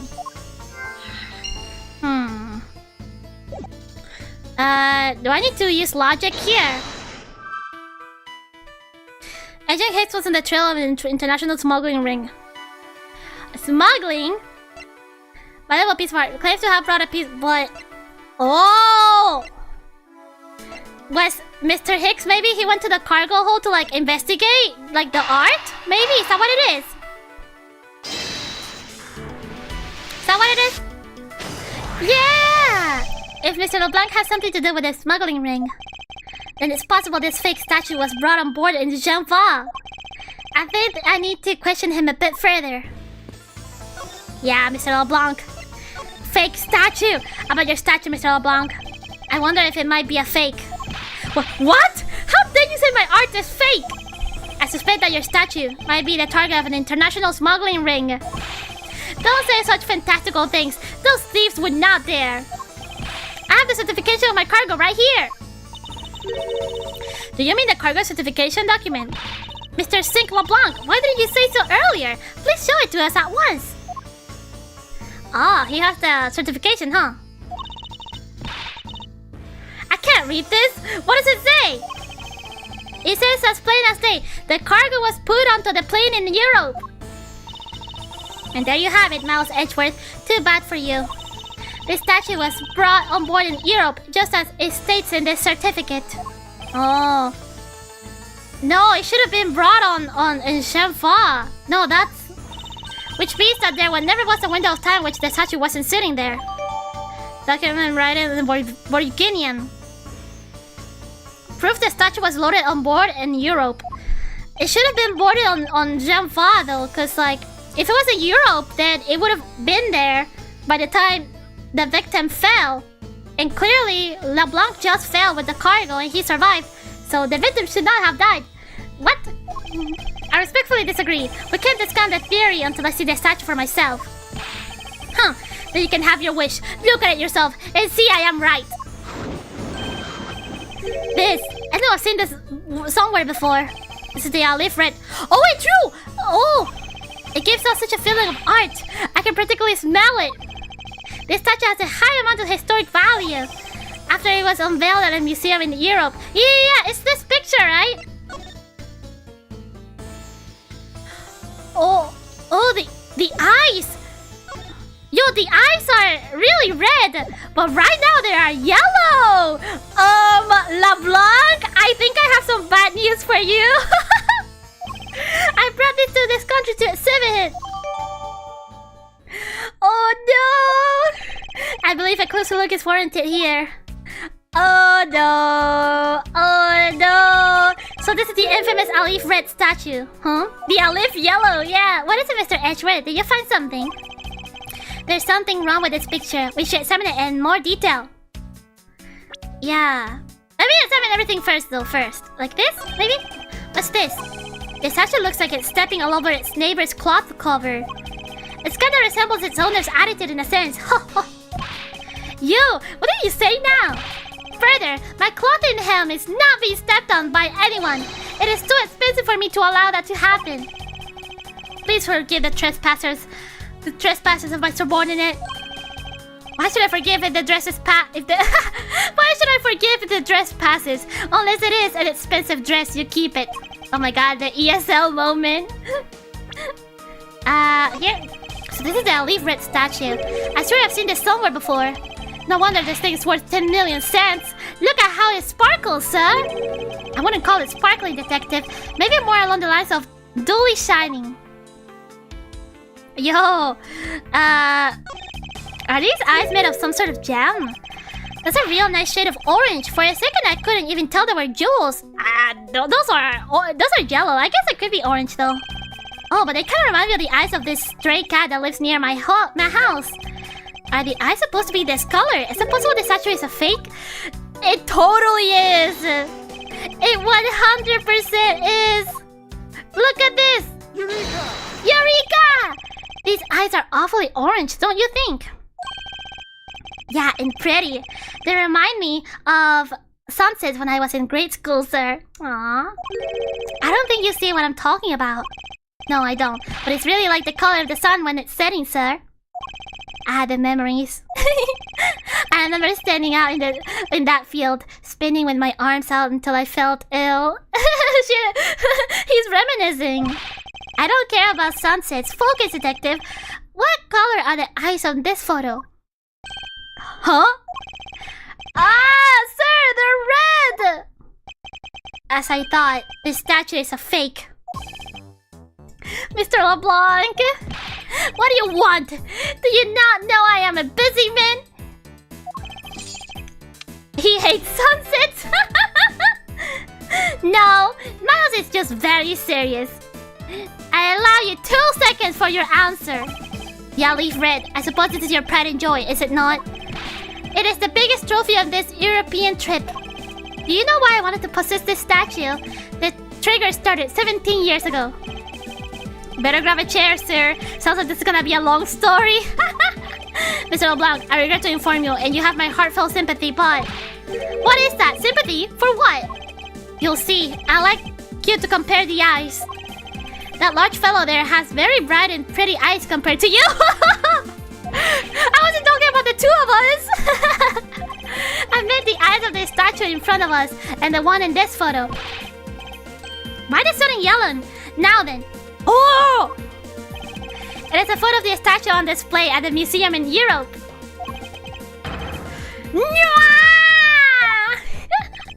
Now, do you see, Mr. LeBlanc? The statue before us is a fake. A fake! I believe that even further examination will be required now that we have confirmed that this is indeed a fake. There must be some sort of proof that this was brought on board in Janfa. and I will present to you evidence that will resolve the remaining contradiction. What? What have we here? It says Shenhua upstairs on the cluster. Something is tugging on the corner of my mind, as though something is out of place. Is that what it is? Maybe this? What's this? This statue looks like it's stepping all over its neighbor's cloth cover. It kind of resembles its owner's attitude in a sense. Ho ho. You, what did you say now? Oh no, this is the same thing as before.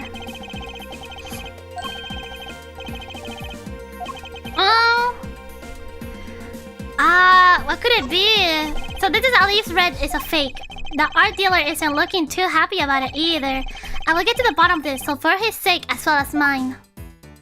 What? What's the other thing? I thought that was like enough proof that this is a fake.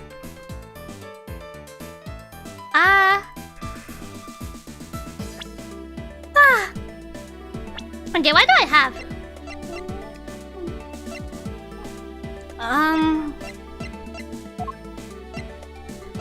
Bikinian thingy? I can't read it.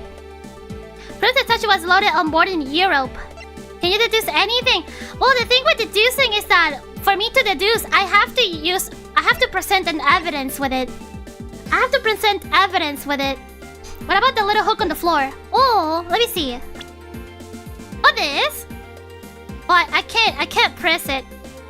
Yeah, if I could press it, it would be yellow. I can't press it. Maybe I look at the photo. Maybe that's another difference.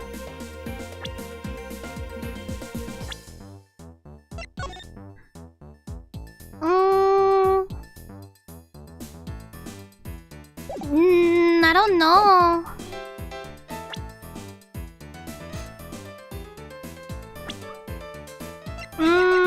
Okay, it's on top of this, right? It was loaded on board during the refueling between 4 and 5 a.m. at the transfer point. But it says here that the statue was loaded on board in Europe. Oh, actually, now that I think about it, why is this thing on top? If it was on Europe, wouldn't this be on top? Oh, I think that's what it is, maybe. Somehow connected to any of the evidence I hold. What do I say? This? Eureka! Eureka! This is clearly a contradiction here. What are you going on about? It's just a simple case of cargo cover getting stuck under another piece of cargo. Oh, okay. Woo!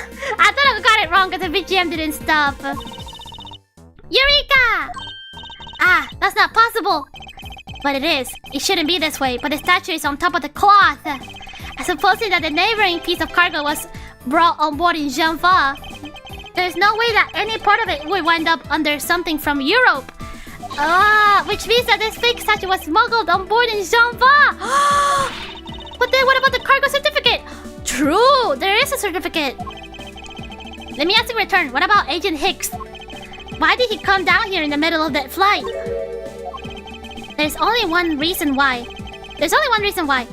To secure proof of smuggling activity aboard this flight. Oh, so you see, but I don't believe he had to do that mid-flight. We could have just as easily inspected all the cargo after the plane landed. That may be true, however, you have it backwards, Francesca. Sure, Agent Hicks could have waited until after the plane had landed, but he had a reason for coming down to the cargo hold. Suppose he had found a fake at the airport, it would have been after the swap had occurred. At that time, the suspicion would naturally fall onto the statue's owner, who would have no way to prove that the statue was switched without his knowledge. Oh, which means there's someone involved who is forging. Or modifying cargo certificates. Oh.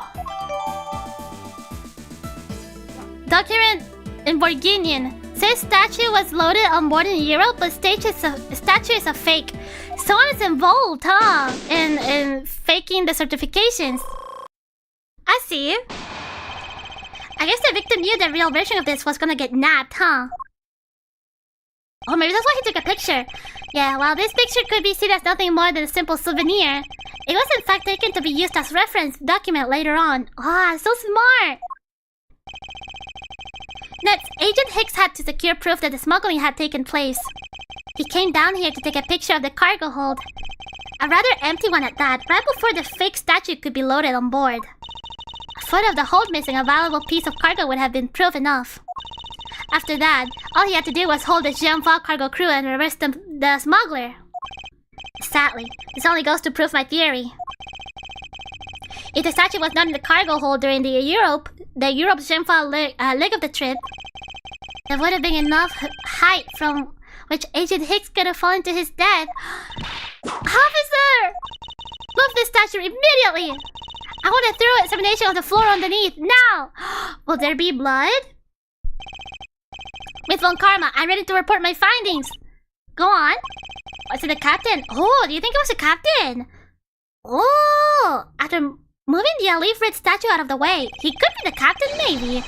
We tested the area under it with luminol, and there was a reaction. Oh, yeah, he totally died there. I see, there was a reaction to luminol, an indication that there was blood in that spot. Can we stop looking at it now, sirs? It would seem that our deductions were correct after all. Hey! The captain could be making money under the table from smuggling. You're right!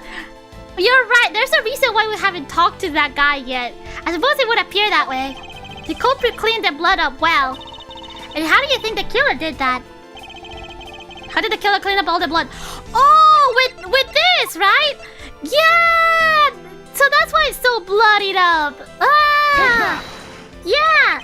The killer used the bloody cloths I found inside the suitcase to clean up the mess. I see. They had a need to clean up all the blood before the plane landed in Jianfa. Yes, because otherwise the cargo crew would have discovered it during the layover. Yeah, they would have seen the blood. So you guys are saying that the murder happened before the plane landed in Jianfa? It has to. There's no other conceivable timeline for the events of the murder. But if that is true, then that throws a certain person's testimony into doubt. Really? If the murder occurred before we landed in Jianfa, then this becomes highly suspect. No! Okay, wait. I need to confirm something. I need to confirm something. Hold on. No, wait. God, what's the time? Okay, there it is. Between 4 and 5 a.m. at the transfer point. 4 and 5 a.m. The cargo was being put on at like 4 or 5 a.m.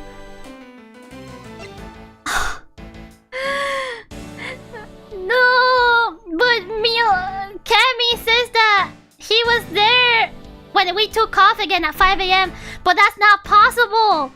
That's not possible because he was in the cargo and he died before the layover, and she's saying that he was there after. No.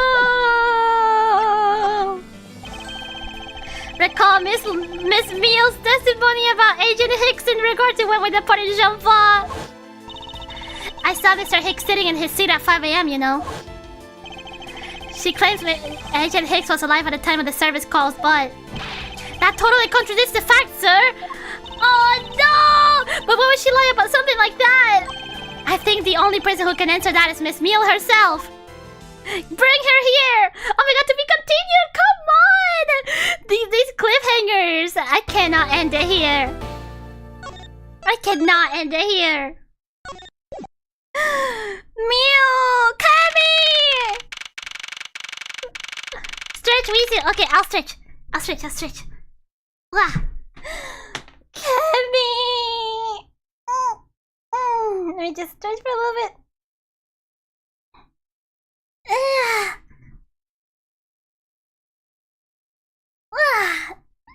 Okay. Yeah, this has to be the last part, right? Cause maybe it was scary. Oh no. Miss Mew. Miss Mew! Huh? Do you recall what you said earlier? About when you answered some service calls as we were departing from Jianfa? Huh? You said that Mr. Hicks was sitting in his seat at that time. However, that is simply not possible. Because Mr. Hicks was dead long before we ever touched down in Janva. Oh? This can't be Mio! Maybe I didn't see what I thought I did. No one could make a mistake so large, Miss Mio. But I make that kind of boo-boo all the time. Yeah. This is going nowhere. There must be a better way of resolving this contradiction. Very well, Miss Mio. If you please tell me about your alibi during the time span. From just before we were to land at 3 AM and 6 AM when the body was found. Are you telling me I am a suspect, Mr. Edgeworth? Oh, heck. No. Yeah. From 3 to 4, I was, in the flight attendant's room all by my lonesome self. Yeah. And from 5 to 6, I was, in the flight attendant's room all by my lonesome self. So she was just in the room. How is a man supposed to react to a testimony like that? Miss Mio, wake up! She fell asleep again. It looks like the only way I'm going to be able to wake her up is by pressing her. Okay, we have to press her. Come on, wake up, girl! Oh, yeah. Miss Mio, wake up! I'm awake. Niles Edgeworth, I demand that you do something about this flight attendant this instant. Why ask me to wake her up when you can finally put that whip to an appropriate use? Are you telling her to whip her? Oh my god, Miles! From 3 to 4, I was in the flight attendant's room, all by my lonesome self. Hold it! If I remember correctly, food was being served in first class in the lounge between the hours of 3 and 4 AM. Yeah, but that kind of stuff run by Miss Rhoda. Then what were you doing in the attendance room at that time? Eating and then having a most delicious dream. You mean you were neglecting your duties? No way. Sleeping is part of the job too, you know. What a girl. Hold it! Miss Mio, how many times do I have to repeat myself? Wake up! I'm awake.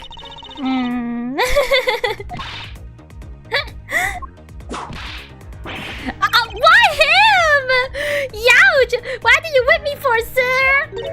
Oh, what did I miss? A poor detective being on the receiving end of a lash in your steed. Really? Sorry about that.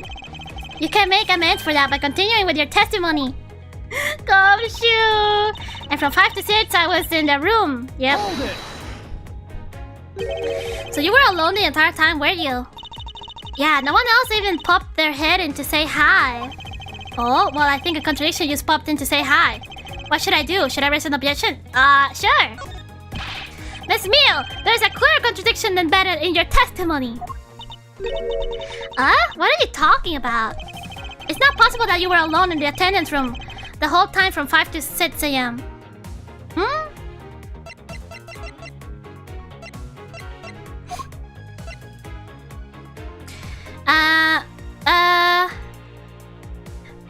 Was there his scene when we took off again at 5 AM?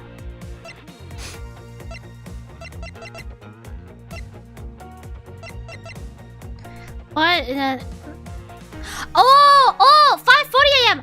Oh, yeah! Tonero was in the room! You weren't by yourself, girl! Yeah! I wonder if you would be so kind as to take a look at this receipt, Miss Mio. Huh? A receipt? For what? It's for the suitcase Mr. Nero bought. Now, if I may direct your attention to the timestamp. Yeah, what time is that? As you can see, it clearly says 5:40 AM, Mr. Nero! Yes. Huh? Why the killer here? Why is the killer here? I thought you'd have her locked up by now. I requested that she be present as a witness so that we may straighten out your complex lie! Oh, she's quiet. No! Now then, Mr. Nero, between the hours of 5 and 6 AM, you took a trip from first class down to the first floor in flight shop, correct? Yes, I went to the shop to buy a suitcase. After which, I went straight to the attendant's room to drop it off. And did you see Miss Meal there at that time? No. So Miss Meal, where were you really between the hours of 5 and 6 a.m.? Oh no! Zzz. Miss Kemi Meal! Huh?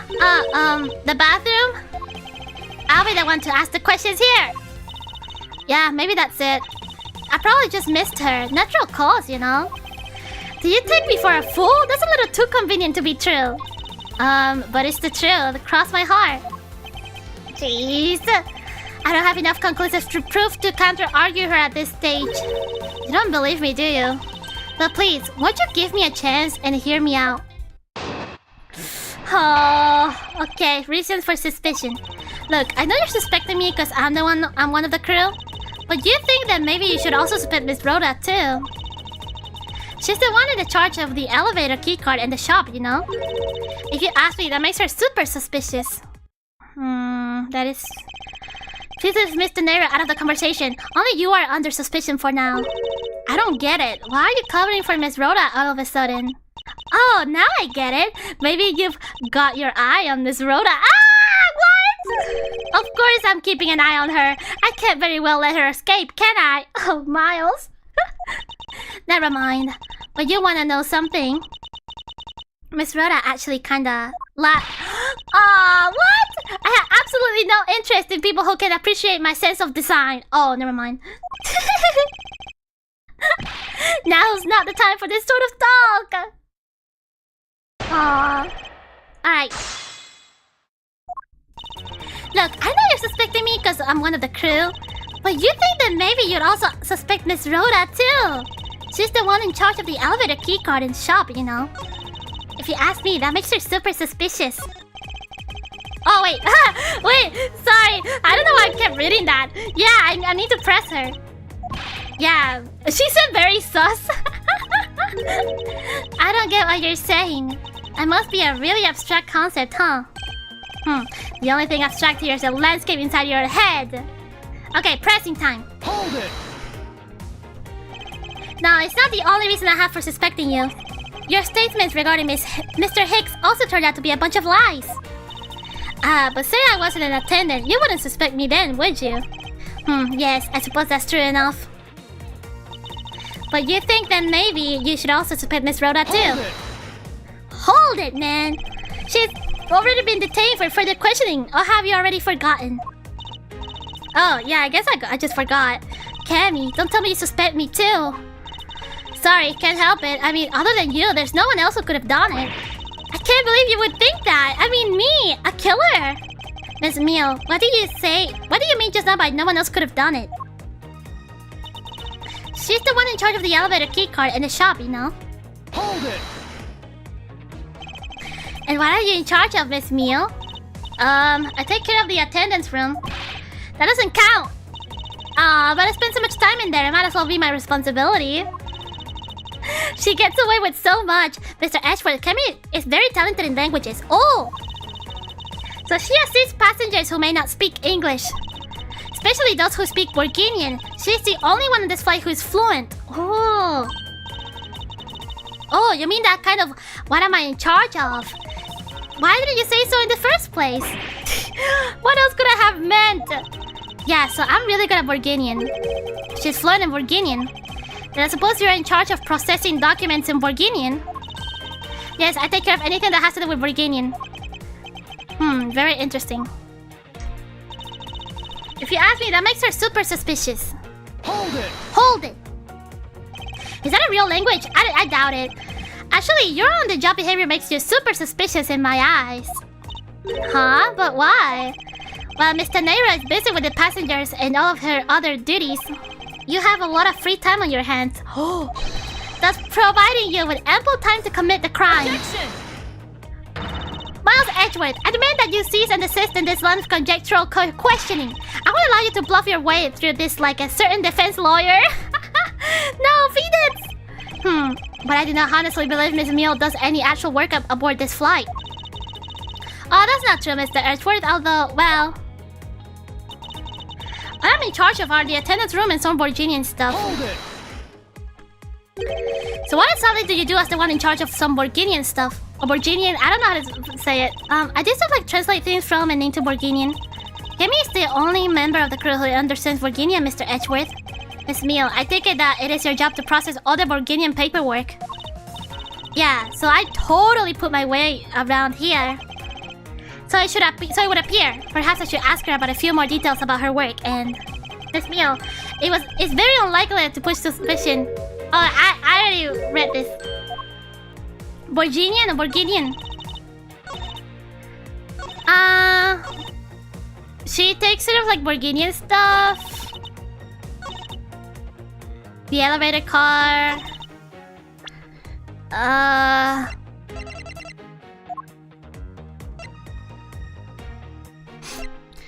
The bloody cloth was found inside. Borginian. It was smuggled on board in Geneva. Wow, look at this. Document in Borginian. Says statue was loaded on board in Rio, but statue is a fake. Wait. Says statue was loaded on board. Alif read. Go you Airlines. Airway bill. She's in charge of the paperwork, right? Or maybe she didn't know. Says statue was loaded on board in Europe, but statue is a fake. Oh wait, no, it's not like she didn't know, cause the whole point is that this was smuggled in Geneva, but it says that it was boarded in Europe. Okay, I see. This is BS. Kemi. Objection. Kemi. So you're the only one in this flight crew that speaks Borginian. Is that correct? Oh, yeah, I guess so. I studied abroad in Borginia for a while. Yippee. If that is the case, then the signature on this document belongs to you, doesn't it? This is a falsified piece of documentation with only one purpose: to lead anyone who read it to believe that Mr. LeBlanc's statue was loaded in Europe. Oh no! The only person who could have either prepared or processed this document in Borginian is you, Miss Meal! Oh no! Oh, you have nothing to say. Without your participation, the smuggling of the Alif ring could not have occurred. Is she part of the ring?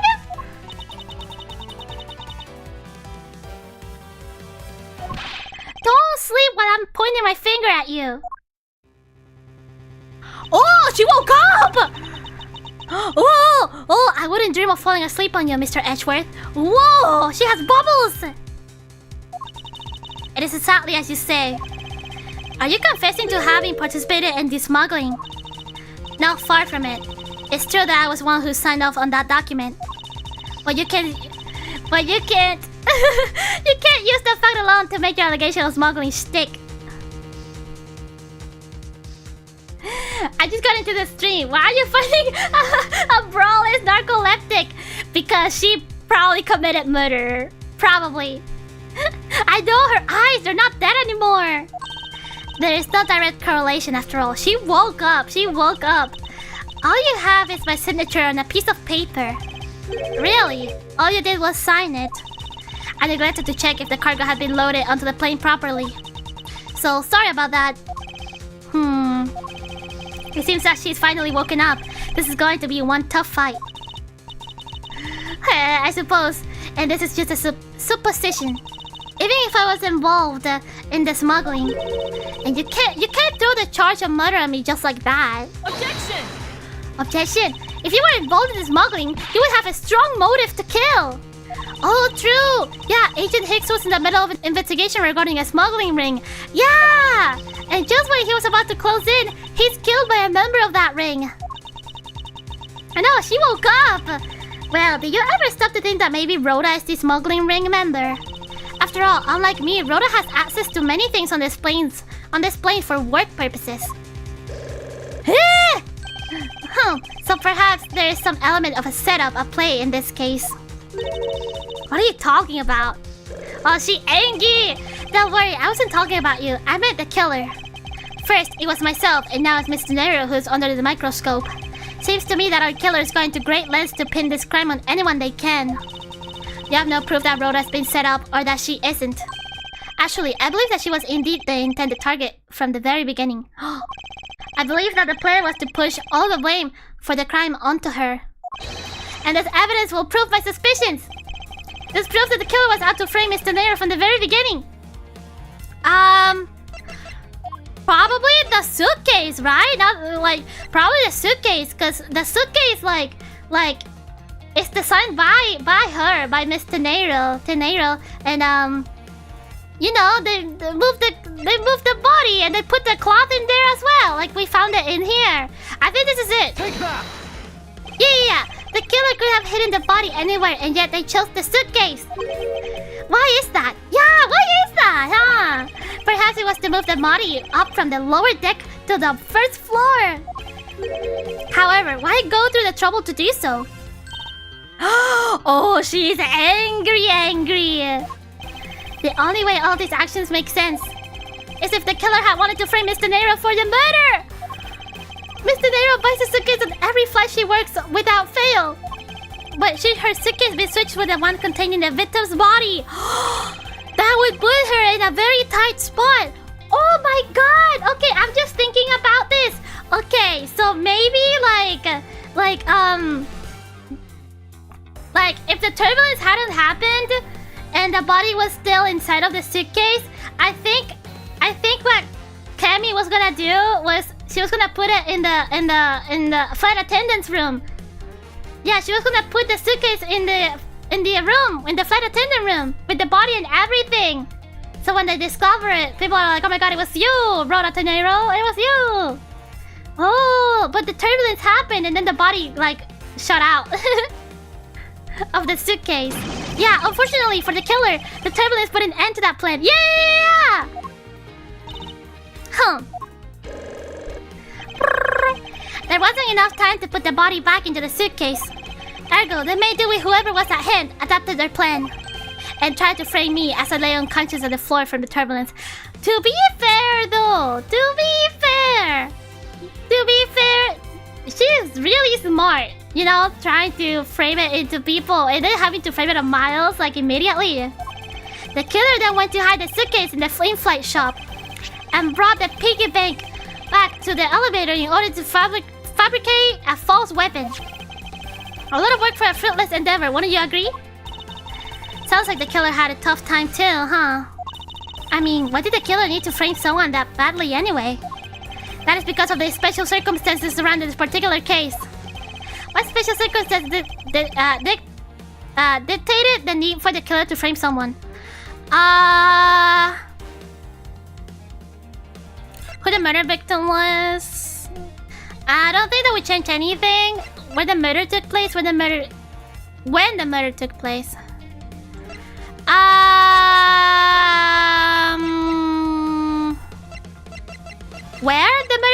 I mean, she went on ahead to move the body. The special circumstance is simply that the murder took place on a plane mid-flight. No matter which country, customs is quite strict in this day and age. So no matter what you do, the chances that the body will be found is very high. Therefore, there was no choice but to frame either Mr. Nero or myself. Oh, I see. In other words, the only one who fits within the boundaries of the criminal's movements is not Mr. Nero or myself. But you, Miss Camille, only you and you alone could be the killer. Oh my god! Oh, she's sleepy again. Yawn. And are you done already? I was about to fall asleep again. Anyways, let's be honest here. You don't have anything on me other than that whole lot of circumstantial evidence. Oh, the VGM! I can see the outline of how the murder occurred, but I have no definitive evidence. And isn't there a piece of evidence that's still unaccounted for? Something that still can't quite fit into the big picture. Yeah! This! I never used this! This looks like a Blackberry too. I literally never used this yet. Did the killer take it? Do you have it, Camille? Do you have this? Take that! Do you have this? I don't have any actual evidence. What if it's in the plushie? I thought not. But that's because he went missing, and it still is. What if it's in the plushie? Missing? What do you mean by that? In the complex puzzle that is this case, there was one piece I kept getting stuck on. And that is the victim's cell phone.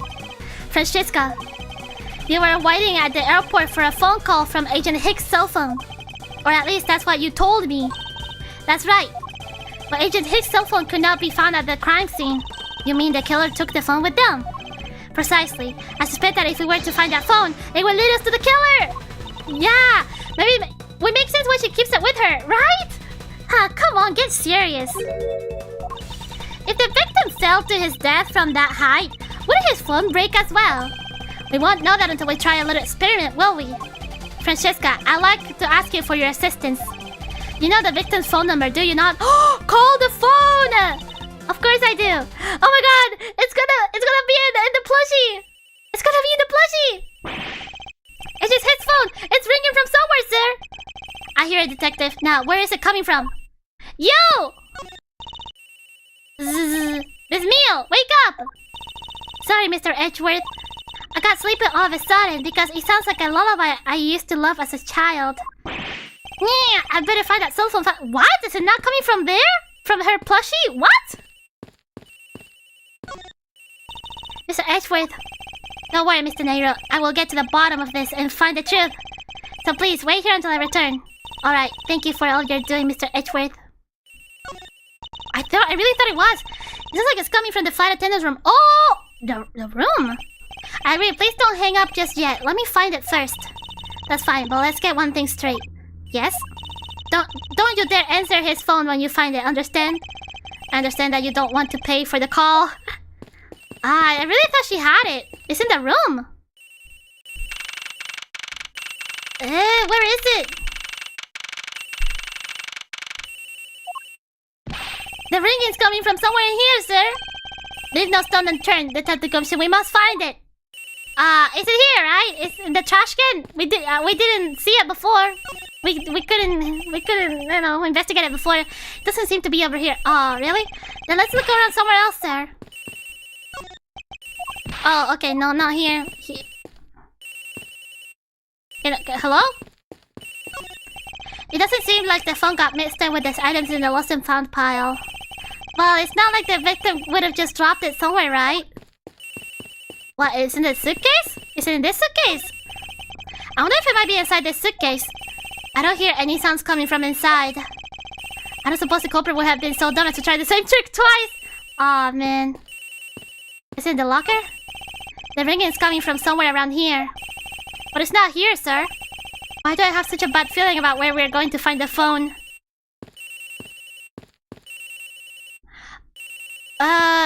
Here? The ring is coming from here, sir. What? No, it can't be. This has got to be the victim's cell phone. Hello, Wisu and Chad. Hi. Whose locker is this? It's Mr. Neiro's. Oh no! What? No! She put the phone there. Oh no!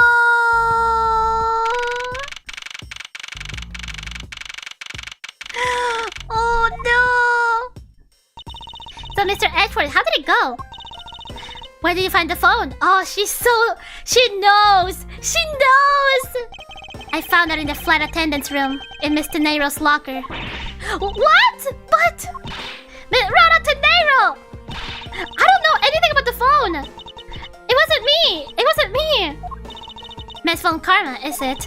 I suggest you arrest Miss Rona Tenero right away. Objection! Wait, I have a theory! This is related to the incident with the keycard. When the killer went to steal the keycard, they conveniently stashed the cell phone in Mr. Nero's locker at the same time! Objection! No! This is related to the keycard, alright. In the same way that we have zero proof that the killer did just that.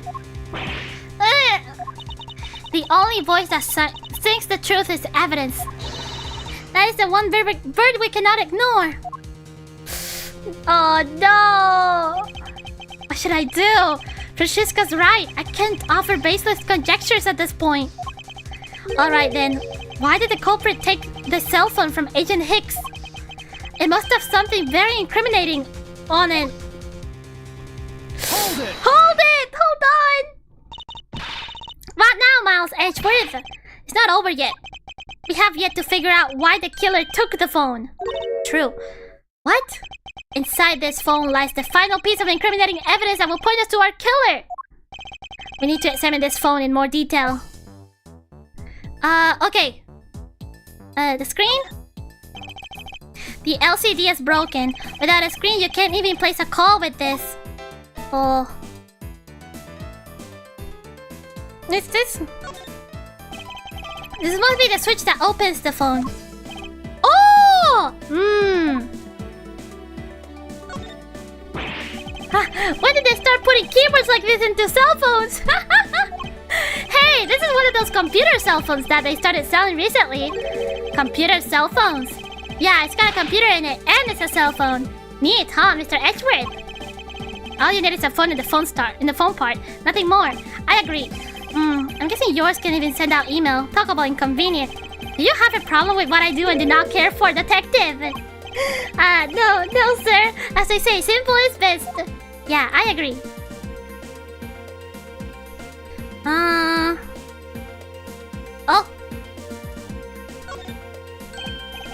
It's a camera lens. Come to think of it, I wonder, how exactly was Agent Hicks planning to preserve the crime scene of smuggling? Did he take pictures? Francesca, I need you to confirm something. This cell phone, can it take pictures? Mr. Edgeworth, I can't believe you don't know about this kind of basic stuff, sir. This looks like a very similar model to my own. And mine can take photos just fine. Do you think Agent Hicks could have taken some pictures with this? In particular, pictures as evidence for his smuggling case? If so, I'd say there was some very inconvenient photos in here for a killer smuggler. Does Cammy appear in one of the pictures? But the phone's all busted up, sir. Even a super prosecutor can't repair a broken phone. I'll find a way, don't you worry about that.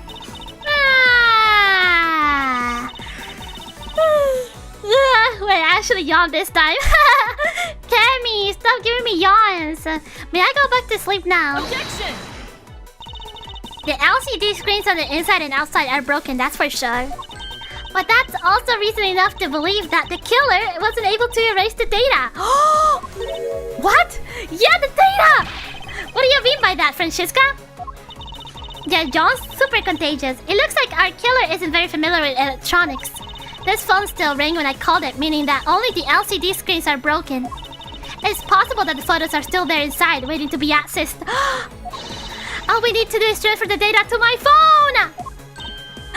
Oh, Francesca, your phone, if you please. Very well. It's transferring. Alright, it's playing it now. Oh, there was nothing there. This is... Agent Hicks was most certainly trying to obtain some evidence for his smuggling case.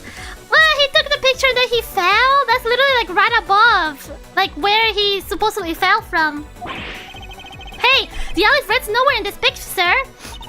But this has no meaning as a piece of evidence in this murder case, right? Ouch, she's right. There's not much we can find out from this about Agent Hicks' killer, sir. Is this it? Is this the end? No! Is there really nothing in this photo that we can use? Suitcase. The fact that all of the suitcases are here in this photo is odd. Agent Hicks was still alive at that time. So what exactly is so odd about suitcases that haven't been used yet? Yes, well, I was only pointing out the things that are different between now and then. Your off-target ramblings have put this attendant to sleep yet again, Mouse Edgeworth. Yeah. Girl, I'll give Sleepyhead here a rude awakening, a deafening objection, and a contradiction. The sheets? Boxes of bed sheets. These are still in the cargo hold, though. There's nothing unusual about them in particular, but I can't shake the feeling. Yeah, you're just playing around. Wanna go home? Yes, I mind. What exactly is different between then and now? This maybe. What's all this? Hmm? they are cargo shipped from Borginia to Genfa. Oh, so the reason they aren't here now is that they were dropped off in Genfa. Oh, I see. Mr. LeBlanc, can you tell me the contents of the boxes?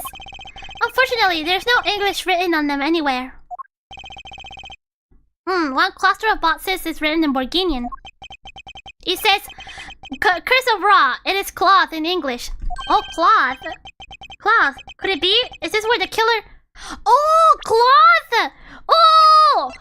This, right? Yeah! Yeah, the cloth! This is where he took it from. What for is that scary face? Miss Meal. Yes?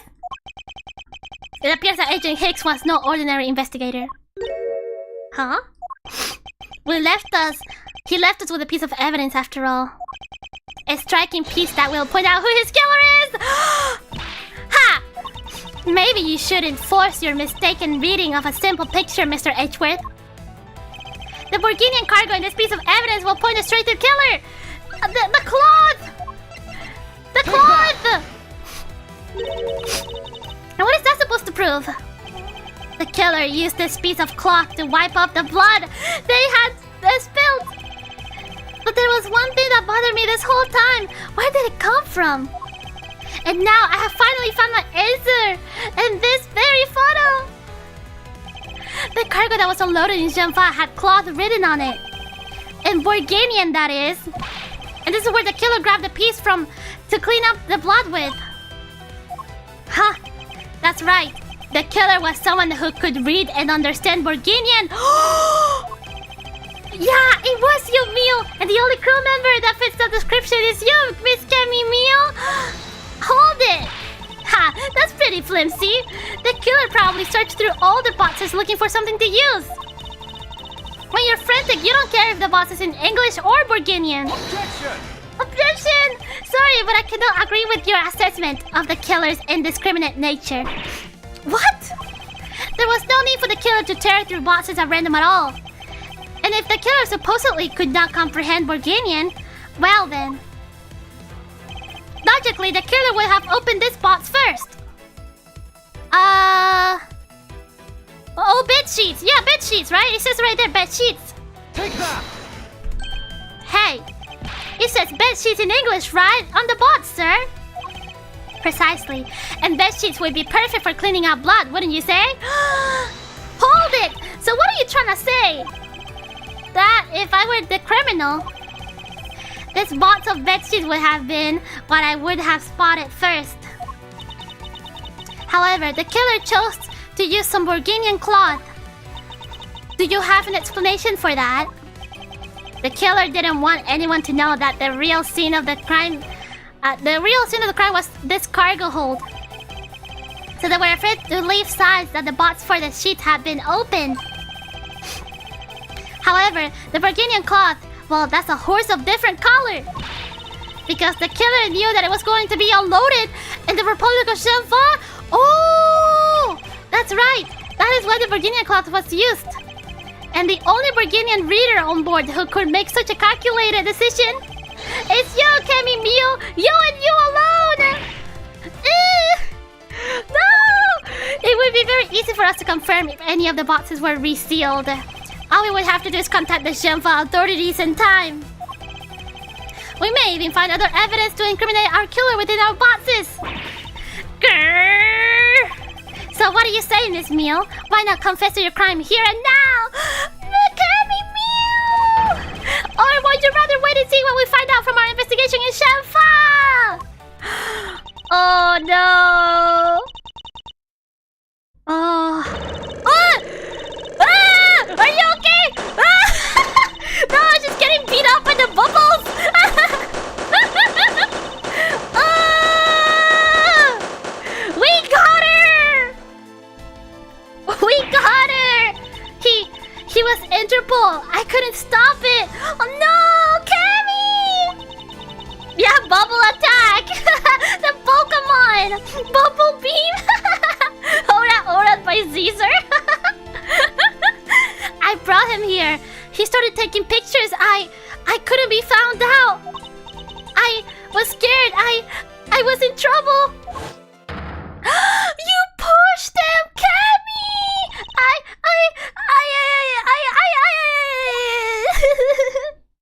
Oh no, Cammy! Oh, Cammy. Damn it. God damn it. We finished making all the arrangements to take this suspect in, sir. Very good, detective. What about the smuggling route? Did she say anything about that? They're taking her down to the precinct now. Hopefully we can get more out of her there. Whenever we even approach the topic, she just started foaming at the mouth. Oh my god. Yeah, case closed. It was scary, sir. She probably wasn't prepared to commit a murder all of a sudden. Aw, man. One thing is for sure, the ring behind this whole mess means serious business. Evil women are just better. If evil, why kill it? It looks like there's a lot more to this case than meets the eye. Tenero, Edgeworth. I just wanted to say how much I appreciate everything you did. Thank you very much. It was nothing. In fact, I should be the one thanking you for your cooperation. Well done, Prosecutor Wisu. Thank you. But truly, if it was for you, I might not be here right now. Instead, I can continue to serve our passengers as a flight attendant. Yeah. I hope that. Well, please accept this as a token of my appreciation. That's. I see. You don't have to take it if you don't want it. No, I mean, I would never turn down a lady's generous offer. Aww. Oh, thank you. Aww. I'm sure it will serve you well. And remember, we here at GoU Airlines are always ready to serve, Mr. Edgeworth. Thank you. I'll keep that in mind. Now I must bid you farewell. May all your skies be blue, no matter where you go. Ah, thank you. Bye. I can't believe we wound up investigating the whole day, sir. But boy, was it fun. Speak for yourself. My day was filled with earthquakes, elevators, and false charges. By the way, where's Francisca? Oh, she's filling out some custom paperwork for her departure. Departure? Yeah, Miss Von Karma's always really busy, sir. She's been flying from country to country to chase down some leads regarding her case. Oh. Detective, can you cancel the card I had you reserved earlier? You got it, sir. Aw, Cammy. Oh, Francisca. I thought I told you when you first landed. I have no time for idle chatter. I have no intention of wasting your time. However, it has been a while since we last met. I also have no time for such familiar reminiscences. Just who do you think I am? You are Francisca Von Karma, a very proud prosecutor deserving of much respect. Until only a little while ago, I was but a wretched mutt who was always listening to you. A dancing Pierrot, living her life on the name and fame of her invincible father belt. True, your father, Manfred Von Karma, didn't lose a single case for 40 years as a prosecutor. I know, why the cute girl, man? However, I wouldn't say he was invincible. Huh? What are you talking about? I mean... your dad committed something. The group I'm on the trail of is a little more troublesome than most. The smuggling route we found this time is only one sliver of the big picture. Sounds like a dangerous assignment. You really don't have to worry. I can take care of myself. Yes, I suppose you can. Plus, there's another agent on this case with me. Oh, another agent. He's a star among Interpol agents and has the highest successful arrest rate. Oh, who knows you may even run into him one day. I was simply caught up in this one case. I hardly see why we would cross paths. I suppose. But I doubt he would say the same. I'm not following you. You'll understand soon enough. The fight has only just begun, Miles Edgeworth. What? I'll be back in this country soon enough. And when I am, you can be sure I'll pay you back. In full!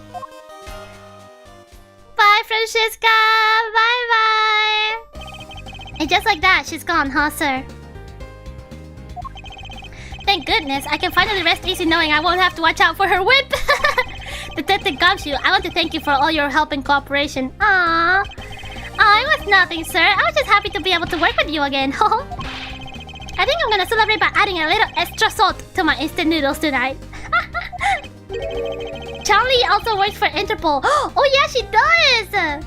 Just how much did you cut his salary by, Francesca? Oh no. Detective, I was wondering if you might give me a ride down to the prosecutor's office. Sure thing, sir. I'll even fly down the road in the patrol car if you want. Don't make me remind you, Detective. Safety first. Safety first. Thus, I solved the first case upon my arrival home. Francesca von Karma, the smuggling route she was after. The leaders of that ring had already put their trump card into play. And the players on the other side of this war, they would begin to make themselves known through the next incident. Oh. Ashford speaking. Ah, finally. I called who knows how many times earlier, but I couldn't get through. And you are? Ah, have you forgotten my voice, Miles, my boy? Mr. Amano? Ernest Amano, correct? Ah, so you do remember me. I know it's rather sudden, but I can't ask this of anyone else. There's been an incident, Miles. Already? My son. He's been kidnapped! Oh! The end! The end! It's right there! Yeah! The end!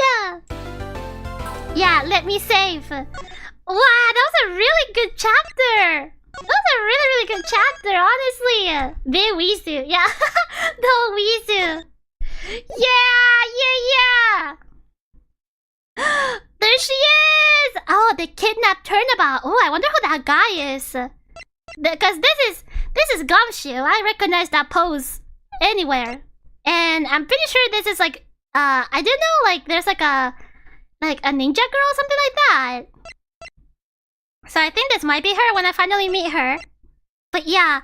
Whoa! We did it, guys! We did chapter 2. That was so exciting. It was! I love Ace Attorney so much! Wow! Thank you guys so much for being with me and being here while I I solve an airline's murder. Look, the plane is right there in the background. Thank you.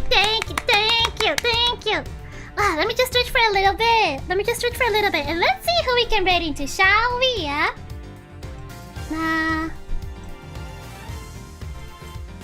Let's see who's on right now.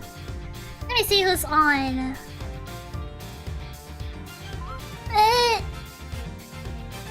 Wow. Na. Oh, Lottie. Oh, Raki's currently live. Oh, is she? Oh yeah, she started an hour ago too. Okay, I'll do that then. I'll send you guys over to Rocky Senpai then. Yeah.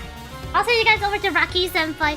Thank you for being here, guys. Thank you. Let me just stretch for a little bit. One last stretch before I go. Oh, Chiaki is as well. I wonder what she's playing. Let me see. I'm just curious. Oh, she's singing Honeyworks. Oh, what? Really? Oh, I love Honeyworks. I love Honeyworks so much. What should I do? I wish I could split you guys all over the place to support all my senpais. I wish I could do that. You know what? I'll send you guys over to Chiaki now. I love Honeyworks a lot. I really want to listen to her singing Honeyworks songs. Okay, let's stretch a little bit more. Let's twist it to the left. Let's twist it to the right. My hand to the left. Left hand to the right. Oh my god. My hip. My hip. I sound like an old lady right now, but oh my god, my hip. I need my X-ray, man. I really need to find out if I have something crazy in my spine or something. Bye bye, Wisu. This was so much fun. Of course, thank you guys so much for sticking around. Thank you. I hope you guys have a good rest of your night, afternoon. Good rest of your morning, afternoon, or evening. Did we hear crackling sound? I don't think you did. I don't think you did. But yeah. Bye, Wisu. Bye bye. Bye, Wisu mates. Okay, I'm gonna go eat some nice din now. Some nice din. I hope you guys eat some dinner as well if you haven't, or lunch, or breakfast, or go to sleep if you're an Eomite. Okay. Alright, bye bye guys. Bye bye.